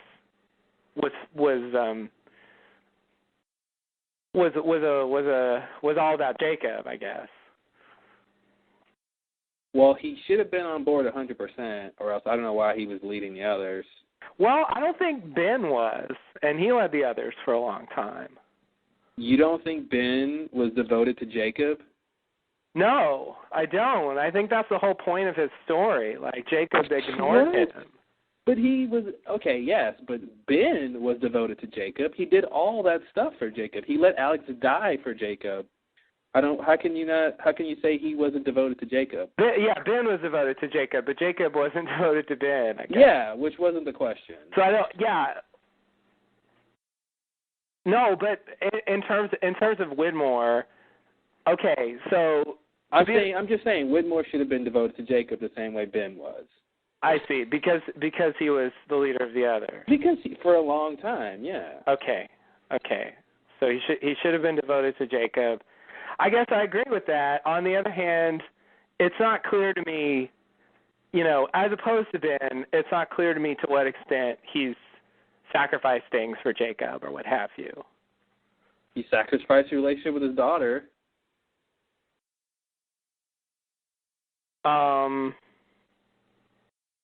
That's one big thing. Okay.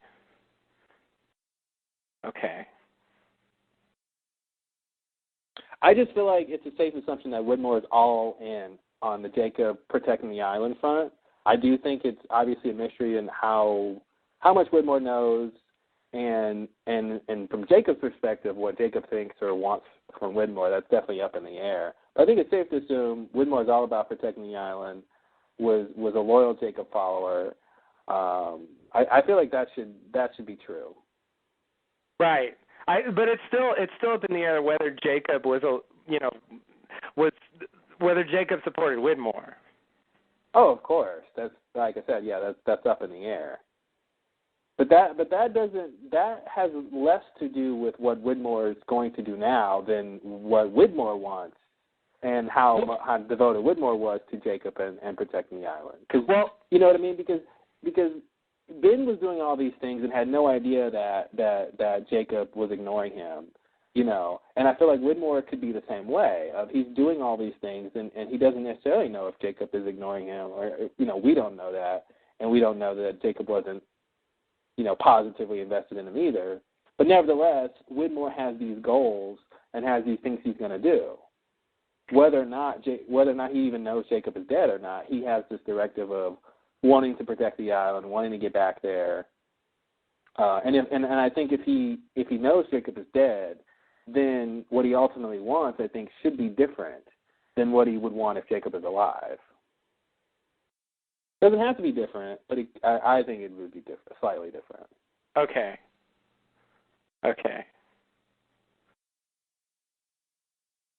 I see. But I guess in terms of Widmore being on Jacob's side, I feel like if Jacob doesn't want Widmore, he's not going to be on his side. Yeah, but again, it's like Widmore won't necessarily know that. It's like, you can tell a dog to stop following you, but the dog could just still follow you. Right, but he won't necessarily be executing Jacob's plans, I guess, is what I'm saying. Oh, yeah. Yeah, exactly. It's not like Jacob is telling Widmore what to do. I definitely agree with that. Yeah, so in that sense, I view Widmore as an independent operator here. Yeah, but Jacob didn't tell most others what to do. You can't forget the fact that, Ben, would you count Ben as an independent person because Jacob didn't, I would. I do consider Ben an independent person, yes. But that's only after the knowledge that Jacob didn't tell him what to do. Well, yeah. So you're saying you're judging Widmore's status before you know whether or not he was told what to do. Which is fair because, I don't think Jacob is telling them what to do either. Yeah, I agree. We don't know. We could find out that he is, but yeah, what I'm saying is, from what we know, it's possible that, he's doing his own thing, and that's what I think at the moment. Mm-hmm. They could reveal to us that I feel like we're whatever the word is, but he can still be doing his own thing, but still be doing it in service of Jacob, and still be working with others. Yes. Okay. Yeah, basically. So, what you're saying can be true, and I still want to say that he's sort of his own team. Yeah, that's fine. Yeah, I don't see those people as others, but I look at them and I just see others so much. I like to post on the forum where 420 Brownie called them the Geek Squad. The Geek Squad. Yeah, that's pretty good. It's especially this one guy that the chubby face guy. Yeah, the chubby face guy behind Sawyer with the like jeans and the tucked in shirt. Like he just he really doesn't look like he knows what he's doing. He looks really out of place in this context. I think some of the other people are more convincing. Yeah. Yeah, it's really Zoe and the rifles and the Widmore-ness and the submarine and the deceptive plan. That's just to me. There's more evidence that they're others than that they're not. And also, he left.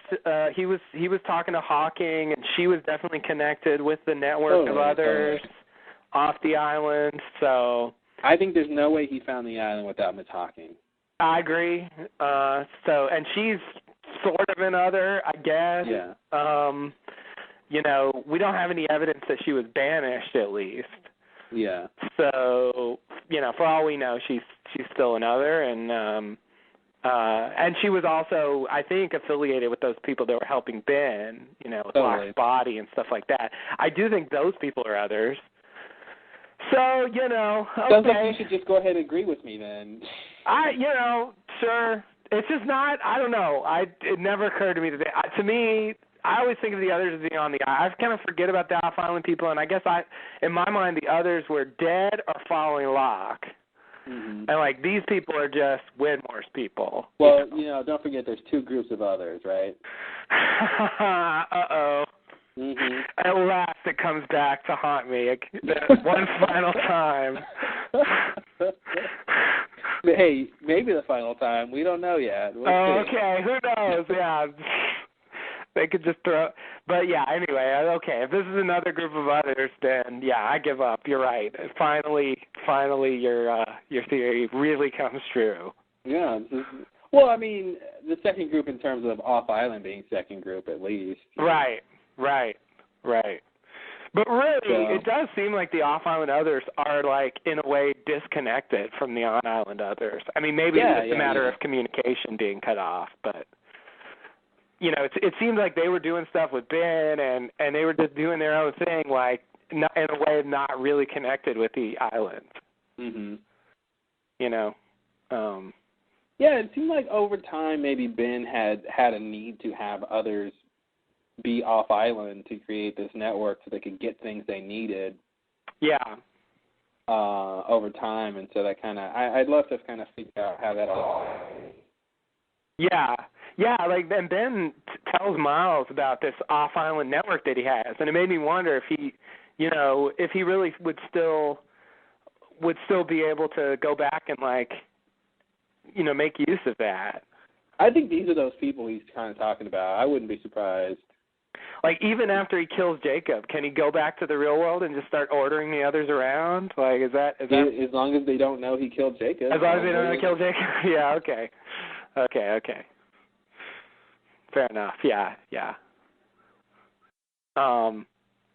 Okay, yeah, it's almost sounding plausible to me now. I don't know. I just had to think about it for a while. Yeah, I just didn't think about it that way. I guess when Widmore's, I just thought of Widmore doing stuff before, and I felt like he's just been separate from the others this whole time. Mm-hmm. And I think that's true to a certain extent, but this situation is different, and he had contact with a known other recently who had contact with others. So the whole thing just starts to look more plausible when you think about it. So, okay, yeah, I pretty much believe it now. All right. What else can I convince you of? So that explains this as a classic others ploy, which was the original point.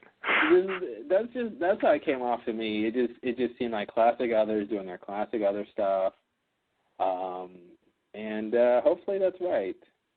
We'll see, but that's what it seemed like to me. Yeah, the clues are there, and she does basically do what Ethan and Goodwin did.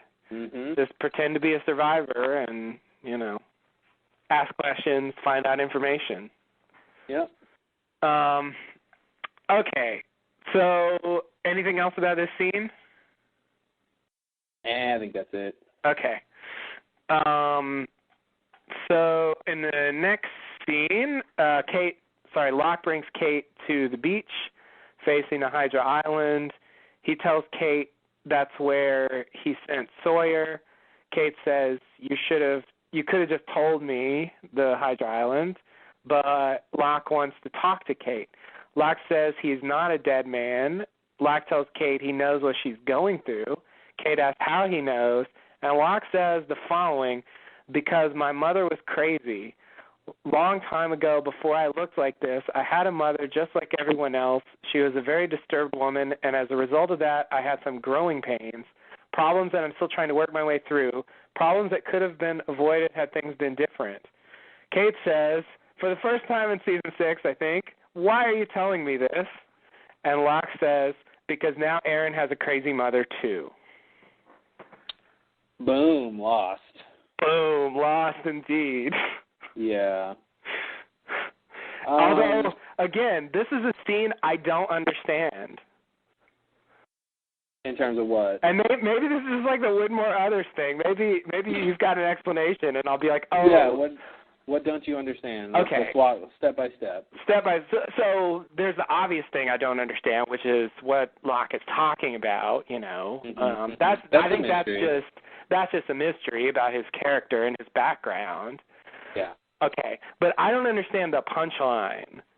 Why are you telling me this? Because now Aaron has a crazy mother, too. Well, this is huge. I mean, it's basically saying, I think, you know, Locke is basically saying, I had some big issues growing up as a kid because my mom was crazy. And he's saying, okay, well, now Claire is crazy. Therefore, Aaron would have these issues if Claire was to raise Aaron. Is he really suggesting that Aaron might turn into a smoke monster? No. I wouldn't go that far with it because I don't think we know why Smokey is like this. I don't think what he's talking about is necessarily like related to his smoke monsterness because I feel like these issues should have really been before he got to the island, maybe, you know, like. Okay. Because considering he was a normal man who grew up regularly and was an adult before he got to the island, I would feel like a lot of these problems don't have to relate to the supernatural stuff of the island. I did think that too, that he meant these growing pains somehow related to his current status as a smoke monster. But I feel like that's not exactly right. I feel like it's more mundane than that, and that's why I feel like it connects to the idea that Claire's not supposed to raise Aaron. Okay. And the other thing I want to infer from that is that his mom was claimed, like Claire. You know, I don't know if I think that's the distinction they make in this episode. I feel like he's saying Claire is crazy because Aaron was taken from her and she had this hate and rage, and that drove her crazy, not having Aaron.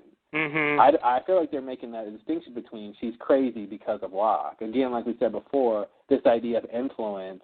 I feel like Claire wasn't necessarily claimed. I feel like Saeed was. I feel like she was driven crazy by this other thing that's different than why Saeed is sort of like he is.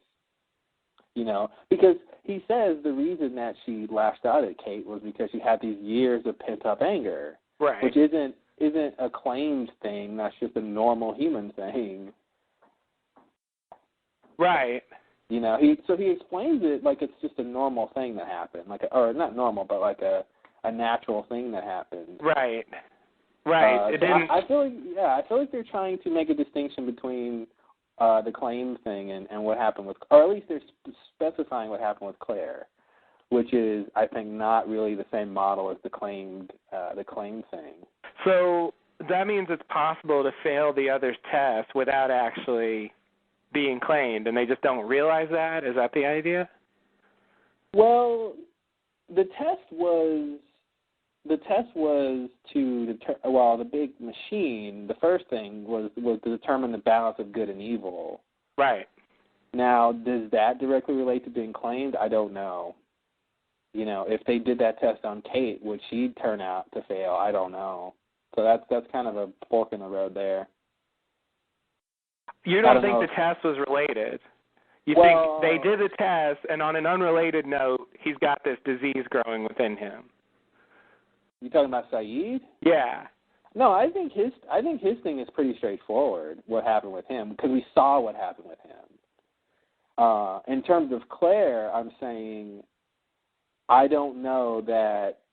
No, it's straightforward. But is it what I said? Is that what you're saying? You're saying that because he woke up from the dead, they just knew right away that he was claimed, and then I guess it's possible to be claimed and still be good or something, and so they did the test? Is that what you're saying? Like the well, test? That's what I'm saying. I'm saying I don't know if failing the test, meaning you're a bad person, because to me that's what failing the test is. Yeah, that's what they told us. Okay, yeah. So I feel like that doesn't necessarily mean you're claimed. I feel like it could be, if you're claimed, you're probably a bad person. But I don't know if it, like I said with Kate, like if we assume Kate is a bad person or something, or just using her as an example, someone who is not dead, right. If she took the test, I don't know, and she failed, that would mean that it's different. You don't have to be claimed to be a bad person. Right. Like if they gave the test to Saeed before he was resurrected, would he have still failed? I feel like he would have still failed. I see. So I feel like it is a little bit fuzzier, the distinction between being claimed and all this and all this stuff. But it's just really unclear what happened with Claire. We didn't see her die. But Dogan did specify he believed the same thing happened to Claire that happened to Saeed. He did say that. He said a lot of things. He did say that. It doesn't mean he's right, but he did say that. Yeah, so it's at least, we at least have one character who thought it was the same thing. But here's the deal, Claire, the circumstances are just different, how they got to those places. Yeah, he did say that. And we do have evidence that, they tested, Claire the same way they tested him. And I think there's at least circumstantial evidence that Claire might have died the way Saeed did. Mm-hmm. Not exactly the way, but... Then what's the point of being claimed then? I feel like with Claire, is she crazy because she's claimed, or is she crazy because of Aaron? I feel like in this episode they're telling her she's crazy because of Aaron. You're right. It does seem like that's what they're telling her. Maybe it's the claiming thing is separate from her craziness about Aaron. Yeah. But that's the thing. Claire's weirdness goes beyond being in the jungle for 3 years and going crazy. She just got up and left Aaron, Exactly. So that's not something that you do. She wasn't, at that point, she shouldn't have been crazy yet. Yeah. She still had Aaron. In fact, I feel like even this Claire right now that is crazy still would not leave Aaron if he was there and she had the opportunity. So that whole incident of Keely and his team blowing up Claire's house, and she claiming she saw Charlie for a second, mm-hmm. and then she goes with Sawyer in that group for a little bit, and then she leaves Aaron, and then we see her in the cabin with Christian. I don't know what that's supposed to mean. I feel like they're trying to address that now, which is why I feel like they're trying to tell us something specific about what happened with because it seems like if you want to go the claimed angle, you say, okay, she died in the house when the house got blown up. Right. She was claimed, which is why she was able to, be alive again. And then the claiming either led to her being crazy, or it led to her being unstable about Aaron, which led to her being crazy. Mm-hmm. But I feel like you can have pretty much the same thing if you say she didn't die in the thing when the house blew up. But then you have to explain why she left Aaron. Yeah. But it could be as simple as she saw Christian, and Christian said, leave Aaron here. He'll be safe. We'll come back for him in a second. Or we'll come back for him. Or he could have lied to her. I don't know. Okay. Because I think if she sees her dad, she would, that would be intriguing to her. I still don't see her leaving Aaron, but of course, it's hard. It's hard to imagine any mother just saying, "Okay, I'll leave my baby in the jungle." Yeah, and not even with the people she was with, somewhere else, mm-hmm. a ways away. Yeah. It just doesn't even seem. And then just hanging out in the cabin a few days later, just apparently again, happy and not even missing Aaron. There is no real evidence that being claimed makes you do, is mind control, per se. Right. So that's what's weird. Even if she was claimed, why does that mean she would leave Aaron? No, the claiming doesn't make sense, but I guess I'm saying the crazy theory doesn't make sense fully either. Well, the crazy theory, at least, is the explanation Locke gives. Yeah. This whole scene is about Claire being crazy and why. So I feel like, you don't have to believe him, but I feel like he's giving the explanation. I feel like he's partially right. I mean, I think being out for 3 years definitely should have some psychological effect on Claire. I mean, I buy it to that extent. I just feel like that can't be the whole story. Well, there's more to the story, which is what he says, that, she was upset about losing Aaron, and so she had to give... No. But she didn't lose. She left him. That can't explain the beginning part of the story. Oh, yeah. I can't explain why she left him. She couldn't have been upset about losing Aaron, so she left him. No. You said you were talking about the crazy thing, though. I mean, that's the reason why she went crazy. Yes, and I'm willing to buy that. But what I'm saying is that can't be the whole story with Claire. Yeah. In general. With why she left. I feel like the why she left him thing is it's such a contrivance that I don't know how it's supposed to fit in with anything else. Yeah.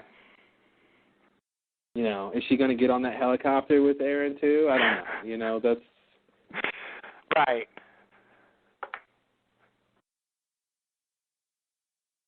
Yeah. I mean, maybe they're just retconning it, and this is the story now. Yeah. Forget about what you saw in season 4. Dogan says Saeed was claimed. He says the same thing happened to Claire.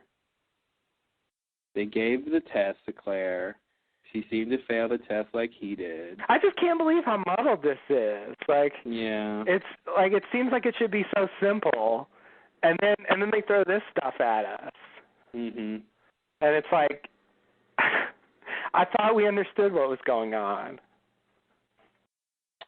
Yeah, I guess we don't. But it's like there's multiple levels. Something happened with Claire that caused her to leave Aaron, and she hung out in the cabin for a while, and there's that whole bit, whatever was going on there. But then at a certain point, she gets out of the cabin, and she's just living in the jungle on her own for the most part. And at that point, she starts to go crazy because she thinks the others have her baby. And, then there's that part of the story. And for that part of the story, I buy what Locke is saying. That makes sense. It's just that first part of the story just doesn't seem to fit in at all. Yeah. It seems like they're trying to bypass it. It does.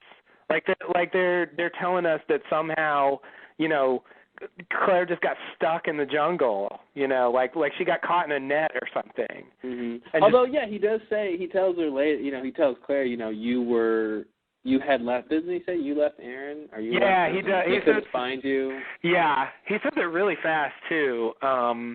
It's in that scene where he's sort of scolding her. It's pretty much the de facto explanation, or you had disappeared, no one could find you. They said that a couple times. Right. Yeah. Exactly. So and it makes it, again, that line makes it seem like he knows what happened, and maybe, I don't know why he knows what happened, but he knows what happened. I think if he's affiliated with Christian, that's why he knows what happened. Yeah, definitely, but it's still that's just weird. Yeah, so he just says this to her in this moment of stress, but he doesn't seem to acknowledge that later. Mhm. It seems like a big point of this story. No one's really giving it sufficient due. Well, because the main problem is that she went crazy. It's like they're ignoring the first part because that's not, I guess, the big issue. Yeah, and I guess they're telling us that whatever happened at the beginning, the fact that she's crazy now is a separate issue. Yeah, that's definitely what they're saying. That's what's important now, and that's what we have to worry about now, is that Aaron has a crazy mother too. Yeah. So, I mean, is this just, again, this is like a heartfelt speech that I don't know what to do with. Oh, yeah, I didn't think Smokey had any of these issues. This came out of nowhere. And, like, when he talked to Sawyer about losing someone he loved, like, could he be talking about his mom? Like, how much is this mother thing going to play into the plot? Like, is this just a interesting detail in the life of Smokey? Like, I wonder how much importance this has. Well, it was interesting to me that he says problems that could have been avoided had things been different. Yeah. That sounds like a Locke thing to me, like John Locke. Like, this is regret. Right. This is you wish you could have changed things. You had something happen to you that you didn't like, and it didn't have to happen. And I feel like that's a very particular perspective that I didn't think Smokey would have. It seems like he should be past things, and I feel like when you cope with something, you don't also, if you deal with some trauma or something, like if you've dealt with it, then you wouldn't think, well, it didn't have to be that way. You sort of accept that that's what happened and move on. Mhm. But of course, he's trying to make a point here about changing the future with Aaron. But I don't know. I thought it was weird that he was talking about how things could have been different or the problems could have been avoided if things were different, which of course was, the whole point of trying to stop the plane from crashing and the whole incident and all that stuff, And he's still trying to work his way through these problems. That's the other thing. Yeah, he's still working his way through, which that was a surprise too. Yeah, that's like astounding to me. Like, really? Like, man, if you had a normal life, I guess you would have died way before you would have worked through, because he's probably pretty old. Yeah, exactly. I mean, I think he goes back at least to the 1800s. Yeah. So, like, his mom, whatever he's talking about here, I mean, this is like 200-year-old stuff probably at least. And yeah. It's like, and you're still working through it? Like, come on. Yikes. At some point, his therapy bills must be pretty high. He's going every week. And I wonder if this story is really a big part of the story of the island / like Smokey and Jacob, like how much this matters, or is this just like part of Smokey's backstory as a person, and it's just part of a psychological explanation for why he becomes what he becomes. Yeah, maybe the idea here is that Smokey's mom is Eve, and that the island is the Garden of Eden, and Smokey's mom was crazy because she ate that apple she wasn't supposed to eat. Oh my God. Oh my God. And Jacob is Abel, and Smokey is Cain, and there's your TV show. Wow. Oh my God. Oh no. So that means Adam and Eve are literally Adam and Eve? They're literally their parents. Wow. Wow. Wow. Wow. He died about 50 years ago, according to Jack. I think he's a little off. He's a little off. Hurley was closer. Mhm. Yeah, wow. Could they really do that? That almost seems like something somebody would do. No one Not would ever this do show. that. This show wouldn't do that, but it's, yeah. That would be the most ridiculous religious allegory. Mhm. And Cain became a smoke monster. Yeah, he was the evil one. And Jacob's dead, but yeah, because didn't Cain kill Abel? Yeah. Hey, Smokey killed Jacob. It's true, sort of. He needed a loophole and all that, but yeah, okay. He really wanted to. Mhm. So, yeah, God, that's so ridiculous. That it fits so well? Yes. That's what I'm blown away by. Yeah, like, so do you think that's okay, all kidding aside, do you think it's a possibility that Jacob and Smokey are brothers? I would be. Why not? I think the more drama they can put in there, the better. So I feel like if they're brothers, I can buy that.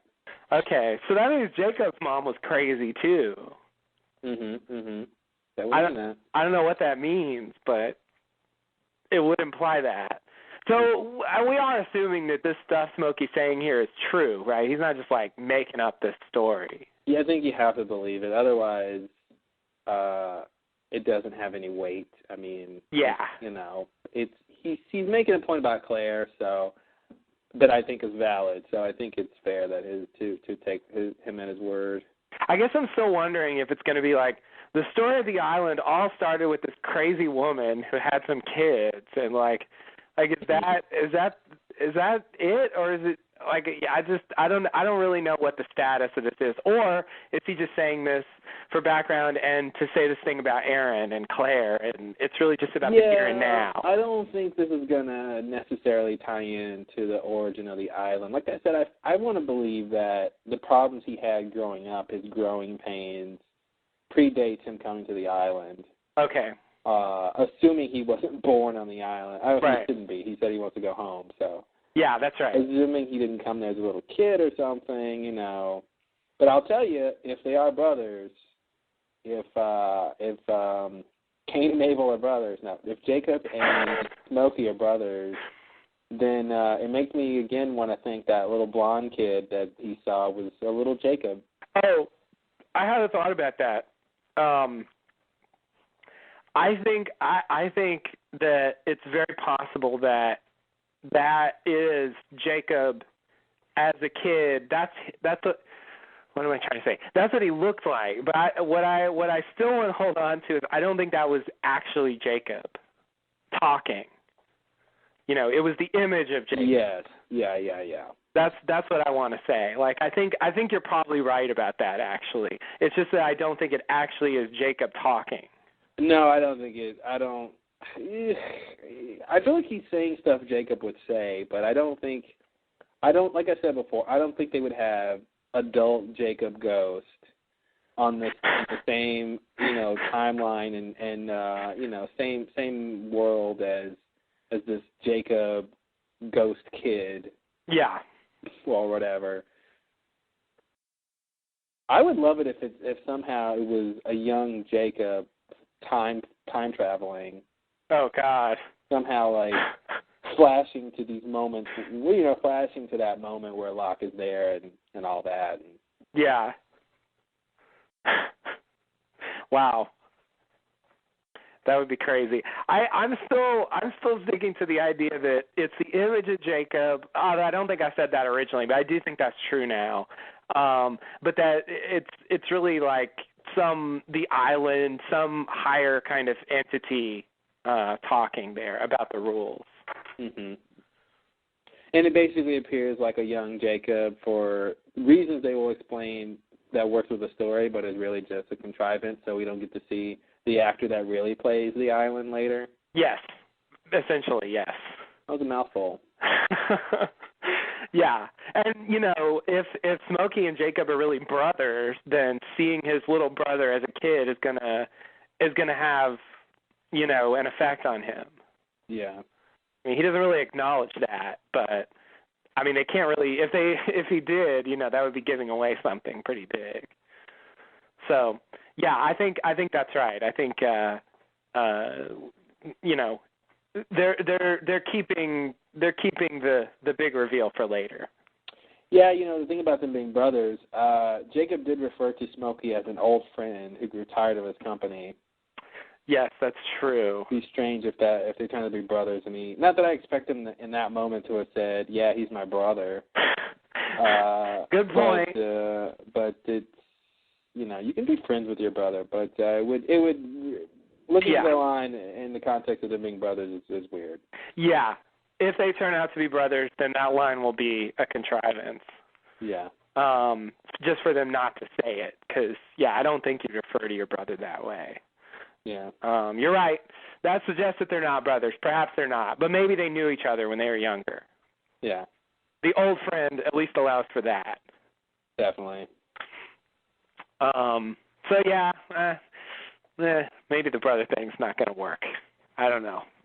It's a good point. Alrighty. He tells Kate he's not dead, but he doesn't tell Kate what he is. That's true.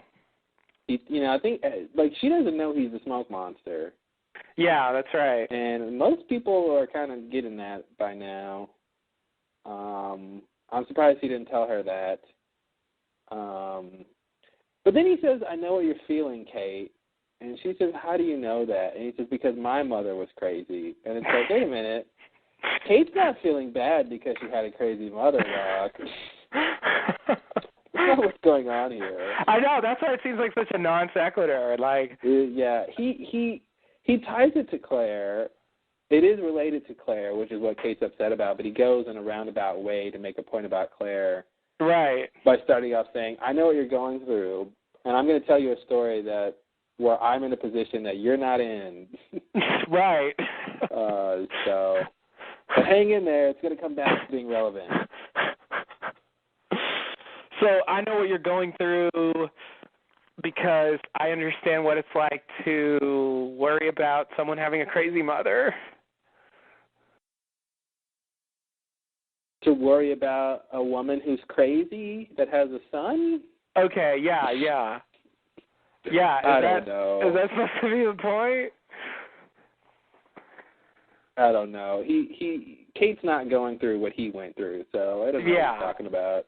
Yeah, Kate's mother was not crazy. No. And yeah, it's. But this whole thing about now Aaron has a crazy mother too. I can't wait to see what's supposed to happen with that. Yeah, what does that mean for Aaron? So do you think that's actually connected to all this Aaron stuff? Yes. Okay. Do I think Aaron's connected to Claire? Yes. No, that's not what I'm asking. No, I thought I heard you say earlier that the idea that Claire's not supposed to raise Aaron. Like, you think this is connected to that? I surely hope so. It would be great if they could make that make sense. Okay. Yeah, no, I think that's what it means. I think they're trying to connect it to that. Come on, season 1. Mm-hmm. And I think it might be, maybe they're doing this not only to connect to that, and of course that, it's because it's their plan all along for her not to raise him for some reason, but more specifically, it allows, Aaron to kind of not, it allows Kate to not rescue Claire and get her off the island and go reunite with Aaron, Right. So it might just be they want Aaron to stay with the grandmother and not have Claire or Kate try to raise him. Right. I think someone needs to tell Claire that that's where Aaron is. She'd be a lot more comforted, I think, if maybe Kate might tell her that. Yeah. That, hey, not only did I run into your mom, but she's taking care of your son.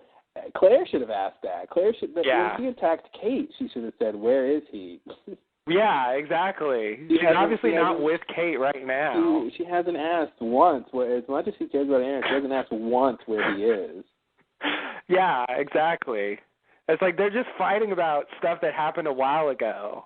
Mm-hmm. And, she really should be concerned with the present. Yeah. To some extent. I mean, that was the whole point about the others were supposed to have her baby right now. Yeah, exactly. Because they did take her baby a while ago, in a sense. Which, really lent itself to this lie that Locke told her. Right, yeah, absolutely. There's a thing about, Claire's baby and the others. Right. Exactly. Yeah, I think that's why the lie, that helped fortify the lie. Yeah. Yeah, okay. Well, so, yeah, I see. See, I've been brushing off that Aaron you're not supposed to raise him, you are supposed to raise him stuff. As just season 1, nonsense. But, if they're going to tie it in, it'd be nice. It'd be nice to at least try to make it work. Yeah, I mean, honestly, I think that probably explains why she gave Aaron up. I mean, I think I would assume they're trying to make that work, Yeah. There is some reason why she's not supposed to raise Aaron. Like, that's where they put the situation thus far, so. But it does seem like, based on the beginning of it, it seems like it's not her fault that she got into this situation. Yeah. Oh, so yeah, it doesn't mean that it was something wrong with her that she's not supposed to raise Aaron, but something's going to happen. Okay. Yeah. I buy that. Alrighty. I think we got our first. Why are you telling me this? Oh yeah. I wanted to make a point of that. I was really elated. I've been waiting this whole season. You've been waiting. It took 8 episodes for a why are you telling me this? Yeah, it's such a great stock line. I mean, it's not just Lost that uses it, but also Kate says it, and she's big on saying that. She loves it. She said that to Sawyer in the helicopter, and many other times I'm sure that I can't think of. So yeah, anyway, I was very excited that we got that. There's Lost cliches that I feel like we need to run through at least once before the show's over. Yeah. And we've already got Rustling in the Bushes, so definitely got that. That took about 5 minutes. So now we have a Why Are You Telling Me This? Yeah. So that's good. I tried to think of what else could you have Kate say, and I really couldn't come up with a better line than "Why are you telling me this?" I think sometimes it's appropriate for characters to say, "I don't know what I'm supposed to do with this information. Why are you telling me this?" Yeah. Because I think she's saying, "How is this relevant to what's going on?" Yeah. So it's not a contrived line. It's just they use it.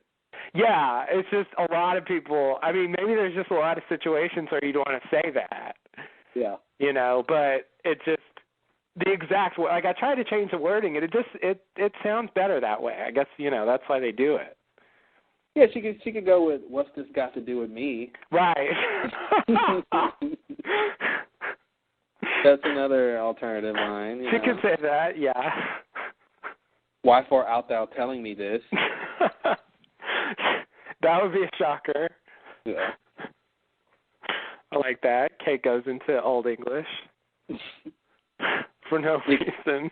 Ich bin ein you telling me this. Wow. Little German. Little German. Yeah. Yeah. I am a you telling me this. I like that. Well, the context is different. It's not a straight translation. Oh, okay. Sorry. Yeah, you're right. You interpret it differently with the context of the question. I forgot. I'm not really a German speaker. So. Yeah, I can tell by your pronunciation. I'm sure you can. I like how I dissed you on your German. It's good. You did. Ouch. I feel insulted, even though it's true. Yeah. The real German would have said, oof. So there, I proved it again. Well done. You really took me to school. I did. And it wasn't German class. It really wasn't. Wow. There's one thing that's clear is Justin does not know German. We've made that clear. If you come away from this podcast with one thing, that should be it. That should be it. If you don't get it by now, I don't know how much it's going to take. All righty. Anything else with this stuff? I don't have anything else. Are you ready for the next scene? Oh, yeah. Okay, next scene. Sawyer gets marched to the leader. He passes some guys setting up pylons, a la the sonic fence. Then Sawyer gets marched into the submarine. Zoe says he's waiting for you, and Sawyer climbs into the sub. All right. Quick scene. And later on, Sawyer confirms, I think, that these are sonic fence pylons, like I said. And so that does suggest, I think, that, Widmore's people here, the others, are there, at least in part, to deal with Smokey. Mm-hmm. I feel like they know, I think from Juliet, we know that the others know that sonic fence repels Smokey. So. Oh, they know that, yeah. So I think that's why they have this. So this it's funny. It's funny that you're that this isn't upsetting to you. Somehow you're comforted by this information, because I'm going to blow your mind here. You ready? Okay. Maybe not blow your mind. Maybe that's too much. I'm going to ruffle some feathers. How about Okay. It makes no sense to me why they have this technology, since I thought the pylons were a Dharma thing. Good point. Yeah. So why does Widmore have this? Yeah. That's Dharma. Yeah. Right. Are your feathers ruffled? A little bit. Okay, so assuming that they can get access to it or understand it or build it or what have you, I can understand why they have it. Okay. Okay, so the only hurdle for me is how do they acquire this? Mhm. Right? So I guess I would say, it's a sonic fence. Just build a sonic fence. How hard is it to build a sonic fence? Sometimes when I'm playing with Legos, I actually build a sonic fence because it's easy. You too? Yeah. It's really just too easy to build a sonic fence. It is. At one point, it's a race car, and you add another Lego block, and it's a sonic fence, and you're just like, how did this happen? I think it's just one of those things growing up. Like, every kid builds a sonic fence at some point. Well, that's what the old saying goes, isn't it? Yeah, exactly. It's like a model rocket or something. Yeah, exactly. So back to reality. To me, it's not as simple. To me, the only hurdle isn't how do they get access to this technology. I feel like I just feel like they shouldn't have this, because I think to me it's like, okay. But isn't that about access? I mean, what's the non-access part that you don't like? Okay. The part that gets me is they would have had to the Dharma set up the pylons, the sonic fence, to protect themselves against Smokey. Right. So this means that the others would have had to seen the sonic fence, right? Which, that's fair. Richard did go through it. And they've absolutely seen it. Like I mean, that. Juliet knew the code. Ben knew about it. I mean, we've seen others interact with the sonic fence. Yeah. Well, and Ben and Juliet, I'm talking way before then, though, because this is back in the 70s. Like, I feel like Widmore needs to know about it. Oh, Widmore's group? Yeah, okay. Yeah. But then there is that dialogue with Horace and Richard where he asked him how he got past the sonic fence, and Richard says, we have our ways or something like that. So there's an acknowledgement that Richard knows about the sonic fence. Well, yeah, put some earplugs in your ear. That's a way through it. Ouch. It's hard. Like, you guys know about that one. Horace, it's not that hard. Yeah, so like I said, it's not crazy to me that they would have seen the fence. So you're worried about, since Widmore was banished before they moved into the barracks. It's just how do you get, even if you just the simple thing is access, how do you get the plans to build a sonic fence? And it looks exactly like the pylons, and obviously they should do that anyway for the audiences. Yeah. But it's the same technology. It's just weird. It just muddles the whole thing of the pylons and the fact that Widmore has them. It just seems like they never would have used them before. The others didn't build pylons before. Right. To keep Smokey out of it. There were pylons around the temple. Exactly.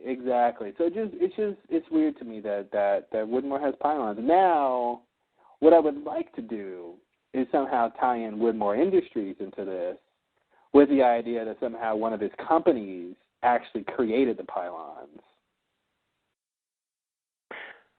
I don't think that works, but interesting. That's what I I think actually, if you want to dig into ARG stuff, I think there actually was a connection. Actually, I think from the ARG it turned out that Widmore, was it Widmore? It was Widmore Industries or whatever was supposed to have built the station. Yeah, they were the ones that built the stations. Yeah, so they could have been the ones that built the fence originally, which is really fucking crazy because he was the leader of the others at the time. Yeah, so. He wasn't even banished yet. It doesn't really make sense. How does he have an industrial corporation? I mean, maybe this is the stuff he kept leaving the island for, was board meetings. It's just crazy. It's crazy that he left the island to run this corporation that then, like, got involved with Dharma, the group that the hostiles are at war with. Mm-hmm. Like, that's like Widmore really, like, playing both sides. Which seems like way more than he was doing at the time. Absolutely, yeah. Yeah, it's a stretch, and this is even before. This is before when Ben banished him. I mean, this is like the 70s. This is like the guy that was riding on the horse.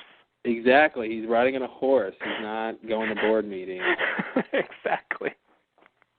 I don't know why that bars him from doing that, but it's just no respectable businessman rides a horse. I think that's pretty clear. Yeah, I didn't get the impression that at that stage Widmore was leading the island, founding these giant corporations, and doing all this stuff that had nothing to do with the others. Yeah. And in fact is working against them in a way. Mhm. And if he was doing that, it seems like Ben should have brought that up. Like that should have been an issue. Yeah. I guess we're just supposed to believe that he knew about the sonic fences and therefore he was... The conference is scheduled to be broken down automatically in 5 minutes. To extend the time by 60 minutes, press star 8. I love that guy. Me too. I can't get enough. I hope he comes back again in an hour. That's what I'll miss most about this podcast. Me too. We spent a lot of time with that guy. There's the cameos from that guy. Yeah. Who doesn't exist. He doesn't. Nope. And yeah. So anyway. We've heard more from him than people that do exist. Anyway. Yeah. What was it talking about? Widmore and something? Oh, yeah. What we're supposed to think about Widmore and the pylons. I just have to add Occam's razor, right? He knew about the pylons. He knew they would keep Smokey out, and somehow he recreated the technology. Yeah. Yeah, that is the Occam's razor explanation, and I think at this point in the series, that's the best we can do. Mm-hmm. How much are they going to delve into that? I mean, I think, the audience knows what they do, and Sawyer knows what they do, and so it's just like, we're just supposed to assume that, they were able to get them somehow, and the point now is that they're going to use them. Yeah. Not like how they got them or how they knew how to build them or anything like that. Yeah. I mean, is it possible to buy a sonic fence? SharperImage.com. Like if not again. They have everything. Listen, either that or Amazon. I don't know where else to buy a sonic fence.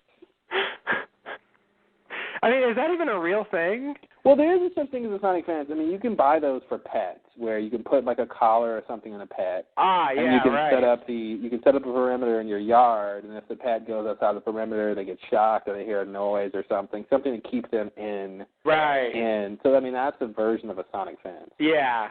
It doesn't really like kill them, but. Yeah, it won't make them pass out, or and it does. You do have to have, I think, something attached to the animal itself, Right, it doesn't just... It doesn't just radiate in this, like, very narrow field. Right, right. It's hard to get sound to do that, I think. Yeah, it seems like their sound waves are just like a flat plane that goes along the fence perimeter. Yeah. It doesn't seem like it's possible to make sound waves do that. Yeah, I mean, you can direct them, I think, pretty well, but reflection and stuff is what you got to worry with. Exactly. But I'm no sound engineer, so. Really? Yeah, but it says that on my business card. All right, good. Yeah. Just checking. Business card's still pretty full. It is very, very full. That's on the back, by the way. Yeah, I hope so. The front's full. You better not have room on the front. No. Not at this point. That's my, I think on the front is, me working in the banana department at the grocery store. Yes. Yeah. Classic Lost Lowdown reference. Awesome. We're pulling a season 6. Pulling a season 6. Going Just back to the beginning. back. Let's take a look back, yes. I like that. That's good. Banana. That was the original, wasn't it? That was pretty close, I think. That's it's a good one. So I'm going to take this as partial evidence that at least, let me not even say that yet. I will say that in the next. Don't start lying. I'll say it when we get to the Widmore scene. All right. So, you ready for the next scene? Mhm. It's not the Widmore scene, but anyway, next scene is flash sideways. Sawyer gets home, grabs a beer, microwave dinner. Later, he eats and watches Little House on the Prairie. Sawyer is affected by what he sees, and then he goes to visit Charlotte with a flower and a six-pack. Charlotte does not accept Sawyer's attempt to make up, and she tells him that he blew it. Then she shuts the door on him. Sawyer leaves the flower, takes a six-pack. All right. Boom. So the scene when he's watching Little House on the Prairie, when I first saw that, I'm like, why is he watching Little House on the Prairie? Yes, I thought the same thing. What are they doing? Like, of all the things to watch in 2004, watching Little House on the Prairie. And then when I watched it again, it seemed way more poignant. Yeah. The whole thing with him losing his parents. Exactly. Of course he would want to watch this very idyllic, very, family-oriented, traditional, like show, talking about memories and talking about people not really being gone when they're dead. And I'm just like, man, why wouldn't you want to watch this? Yeah. If you were him. So yes. Did a 180 on that one, but I would love to see the script, and maybe this is a question for Jorge and his podcast. Oh yeah. But I wonder, is that scene in the script? Did they have these lines? Did the writers know about this scene from Little House on the Prairie and they used those lines in the script, or did it say Sawyer watches an episode of Little House on the Prairie that's about this, or was it something else? And I always wonder when they have when they cut to TV or media clips that are not just there to be there, but actually tie in a little bit more specifically. I just wonder how that's written in the script.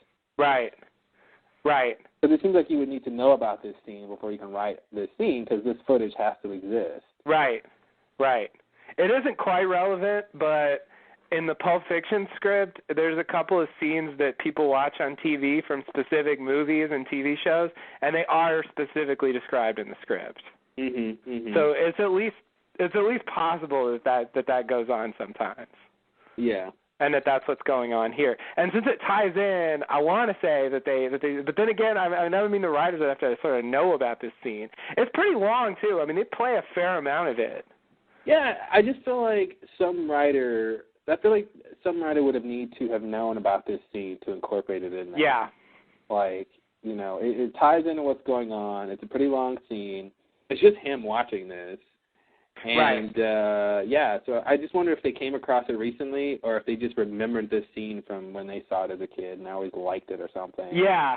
It seems like something like that would have to happen. But I want to point out that this is kind of also a reference because in, I think, Stranger in a Strange Land, after Kate and Sawyer have escaped, there's a little conversation with Kate and Sawyer where he talks about watching Little House on the Prairie when he was a kid. And so I feel like this is, not only is it affecting him for what he's seeing, but I think it's also nostalgic for him because he watched it when he was a kid. So I think, which is, again, why he'd want to watch it. Yeah, exactly. Exactly. So it's like affecting him on two levels at least. Yeah. A die effect if this was Latin. Or a bi effect. It's either one, guys. They have two, and they both work. They have two twos. Leave it to those Latinites. Wait, that's who made up Latin, right? Yeah. The Ladinites. Ladinites, sure, why not? All right. So the Charlotte part of this scene, I love that he shows up with a flower and a six-pack. What did he want to happen?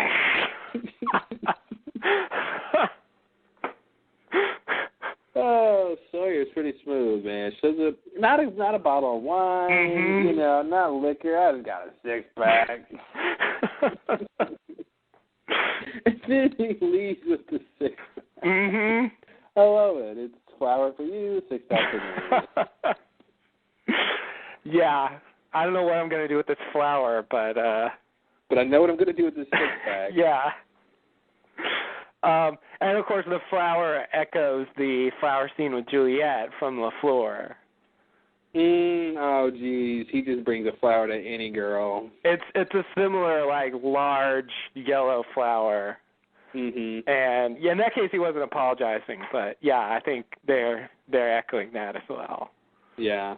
That's a Sawyer thing. Someone told him women like flowers. Yeah. Probably was a woman. Probably was a woman. It's just, you know, some things are just true. I like this line. I'm trying to find it. The sad sunflower. This line, Charlotte says, you don't get to kick me out at 3 o'clock in the morning, then come around the next day with puppy dog eyes and a sad sunflower. Yeah, the sad sunflower is pretty funny.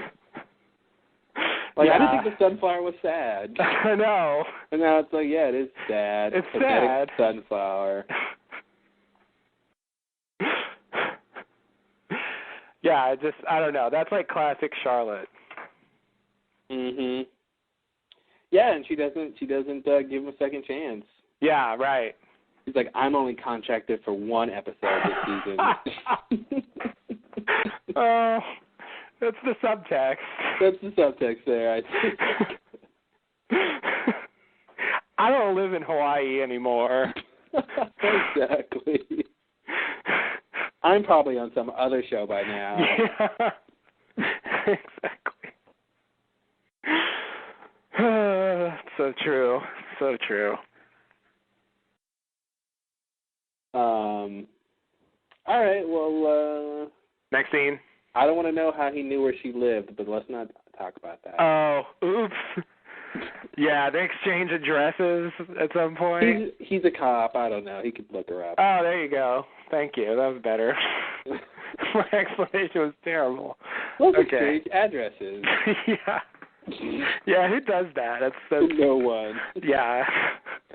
These days it's, let me get your email or your Facebook. Yeah. Here, let's trade home addresses.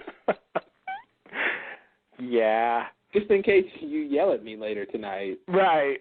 And you want to apologize the next day. Mhm. Yeah, that's not and good. Sawyer's like, you're probably crazy, but all right, it's a train that I'll never need it, Red. And he needed it. He did. I like our version of Lost much better. It is. It's great. It's funnier. It's a lot funnier. Yeah, it's a lot funnier. Yeah, Lost would be all on comedy. Yeah, it would be a Comedy Central show. Yeah. It would. I think it would work. There's a lot of comedy here if they just, change the show a little bit. Yeah. I guess the question is there comedy if they change the show? That's a good point. You know what else is a good point? The next scene, I hope. Ooh, look at that. He's learning, folks. Hey, it's season 6. If I can't get it by now, it's too late. It is too late. Sawyer climbs down into the sub. Zoe walks him through. Sawyer notices a locked door and asks what they have in there. Zoe says, none of your business. Then Zoe leads Sawyer in to see the leader, who's Charles Widmore. Okay, sorry. Let me just stop right there for a second. Quick thing about the locked door. I just want to say I think the idea of the the box, the room, the container, what have you, mysterious container, what's in it. Like, I just think that's a great classic story idea that, I mean, Lost has already used it. You know, The Hatch was basically an example of that. And, you know, I mean, we've had others as well. But yeah, it's like, you know, they just throw this in our face. Like, Sawyer grabs this door, like, out of nowhere. Like, he doesn't have any particular reason to pay attention to it. There was no other locked doors on his way. But, man, when he saw this door that was locked, it stood out like nothing else. Exactly. And it's like, I would want to say, oh, whatever, like, Sawyer, it's nothing, except that since they pay attention to it, it must matter. Well, that's the thing. I feel like it's not a mystery. I wouldn't think a locked door on a submarine is crazy. Right. But Sawyer seems to think otherwise. So, I mean, it was double locked. Yeah. But yeah, they're obviously bringing up, you know, that's how they introduce mysteries. What's this? Exactly. And so, do you have any speculation about what's in the room, the locked door? What's behind there? I don't know what's in there. No idea? No idea what's in there. Okay. I'm just going to throw out it's some kind of anti-smoky weapon. Okay. That's a good, I mean, it's a valid theory in just in terms of the fact that, you know, Sawyer sets up this thing for Widmore to kill a Locke, and I'm thinking, do you know how to kill a Locke? Yeah, so I don't think the sonic fence will kill Smokey. I think it'll sort of help repel him, but I think whatever's behind this door, I feel like, because I remember I thought that thing on Keamy's arm was an anti-Smokey weapon at a certain point. So, you know, I could be wrong, but that's what I'm saying for now. Maybe it's some kind of, like, gun projectile. Maybe, yeah. Like, what if you shot Smokey, like if he's in smoke form or something, and you shot him with a sonic projectile that, when it exploded, it just let off this intense, like, sound wave or something that would, like, dissipate Smokey, or at least that'd be the idea. It would, like, send his particles in different directions, and it would somehow dissipate him to the point he's dead. Because, like you said, that sounds plausible. Yeah. Yeah. Sure. Why not? I'm scared that sounds plausible because that's ridiculous. It's the kind of thing I had in mind, honestly. Like you said, we've seen that bullets and knives aren't going to do the trick. So, I mean, if they're really going to kill Smokey, they need something crazier than that. I don't think the sonic fence itself is going to do the trick either. So, that's why I'm assuming whatever this is, I mean, maybe it's not exactly what you just described, but something like that. Part of me thinks Widmore doesn't know how to kill Smokey, and he would just try to kill him in a very conventional way and would find out he'd be wrong. Oh, okay. Yeah. Yeah, Jacob's bodyguards didn't seem to know what to do. Didn't have any clue. Except for the ash. Bram seemed prepared with the ash, but they didn't use that very effectively. Yeah. And they did just try to shoot him, so. Yep. So there's no particular reason to think that Widmore is going to know more than they did. Yeah, Jacob really should have given some people some info. Yeah. He could have prepared people much better than he did. Okay. A couple of people on the forum seem to think it might be a person in there instead of a thing. Right. Yeah. Maybe that's right. I don't know. I've seen a number of people say that it's Desmond. Why would he bring Desmond to the island? I don't know. Yeah, I have no idea. I think a lot of people just want Desmond to come back. Yeah. Well, who doesn't? So, I personally, not that I don't want him to come back, but I'm just not missing him at this point. I feel like he... Yeah, I agree. No, I feel like he's in a good place. Exactly. I don't want him to come back to the island. I feel like there's no... I don't feel like they would introduce Desmond without Penny, and I feel like... Yeah. Why would he bring Desmond? I don't know what point Desmond would serve. And I feel like they wouldn't bring Penny too because Ben is there and he wants to kill her. Right, and it's pretty clear to me that Widmore cares about Penny, and I don't think he'd want to bring her to this dangerous place. Yeah, exactly. So I wouldn't mind thinking it's a person, but I don't know if I buy Desmond. I agree. Well, do you have any idea of what other person it might be? Walt? Ooh. I don't know. That's just a random theory. Walt as a weapon against Smokey, perhaps? I don't know. Maybe. Okay. All right. Walt is interesting. That would be a shock. I honestly don't. It could be just a contrivance, but I would feel weird if anyone was in that room locked like that. Yeah. Unless it's a prisoner, which I don't know why he would bring someone he thought of as a prisoner. I agree. Yeah. So it'd be weird if Walt was in there and he has no animosity to Walt, but I'm just gonna lock you in here. Right. That'd be weird. Yeah.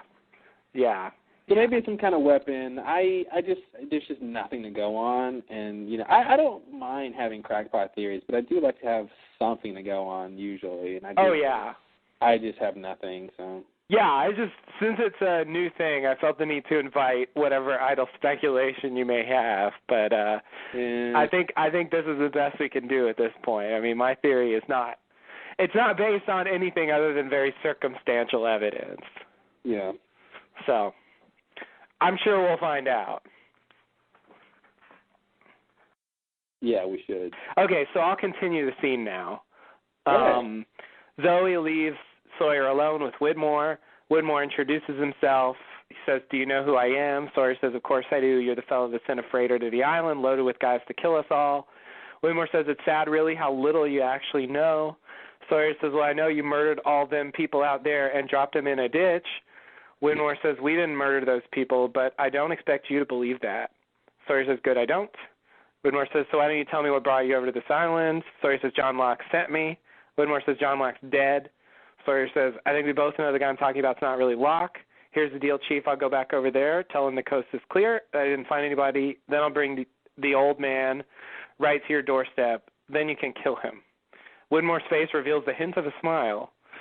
Widmore says, "And what do you want in exchange, James?" Sawyer says, 1, the people I come back with, people on my boat don't get touched, not even a hair on their head, and 2, you give us safe passage off the island. Widmore says, "How do I know I can trust you?" Sawyer says, "Same way I know I can trust you. So do we have an agreement?"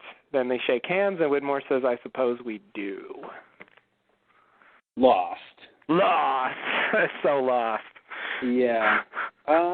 So I want to, the most interesting thing to me in this scene, besides what James is setting up here, is when Sawyer says, I think we both know the guy I'm talking about is not really Locke. And Widmore doesn't blink. Mhm.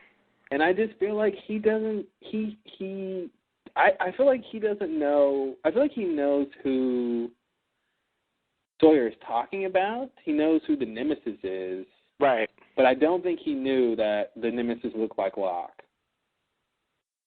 Oh, yeah, right. So I feel like Widmore, and I feel like the whole, Sawyer assumes Widmore wants to kill him, which is a safe assumption, but nevertheless, Widmore didn't say that, So just the scene was just a little weird, because I feel like on the one hand, Sawyer is saying something, and Widmore is agreeing with it, and it isn't necessarily, Sawyer is assuming he knows that the nemesis looks like Locke, which I don't think is true, that Widmore knows that. And then Sawyer's assuming Widmore wants to kill Locke, which does seem to be true. Right. But Widmore didn't say that. Right. So, anyway, what were you going to say? Yeah, this is a strange conversation because it seems like Sawyer immediately jumps to some stuff and that he doesn't have the grounds to do. And so I think where I'm coming down on this, I think I agree that Widmore doesn't know that this guy looks like John Locke. I think he knows who Smokey is, to some extent. Knows him as Jacob's nemesis and so on. And I guess he doesn't really realize the extent to which the plan with Locke going back to the island played into, Smokey's plan to kill Jacob and all that. I don't know if he really understands that. I don't see why he would. I mean, the others at the temple barely found out Jacob is dead, Yeah, exactly. a day ago. I don't know how Widmore's going to know about all that. Exactly. So I think I agree. He does know Locke's dead, so when Sawyer tells him that it's Locke, he should know that really shouldn't be the actual Locke. Mm-hmm. So then, maybe he knows enough about Smokey along the lines of what Dogan said, that he appears as people who are dead, to infer that who Sawyer's talking about is Smokey. Yeah. I'm assuming that's sort of what goes on there, that is totally unspoken. This is the kind of scene we've seen before, where usually one character is in a position of power and wants another character to do something. But this scene played like two people who really just wanted to cut to the chase. Yeah. Like, we've done that scene before. Let's cut to the chase. I know what you want me to do, and you know what it's just like they kind of skip some things and assume some things and right. And cut to the chase a bit. Right. So I'm not 100% sure. So just like with the freighter, they dangle the whole, they're going to kill everybody. Mm-hmm. They're here for Ben. The science team's there for Ben, but not really. Like there was a lot of confusion about the mission of the freighter.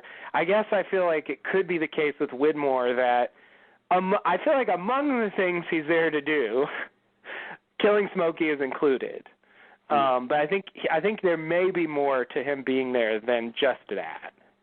Yeah, I could see that. I don't know what, but I feel like this may not be the whole story.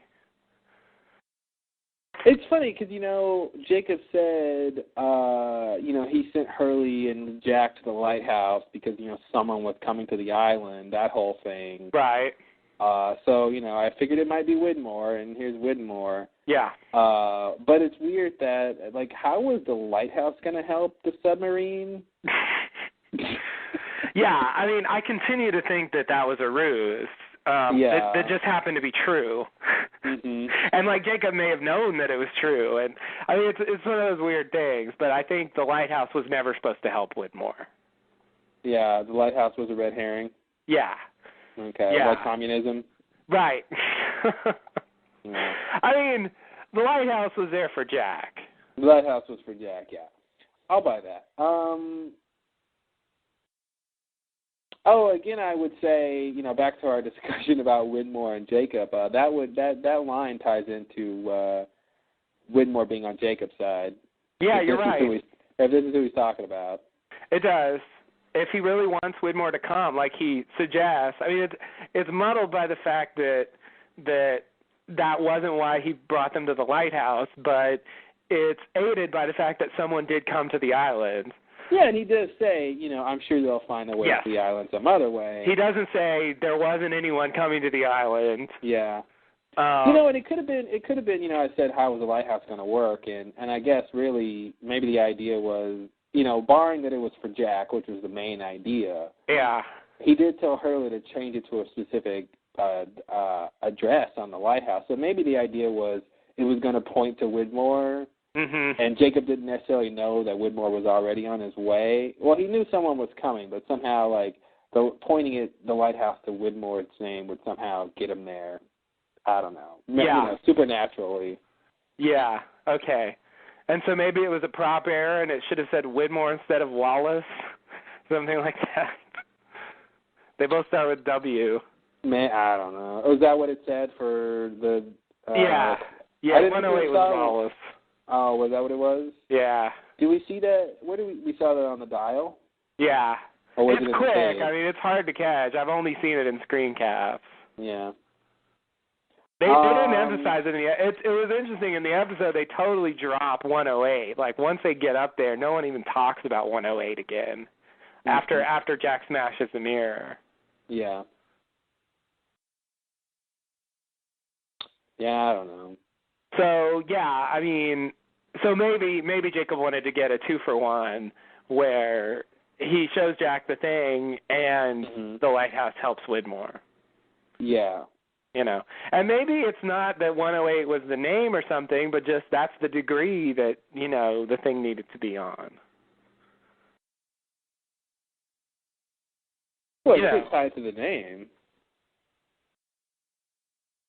Are you saying there was no name at 108? No, well, I mean, there was a name at 108, but I'm saying that maybe that's not why 108. And why else would it be 108? Just because that's the degree that the lighthouse should point to help Widmore.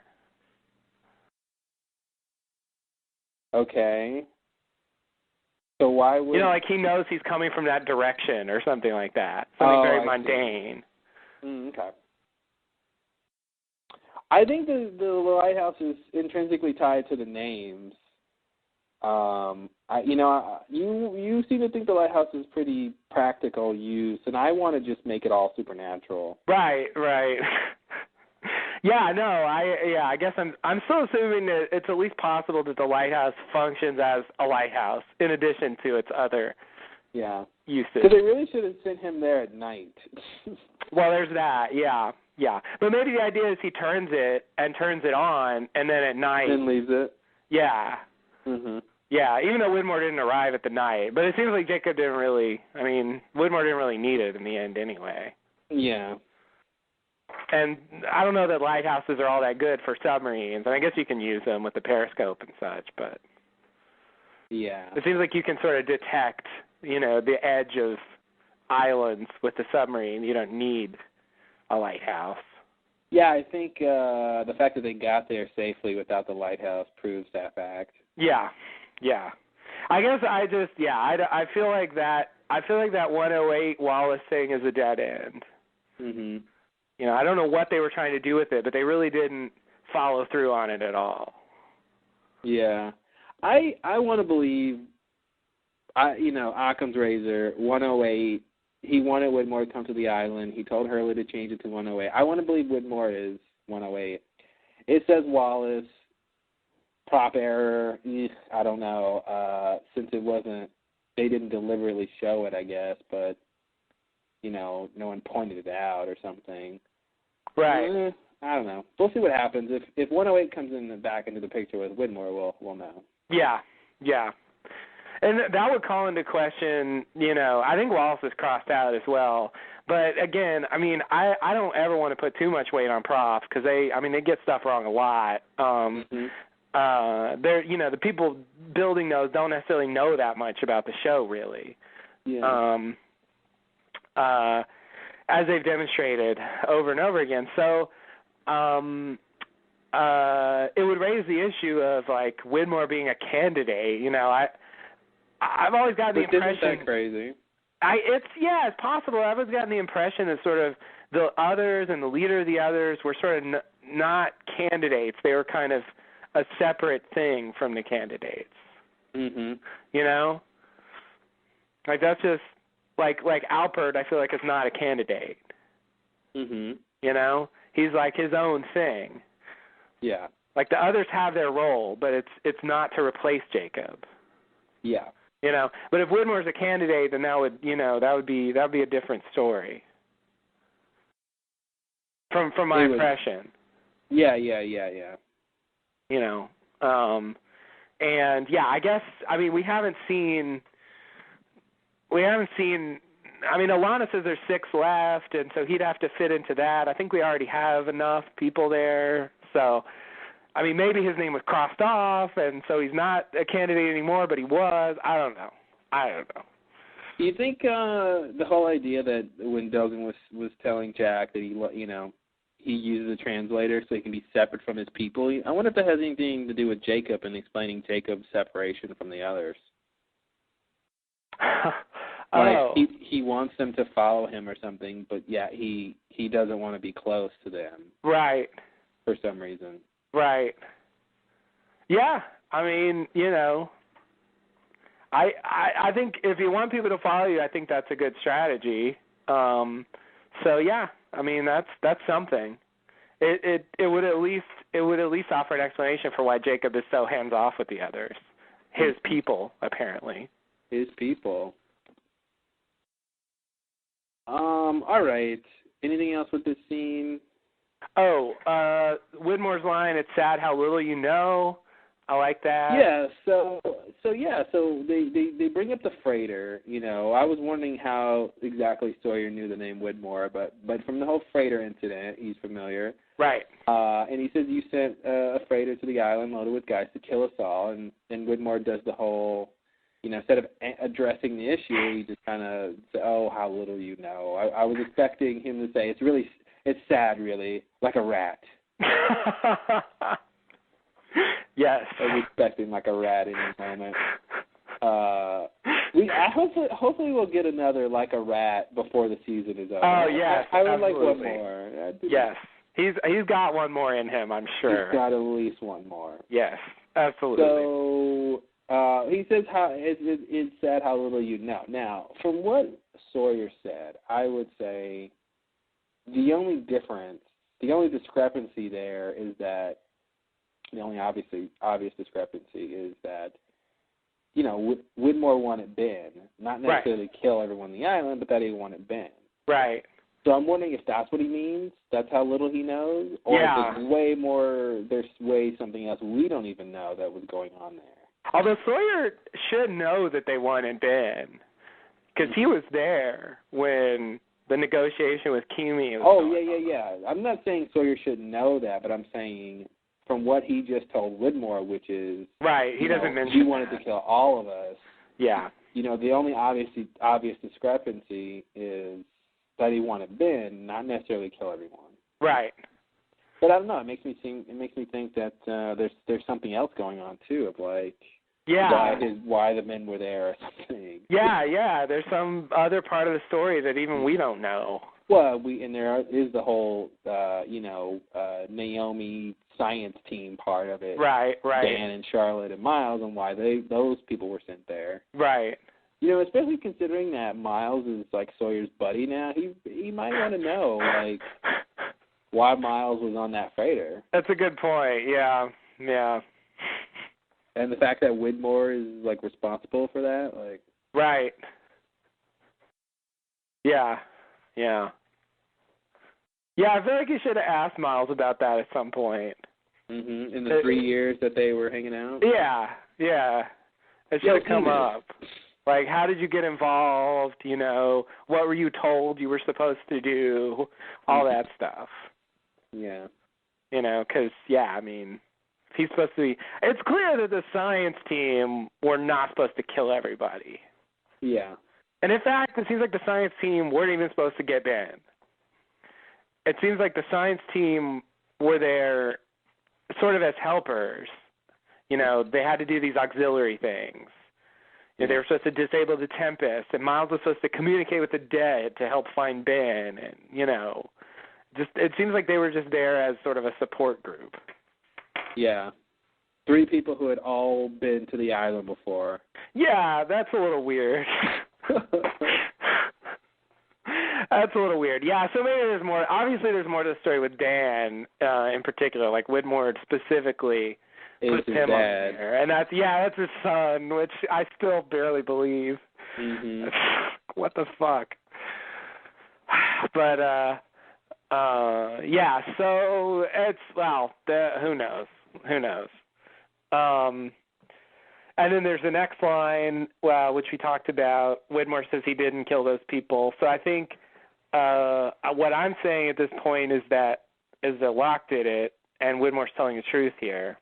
Mm-hmm. Was there some point where Locke went off by himself or something that we saw recently? I mean, not specifically. I mean, we've seen him sort of do things on his own. You mean since he's been with the others? We've tracked him pretty closely since the beginning of the season. Like, he's been pretty much, we've pretty much known where he is and what he's doing. I'm just trying to see if there's any instance, like in season 5 or something, where he went off in the jungle and we don't know what he did. And Right. So I'm just trying to figure out, when would he have killed these people? Yeah, I don't know. I don't think they've given us a specific time when he would have done it. Yeah, I'm wondering if, it could be, maybe, if Widmore's people did it, then maybe there's, maybe they killed all the Ajira survivors, and then maybe some of Widmore's people left for the main island already. Because I'm trying to tie this into the shootout in the canoes and the raft. Oh, right. That's supposed to happen. I see. Because Sawyer took one of the outriggers back to the Hydra Island. Yeah. So there's one there. I Right. think there should still be one there from before. Because there was 3, and I think they took 2. So now, no, I think they took all 3. Oh, did they take all 3? Yeah, because I think Son and Frank took one, Locke and Ben took one, and then Alana. Oh, that's right. Frank goes back. So I guess Frank brings one of them back. And then so I guess there is one that's still supposed to be there. Although here we see one on the main island, not at the dock. I don't really know where that comes from. Wait, when did Frank go back? Frank goes back. He leaves Son. He leaves Son there. Yeah, but when does he get back? That's right. So he goes back, but doesn't Alana and Bram just bring him back? Yeah, he goes back, but he's immediately knocked out by them and brought back to the main island. Yeah, but then they had to take some outriggers there, and didn't they need a whole one for Locke's coffin or something? Did they take 2 or 1? They just had the crate in in the sidecar thing. Oh, that's right. So they really only took 1. Okay, so there should still be 1 there, and Sawyer just brought the second one. Yeah. Yeah. So at some point, both of those need to probably get to the beach. Right. Yeah. Well, one of them, there should be one on the beach right now. Okay. And so one more needs to get on the beach. So one gets on the beach. I was trying to figure out if there's just a way for Widmore's people to have killed some of the Ajira people, and then I see. After that, they take an outrigger, and then they go to the beach. Okay. Yeah, I mean, I don't see how it depends on what's going on the beach, but I feel like that can't have happened yet because, Widmore, there was people on the beach when Widmore arrived. Mm-hmm. And, I think they would have noticed if Widmore's people and some people from the past, showed up. Yeah, the people at the beach have to clear out somehow. Yeah. It doesn't seem to me like there's time enough for that to have happened yet. Oh, I don't think it happened yet. I'm wondering if it's happening now. Oh, if it's about to happen. Okay. Yeah. Yeah. No, that seems like a possibility. We need someone to be the people. And, so maybe they meet up with the people on the beach and I don't know what. At that point, the people aren't on the beach anymore. Yeah, they see the outrigger coming and they hide or something. Yeah.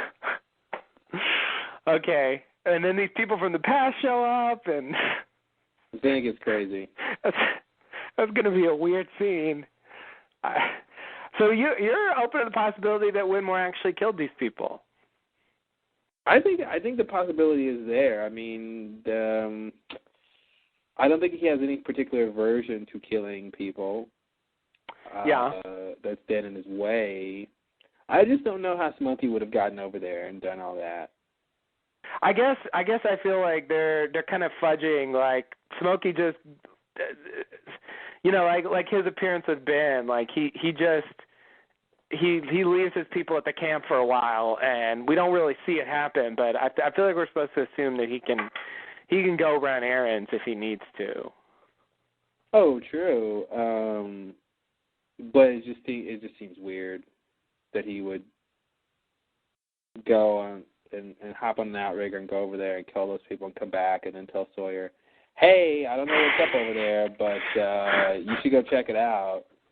It is weird. It makes me wonder if he actually saw Widmore's people over there, and that's why he sent Sawyer. I don't know why the need for all the deception, except just to cover up the fact that he killed his people, but of course Sawyer already knows. We talked about this earlier.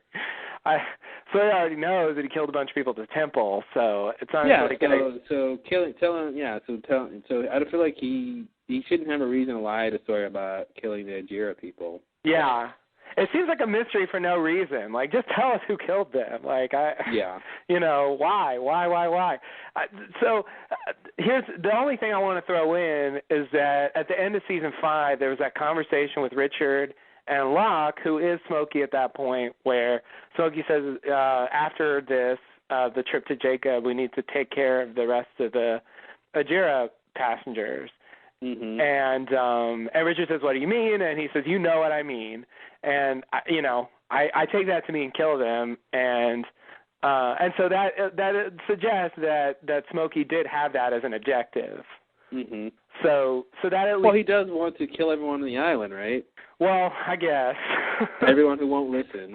Yeah, I don't know if he really gave the Ajira passengers the option to listen. But yeah. He doesn't always give the option to listen. He just did it with the others for whatever reason. Yeah.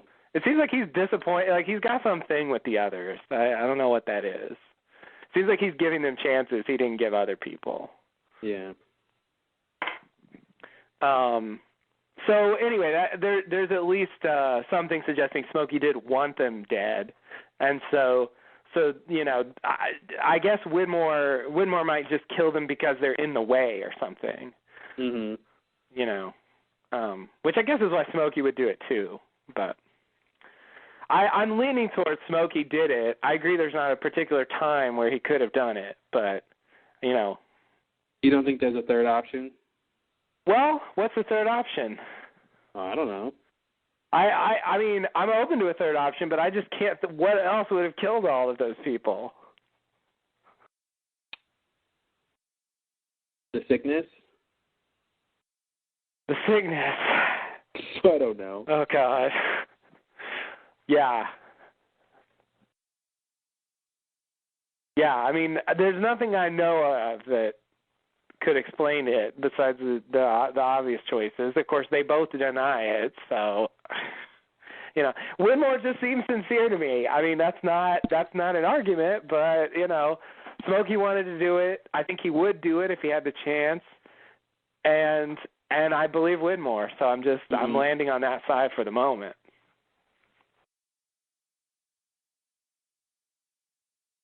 Yeah, I'll buy that Smokey did it. It just muddles why he sent Sawyer over there. Yeah. And I want to imagine that he thinks somehow Sawyer would be in a better position to lie and infiltrate these people if he didn't know who the people were at first. You know what I mean? Like, if he doesn't know who to trust or who not to trust, maybe, then he's in a better position to do what he does well versus if Locke told him there's bad people over there and maybe Sawyer... I don't know. I can't really piece together what Locke would have thought or what he was thinking when he sent Sawyer over there, if he's the one who killed all those people and he knows that Widmore's people are over there. Yeah. Well, I could see him sending Sawyer over there for Recon if he knows the Widmore people are over there. Yeah, but then why tell him... Well, why make it seem like, number one, the bad people he's going to encounter are from the flight? Right. Yeah. And then not tell him, to not tell Sawyer what he's up against. Obviously, he doesn't think Sawyer is going to have any problems. He says as much, but yeah, it just seems weird to kill everyone and to make the island seem to kill everyone and no one's on the island, and then Smokey somehow knows Widmore's there now, and so he sends Sawyer and he says, "Hey, Sawyer, there's some people from the plane we need to worry about," but he doesn't tell Sawyer there's Widmore's people there who came some other way or something. Or, yeah. It comes off like he assumes that the Ajira people are still alive. Right. It does. And if he killed the people, so, it doesn't seem like he's had the opportunity to kill them recently because like he's sort of accounted for in the recent period. Like I think we see him arrive at the camp from the temple, the next day. So if he killed them, it seems like it was a little while ago, which then would have been before Widmore showed up. So then he wouldn't have known Widmore was there, and then what's the point of sending Sawyer over? Yeah. So, yeah, so maybe Widmore did it, and he's just lying about it, I guess. Yeah.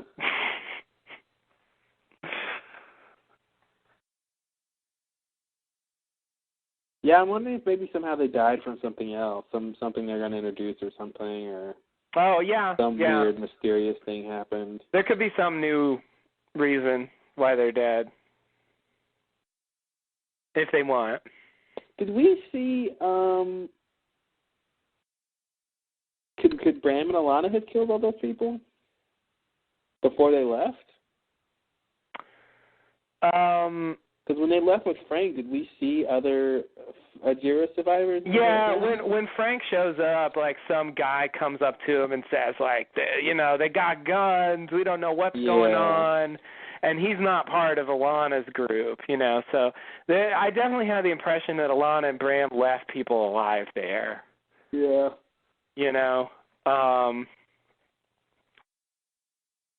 But they could. I don't know.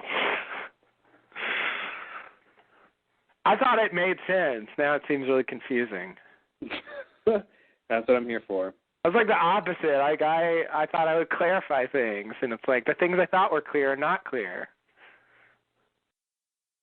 That's how loss works. It is. Let's see. Yeah. Okay, so, we'll find out. I like to know more about Widmore's agenda, but this is a very, very truncated, non-revealing conversation, so I guess we'll have to wait to get the full story with Widmore. I liked his the exchange. How do I know I can trust you? Well, the same way I know I can trust you. Yeah. Which is in that I can't. Right.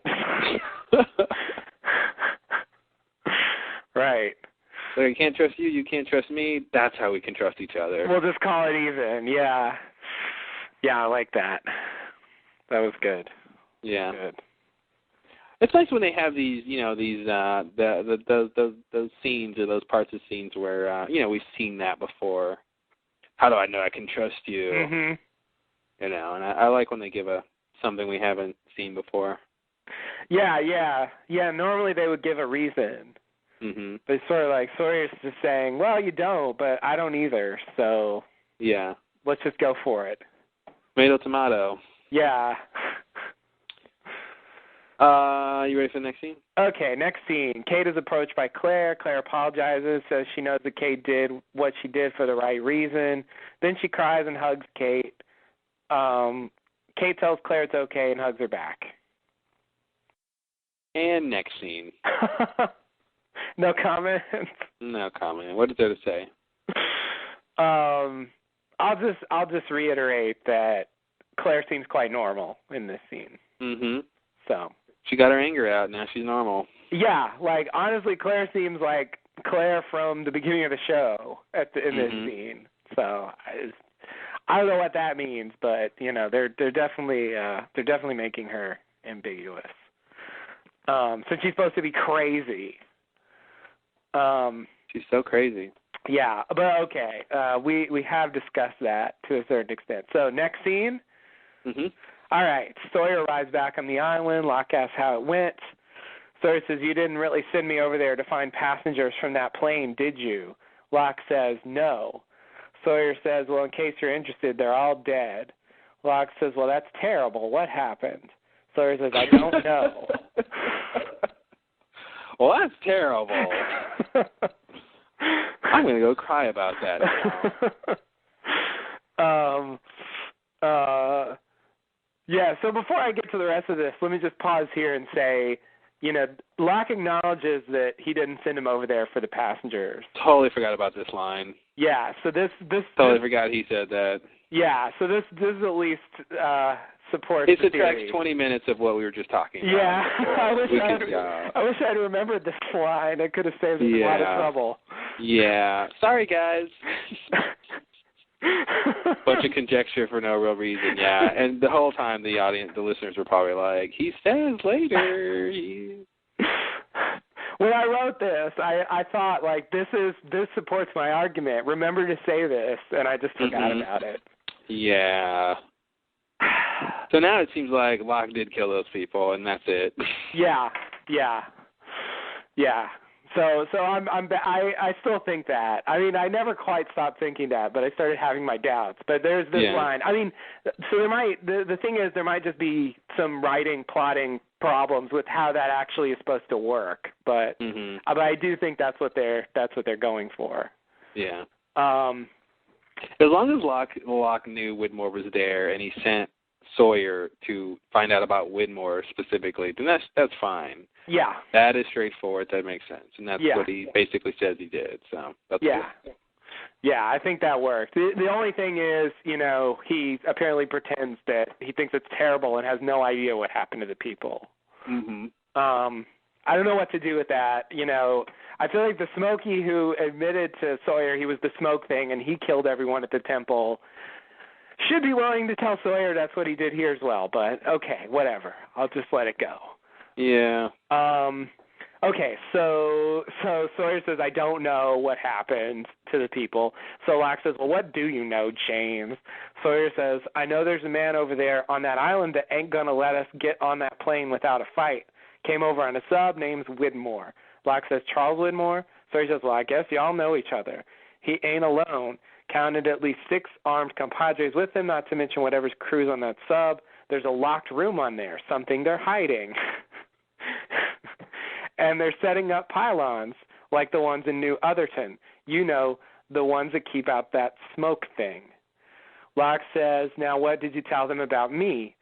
Sawyer says, I told them I'd tell you the coast was clear and bring you back with me, walk you right into their trap. That way they could kill you, which means they'll be caught with their pants down when we change our plan of attack. Locke says, I appreciate your loyalty, James. Sawyer says, you said you're going to get me off this island. Deal's a deal. And Locke nods. You read that whole scene? I did. So, obviously the locked room is an issue. He told Locke about it, so... Yeah. That's definitely a big thing. I like the idea of something they're hiding. It's like, I mean, Sawyer happened to show up, so he got on there, but it's like, it doesn't seem to me like they're really hiding it from anybody. Well, they are if they're keeping it behind a locked room. Yeah, I guess so. I just feel like they shouldn't need to. Like, they shouldn't necessarily expect that anyone's going to see it. But if it's something important, then they would take the precaution to make sure that no matter what happens, no one sees it. That kind of proves the point if it's true. Right. Okay. Fair enough. Yeah. I think it's true. I don't know. Whatever. Yeah. Somehow it bothers me. I like the idea of, he says, Charles Widmore, oh, I guess y'all know each other. It's like, who said E equals MC squared? Einstein. Albert Einstein? Well, I guess y'all know each other. That's exactly what that is. Just like, because I know who you're talking about doesn't mean we're buddies, but, that was, again, I don't know, it's Sawyer being Sawyer, I guess. I don't know. It just stood out. It's another case of Sawyer jumping to conclusions, and I think to a certain extent he's right. Oh yeah, I think Smokey should know the name Charles Widmore. He obviously does know the name Charles Widmore. Yeah, at the very least, he knows it because Locke knew Widmore. But I think he knows Widmore more than that, just from Widmore's history on the island. Yeah. I think he has some awareness of the others, and if someone was a leader of the others, I feel like he knows them. Like, not necessarily personally, but he knows of them. And I think Widmore has an awareness of Smokey as well. So they know each other in that sense. I don't know how personal that's supposed to be. I'm thinking not that personal. Yeah. Yeah, it just kind of stood out, his assumption, but it definitely stood out. Yeah. Yeah, that's why I like verbatim copy these things, because it's hard for me to convey the scene shorthand because I'm not really sure how to take stuff like that. Mm-hmm. So I just feel like all I can do is read it. It is what it is. Yeah. Like, should I say Sawyer assumes they know each other? Like, I don't know. I would say Sawyer tells Widmore that he guesses they know each other. Okay. I would just say Sawyer says what he says. Yeah. So that's why I resorted to just reading this thing. Okay, so yeah, they're making it a point that there's something they're hiding. That's going to come into play at some point, and also they reiterate the fact that they have sonic fence pylons. Yeah. And that they're a weapon for Smokey. I mean, I think they're just making sure that's clear for the viewer. Yeah, totally. Who didn't already know. So, okay. And also, so here we find out that I think basically, although Sawyer's trying to play all sides, he is giving Smokey the advantage. Yeah, he seems to be giving Smokey the advantage. Because he accurately says what he told Widmore. Mm-hmm. Whereas what he told Widmore is not what he said he would tell Smokey. Yeah. Or what he, yeah, you know what I mean. I think that was right. Did you say that wrong? I think so. What he told Widmore is what he told Widmore he would tell Smokey is not what he actually told Smokey. Yeah. That's what I wanted to say.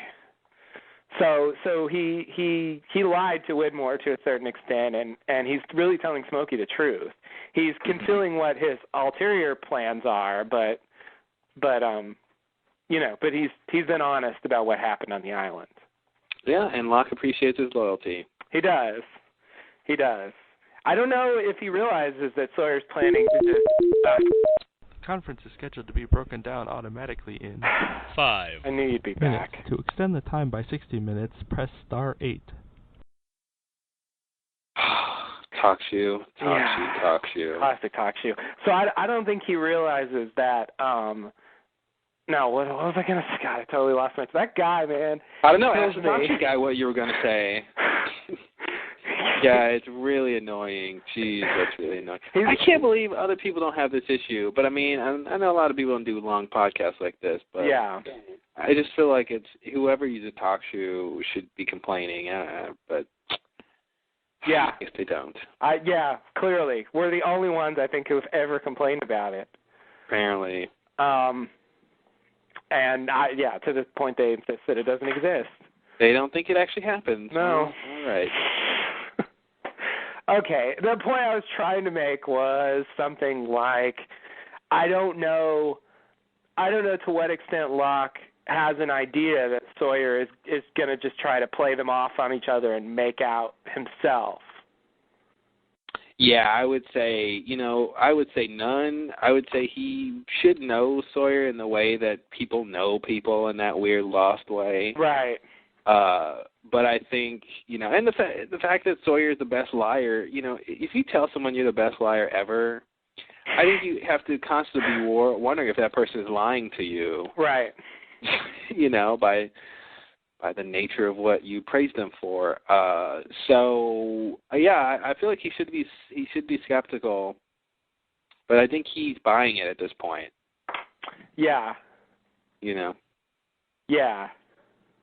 So I'm guessing Sawyer perceives Smokey as the stronger party, and so I was just going to say that. I was going to say, I think he, not even necessarily stronger. I was going to say he is more loyal to Locke. I think he can trust Locke more than he can trust Widmore. Yeah. As he summarized, sent people to kill them all, and he doesn't really know Widmore at all. So. Right. I feel like that's why he gave Locke the upper hand. Right. And, more powerful helps. Yeah. I'm thinking if he's going to give one side the advantage, it's the side that he thinks is going to win. The flying smoke monster side? Smoke monster side. Yeah, with that. Yeah, and also maybe the side that he wants to cross less. Who's? Yeah. So. Although if this was a reality show, he should take out his main competitor first, which would be Locke. So that way, at the end of it, he only has to deal with the weaker people. But yeah. I think it makes sense to side with the strong person too. I hope this isn't a reality show. The Island's a reality show where you too can win a washer and dryer from Maytag. Wow, full circle. I like that. Full circle. That's good. Okay, so anything else about this scene? Nope. All right, next scene. Flash sideways. Sawyer honks at Miles, asks him to get in. Miles gets in. Sawyer hands Miles the Sawyer file. He tells Miles a story of his parents and that the real Sawyer was responsible. Sawyer says he's been hunting him down. He chased down a lead in Australia, and he has the name Anthony Cooper. Then Sawyer says when he finds the right one, he's going to kill him. Miles says, why didn't you tell me? Sawyer says, I knew you'd try to talk me out of it. Miles says, damn right. Sawyer says, fair enough. Then we hear in the background a siren, and a car slams into the back of Sawyer's car. A mysterious hooded figure gets out and starts running on foot from the police. Sawyer eventually catches up to her, unmasks her, and we see that it is Kate. Sawyer says, son of a bitch. Actually says, son of a bitch. Yeah, you're right. That's a lot more lascivious. He put some spin on that. Bitch. Oh, bitch. Wink, wink. He somehow made that phrase wink. I don't know. He managed to make it wink. He did. I never thought of son of a bitch as having innuendo, but... Yeah. Well, a very attractive bitch, by the way. But, So we both watched this episode together, and I think it took us 0.23 seconds to realize that it was Kate who was running. Yeah. It was pretty ridiculous with that hood, and it's too much hair, Evangeline. Yeah. That's why you can't get away with it. It's too true. much hair. Yeah. It's like who's that running with all that hair covered up by that hood? Yeah, like they had to go out of their way to cover it up, because if they left the hair out, it would have been really obvious. Yeah, exactly. And so it's still obvious because they had to cover it up. Yep. It's like when they try to mask someone's voice, and you know they're masking someone's voice, so you try to, okay, well, whose voice are they masking? Exactly. So it kind of helps you figure it out more since they're covering it up. Yeah. Right, yeah, because you know, exactly, yeah. So she just, no offense, but she ran like a girl.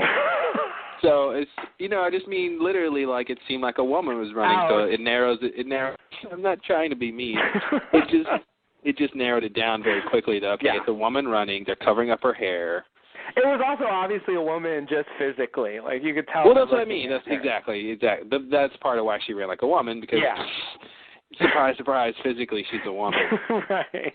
Yeah, that's what I meant by that. And like on the run from the police, it's a woman. Like there's there's one obvious answer to that.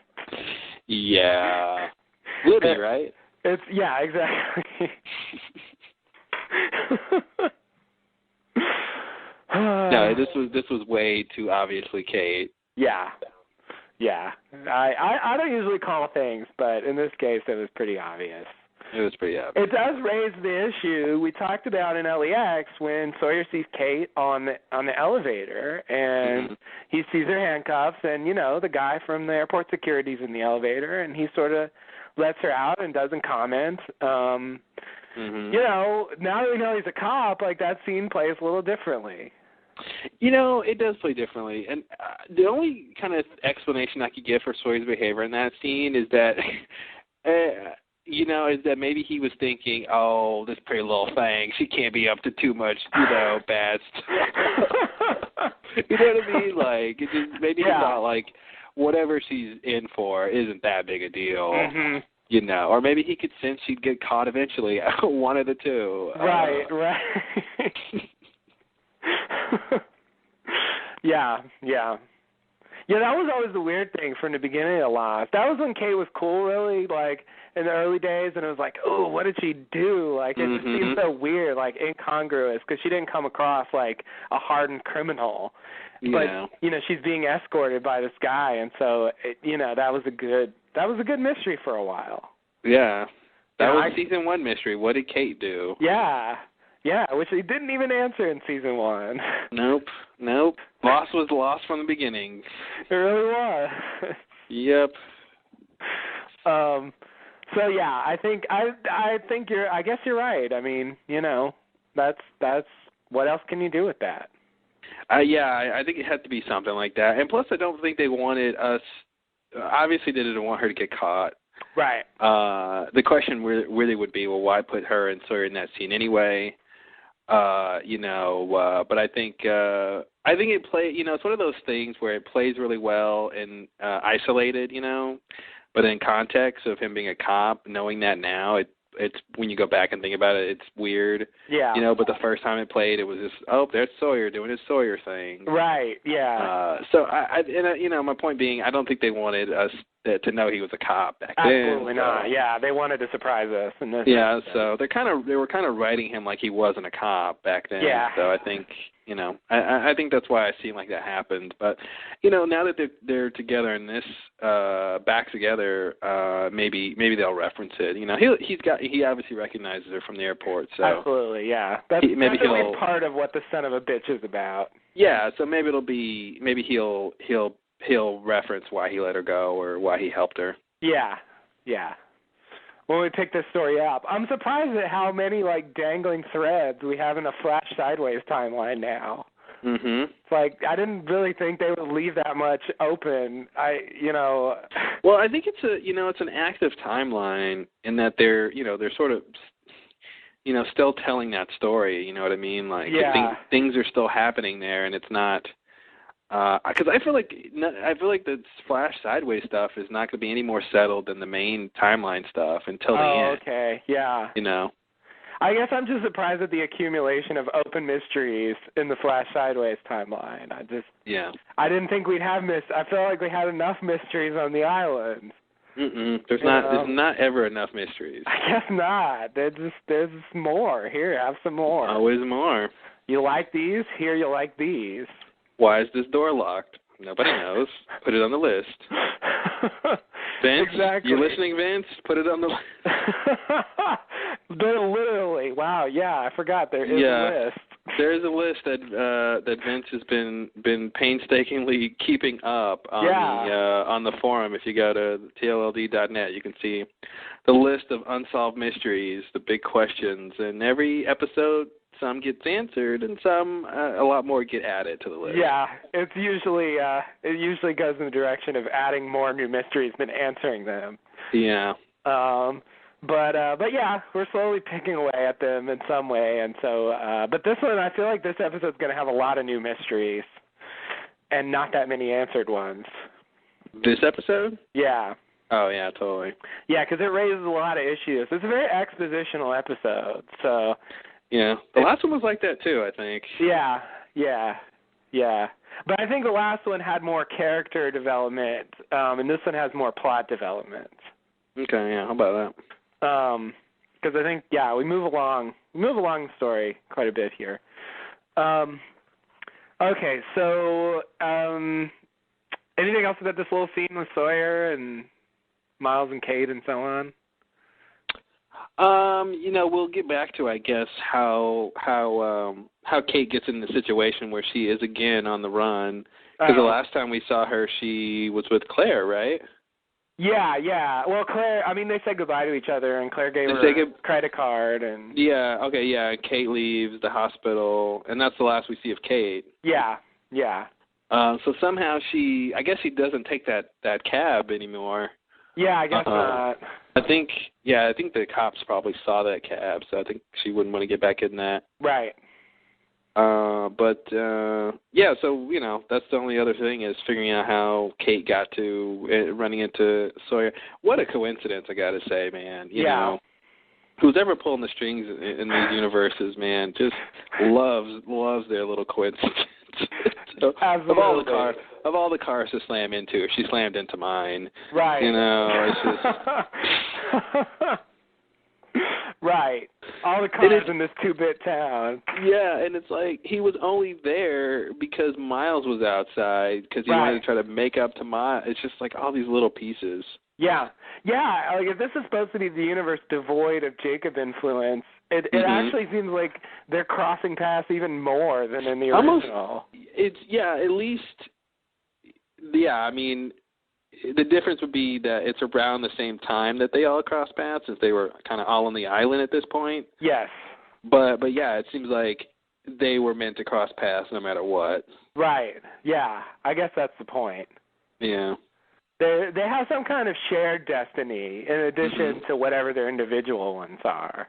It makes me wonder, you know, if you could extrapolate that idea out and maybe there's, the people that you come in contact with in your life or something, like no matter what universe it is, like those are the same people that you will come in contact with, barring, any of them dying or whatever beforehand. But right.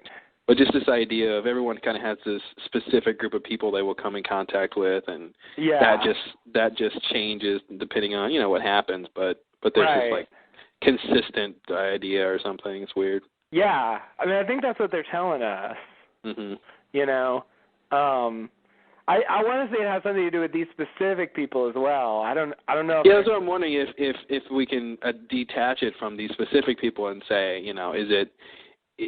are there these kind of coincidences of people running into each other for other people that aren't even related to the show? Yeah.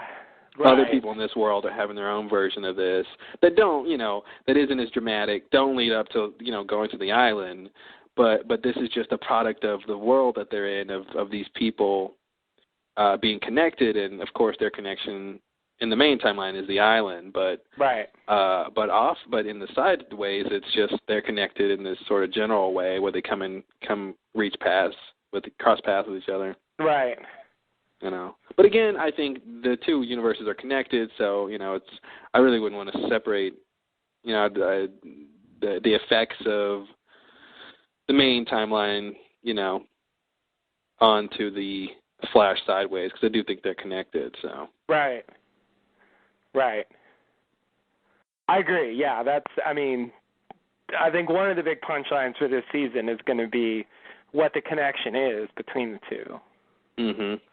And they all went to high school together. Wow. Is it Ben's high school? And this is their reunion. Oh, this is their reunion. Where's the 10-year reunion, guys? It's on an island. Wow. Jacob's the principal, and Smokey's the assistant principal, and he always wanted Jacob's position. And wow. No, I don't know. I think I can apparently make Lost into anything I want it to be. Because before it was what was it before? It was a game show to win a washer and dryer. Yeah, and then it was the Genesis story.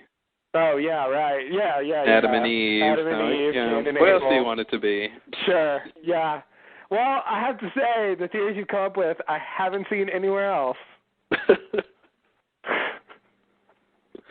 You don't read, then. What is that from? Oh, what is that from? Oh, you don't read? Yeah. Yeah, that's you don't read something. enough. What is that? Yeah, who said that? Was that on Lost? I want to say it was on Lost. Yeah, somebody was talking and they were having an argument. Oh, no, that wasn't Lost. That was Bill Maher. Oh, that was Bill Maher. That's right. That's right. Lost Bill Maher. I get the two confused. I mean, they're so similar. Yeah. His set is like an island. It is. And there's mysteries about politics and economics. Mysterious figures descend and talk to them. Yeah, no, that was a Bill Maher thing. Yeah, I was like, is that on Lost? I can't imagine. On Lost too. God. I was like, how can it get to that? I'm like, why would they get to that point on Lost where it's Yeah. Because I just remember he said that because you don't read then because someone was trying to argue with him right about their opinion versus what facts there exist. And right. So, Right. I'm like, why would Lost get to that point? Yeah, I guess I thought it was just some line, that made sense in context. Like, someone said something, and they'd have to not read to not know that. But I'm just glad we're still talking about it. Me too. Yeah, good times. It's just weird that we both kind of thought that was from Lost. Well, it was something we watched together, and like Lost, and that's I was there, when you were visiting, so. Yeah, that's true. So I associate it. Okay, so anything else about this scene? Nope. Okay. Last scene, sit down, everyone. Kate says, fly a fire. Sawyer goes over to her. Sawyer asks, what's for dinner? She says, rabbit, I think. Kate asks what Sawyer's doing, running errands for Locke. Sawyer says he ain't running errands for nobody. Kate asks about the plane. Sawyer says he found it, and then he tells her about Widmore's team, and he says they are here for Locke. Kate asks what he's going to do. Sawyer says he's going to let them fight it out, and while they're distracted, they will leave the island. Then Kate says, even if we could get on that plane, who's going to fly it? Sawyer says, we ain't taking the plane, Freckles. We're taking the sub. Wasn't there another thing that ended like that, where it was about like how they're going to get off the island, and someone's like, what about this thing? And they go, oh, we're not taking that. We're doing something else. Yeah. Was that vague enough for you to remember what I'm talking about?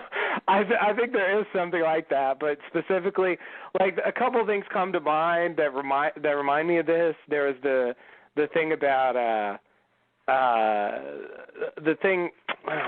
What was that? That thing with Michael and Miss Clue. There's some line about the boat. Sorry. Just one moment. I'll have it. Let me see if I'm right about this. It was right at the end. I remember because I missed this. Was this that episode where you thought it was over and you stopped watching? Yeah. It was that line. You get your son back. You both go free. And then Michael says, "Then I want the boat." Mm-hmm. And I thought that was the end of the episode. Yeah, Lost. So I didn't see the end. And then at the end, they see Desmond's boat arrive on the beach. And of course, there's actually no connection between the two. Yeah. Which is great. They have nothing to do with each other. But anyway, there's that. And the other thing that it kind of reminds me of was actually in a promo, not the ending, but it was when Locke goes and he's talking to Ben when he's going and they're holding Jack, and Locke tells Ben, "I'm not here for Jack. I'm here for the submarine." Yeah, that kind of reminds me of that. That's something like that I was thinking of too. Yeah. Not this thing, but the second thing. Right. Yeah. Yeah, I think they like lines like that, where they throw us off base. But yeah, I mean, after Lost, I feel like Kate needs to just worry a little bit about how they're going to pilot a submarine. Yeah, but you know what's weird is she and Sawyer were just on a sub. It's true. It's so weird that now it's a sub again. Like we're back to that. We were just on a submarine and trying to escape. Now we're gonna take two. Yeah, I know. This time we're really gonna escape. Yeah. And this is a point. Since they're in season 6, I have to say I don't think this is gonna work. But at the same time, I think to a certain extent, for plans like this, things can actually succeed here. Like big momentous things can happen. Not, they don't have to keep everyone on the island for season 7. So I'm open to the idea that Sawyer and Kate actually get off. Yeah. I feel like it's at least possible. Well, I would say the fact that he wants to bring her is a change from his behavior before. That's true. His state of mind before. He seemed to have gotten out of his funk. Yeah. I think Locke may have saved him from suicide, honestly. Yeah, yeah. I mean, I don't know how suicide-prone he is as a character, but he was in a pretty dark place. He definitely got him out of his sort of downward spiral. Yeah, he was definitely in a downward spiral. I don't know how far down he would have gotten, but he was pretty far down. Yeah. When Locke shows up, somehow the hope of getting off the island seems to have renewed him. Yeah. Like he's got something to work for, and he's invested in that. Yeah. And so it's allowed him to sort of put the Juliet thing on the back burner. Here's a question. I watched this thing on Hulu, this episode. I didn't see a previously on Lost intro. There was no previously on Lost. Yeah, I found that strange. I guess maybe there wasn't much they thought they needed to show to get us into this episode or something. Yeah. Yeah.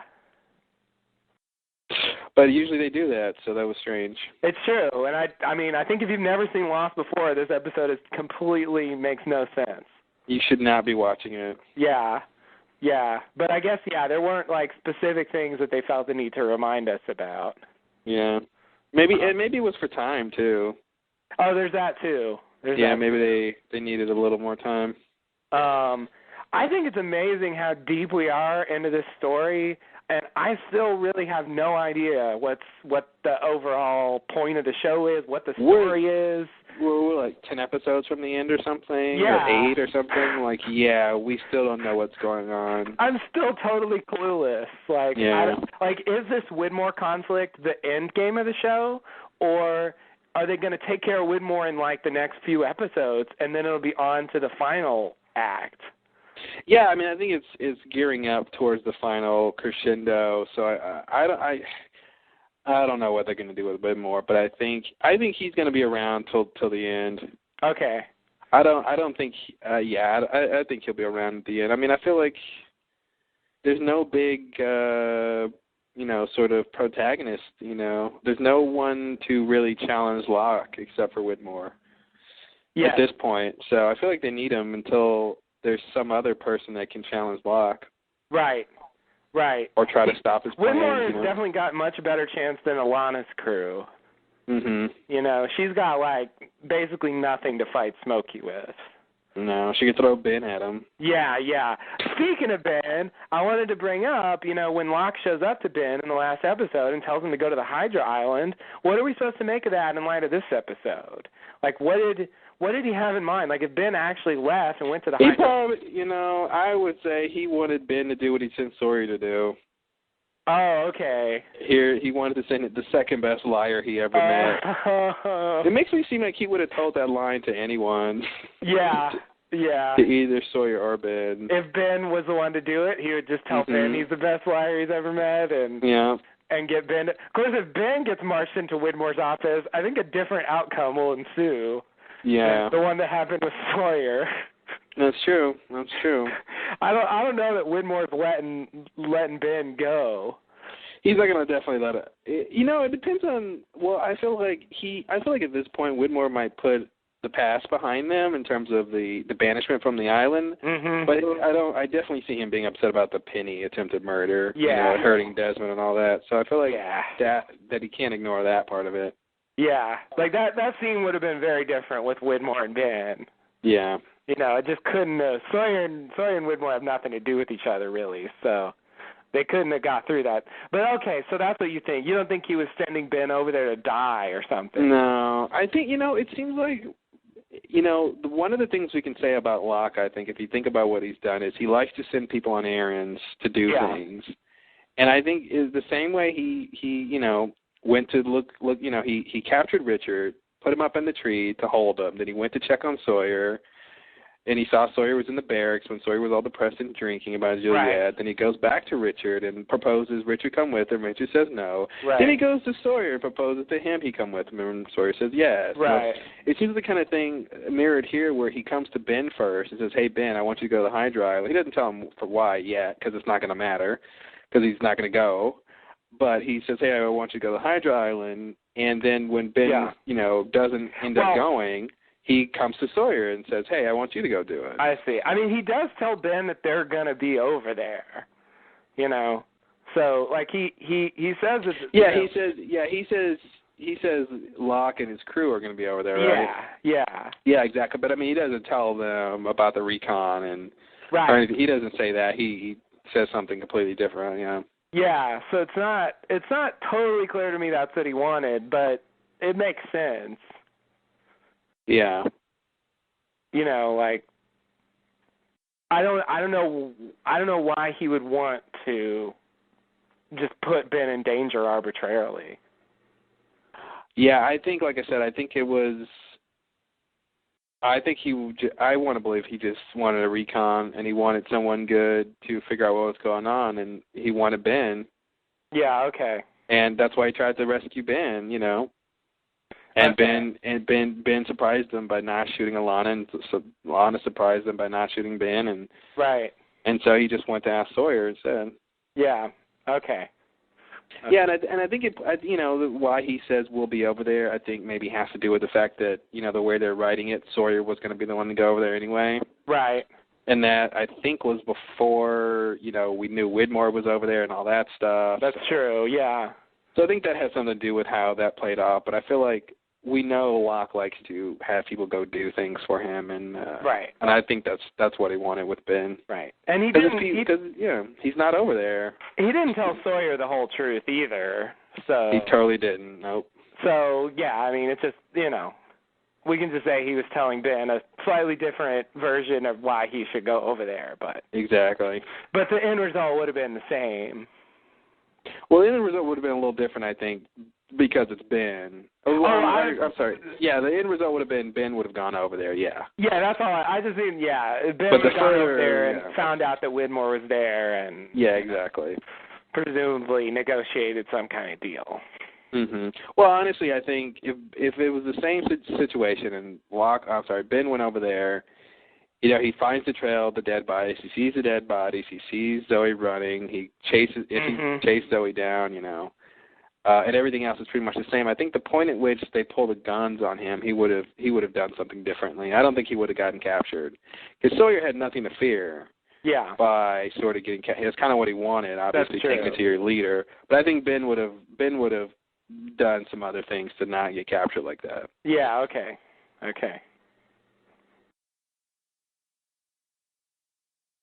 But anyway, anything else with this stuff, with this scene?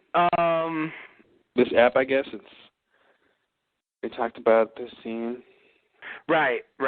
Yeah, this is like I said at the beginning, it's like classic season 2 ending with two characters sitting next to each other, and the punchline of the scene is just a line of dialogue. How long do you think it takes to train an army? Yeah. 4 seasons. So long. You're going to be so dead by the time we do it. So dead. But yeah, that's I like that. I like that they've been kind of like sampling Lost styles as they go through. This season's been really crazy. I really enjoyed like the way they've been playing around with the past of Lost. Yeah. I really like it. Not to mention just the compellingness of the story itself. I think there's an extra layer to this season that takes it up a notch. Yeah. Well, it's part of the theme, Yeah. Loops and cycles and destiny and stuff like that. Right.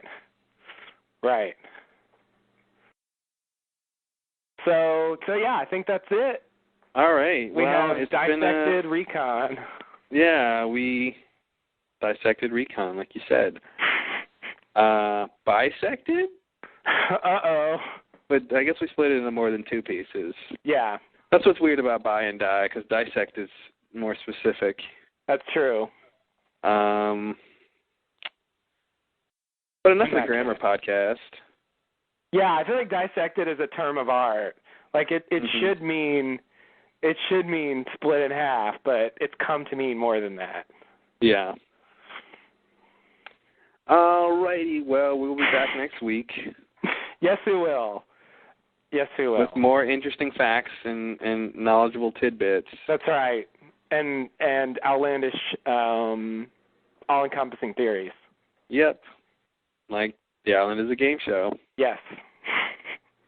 Oh, you said outlandish. Oh, okay. Then that doesn't count. Oh, okay. That was very realistic. Yes. I don't know why I chose that word. Clearly, you're right. Clearly. Canadian, clearly. Thank you. Know what that means, but I agree completely. You'll understand by the end of the season. Oh, okay. It'll all make sense. I'm ready. Like change for $1. Oh, yeah. Change for Need a bump. Alrighty. So thanks for listening, guys. We'll be back next week. Until then, thanks and namaste. Namaste and good luck.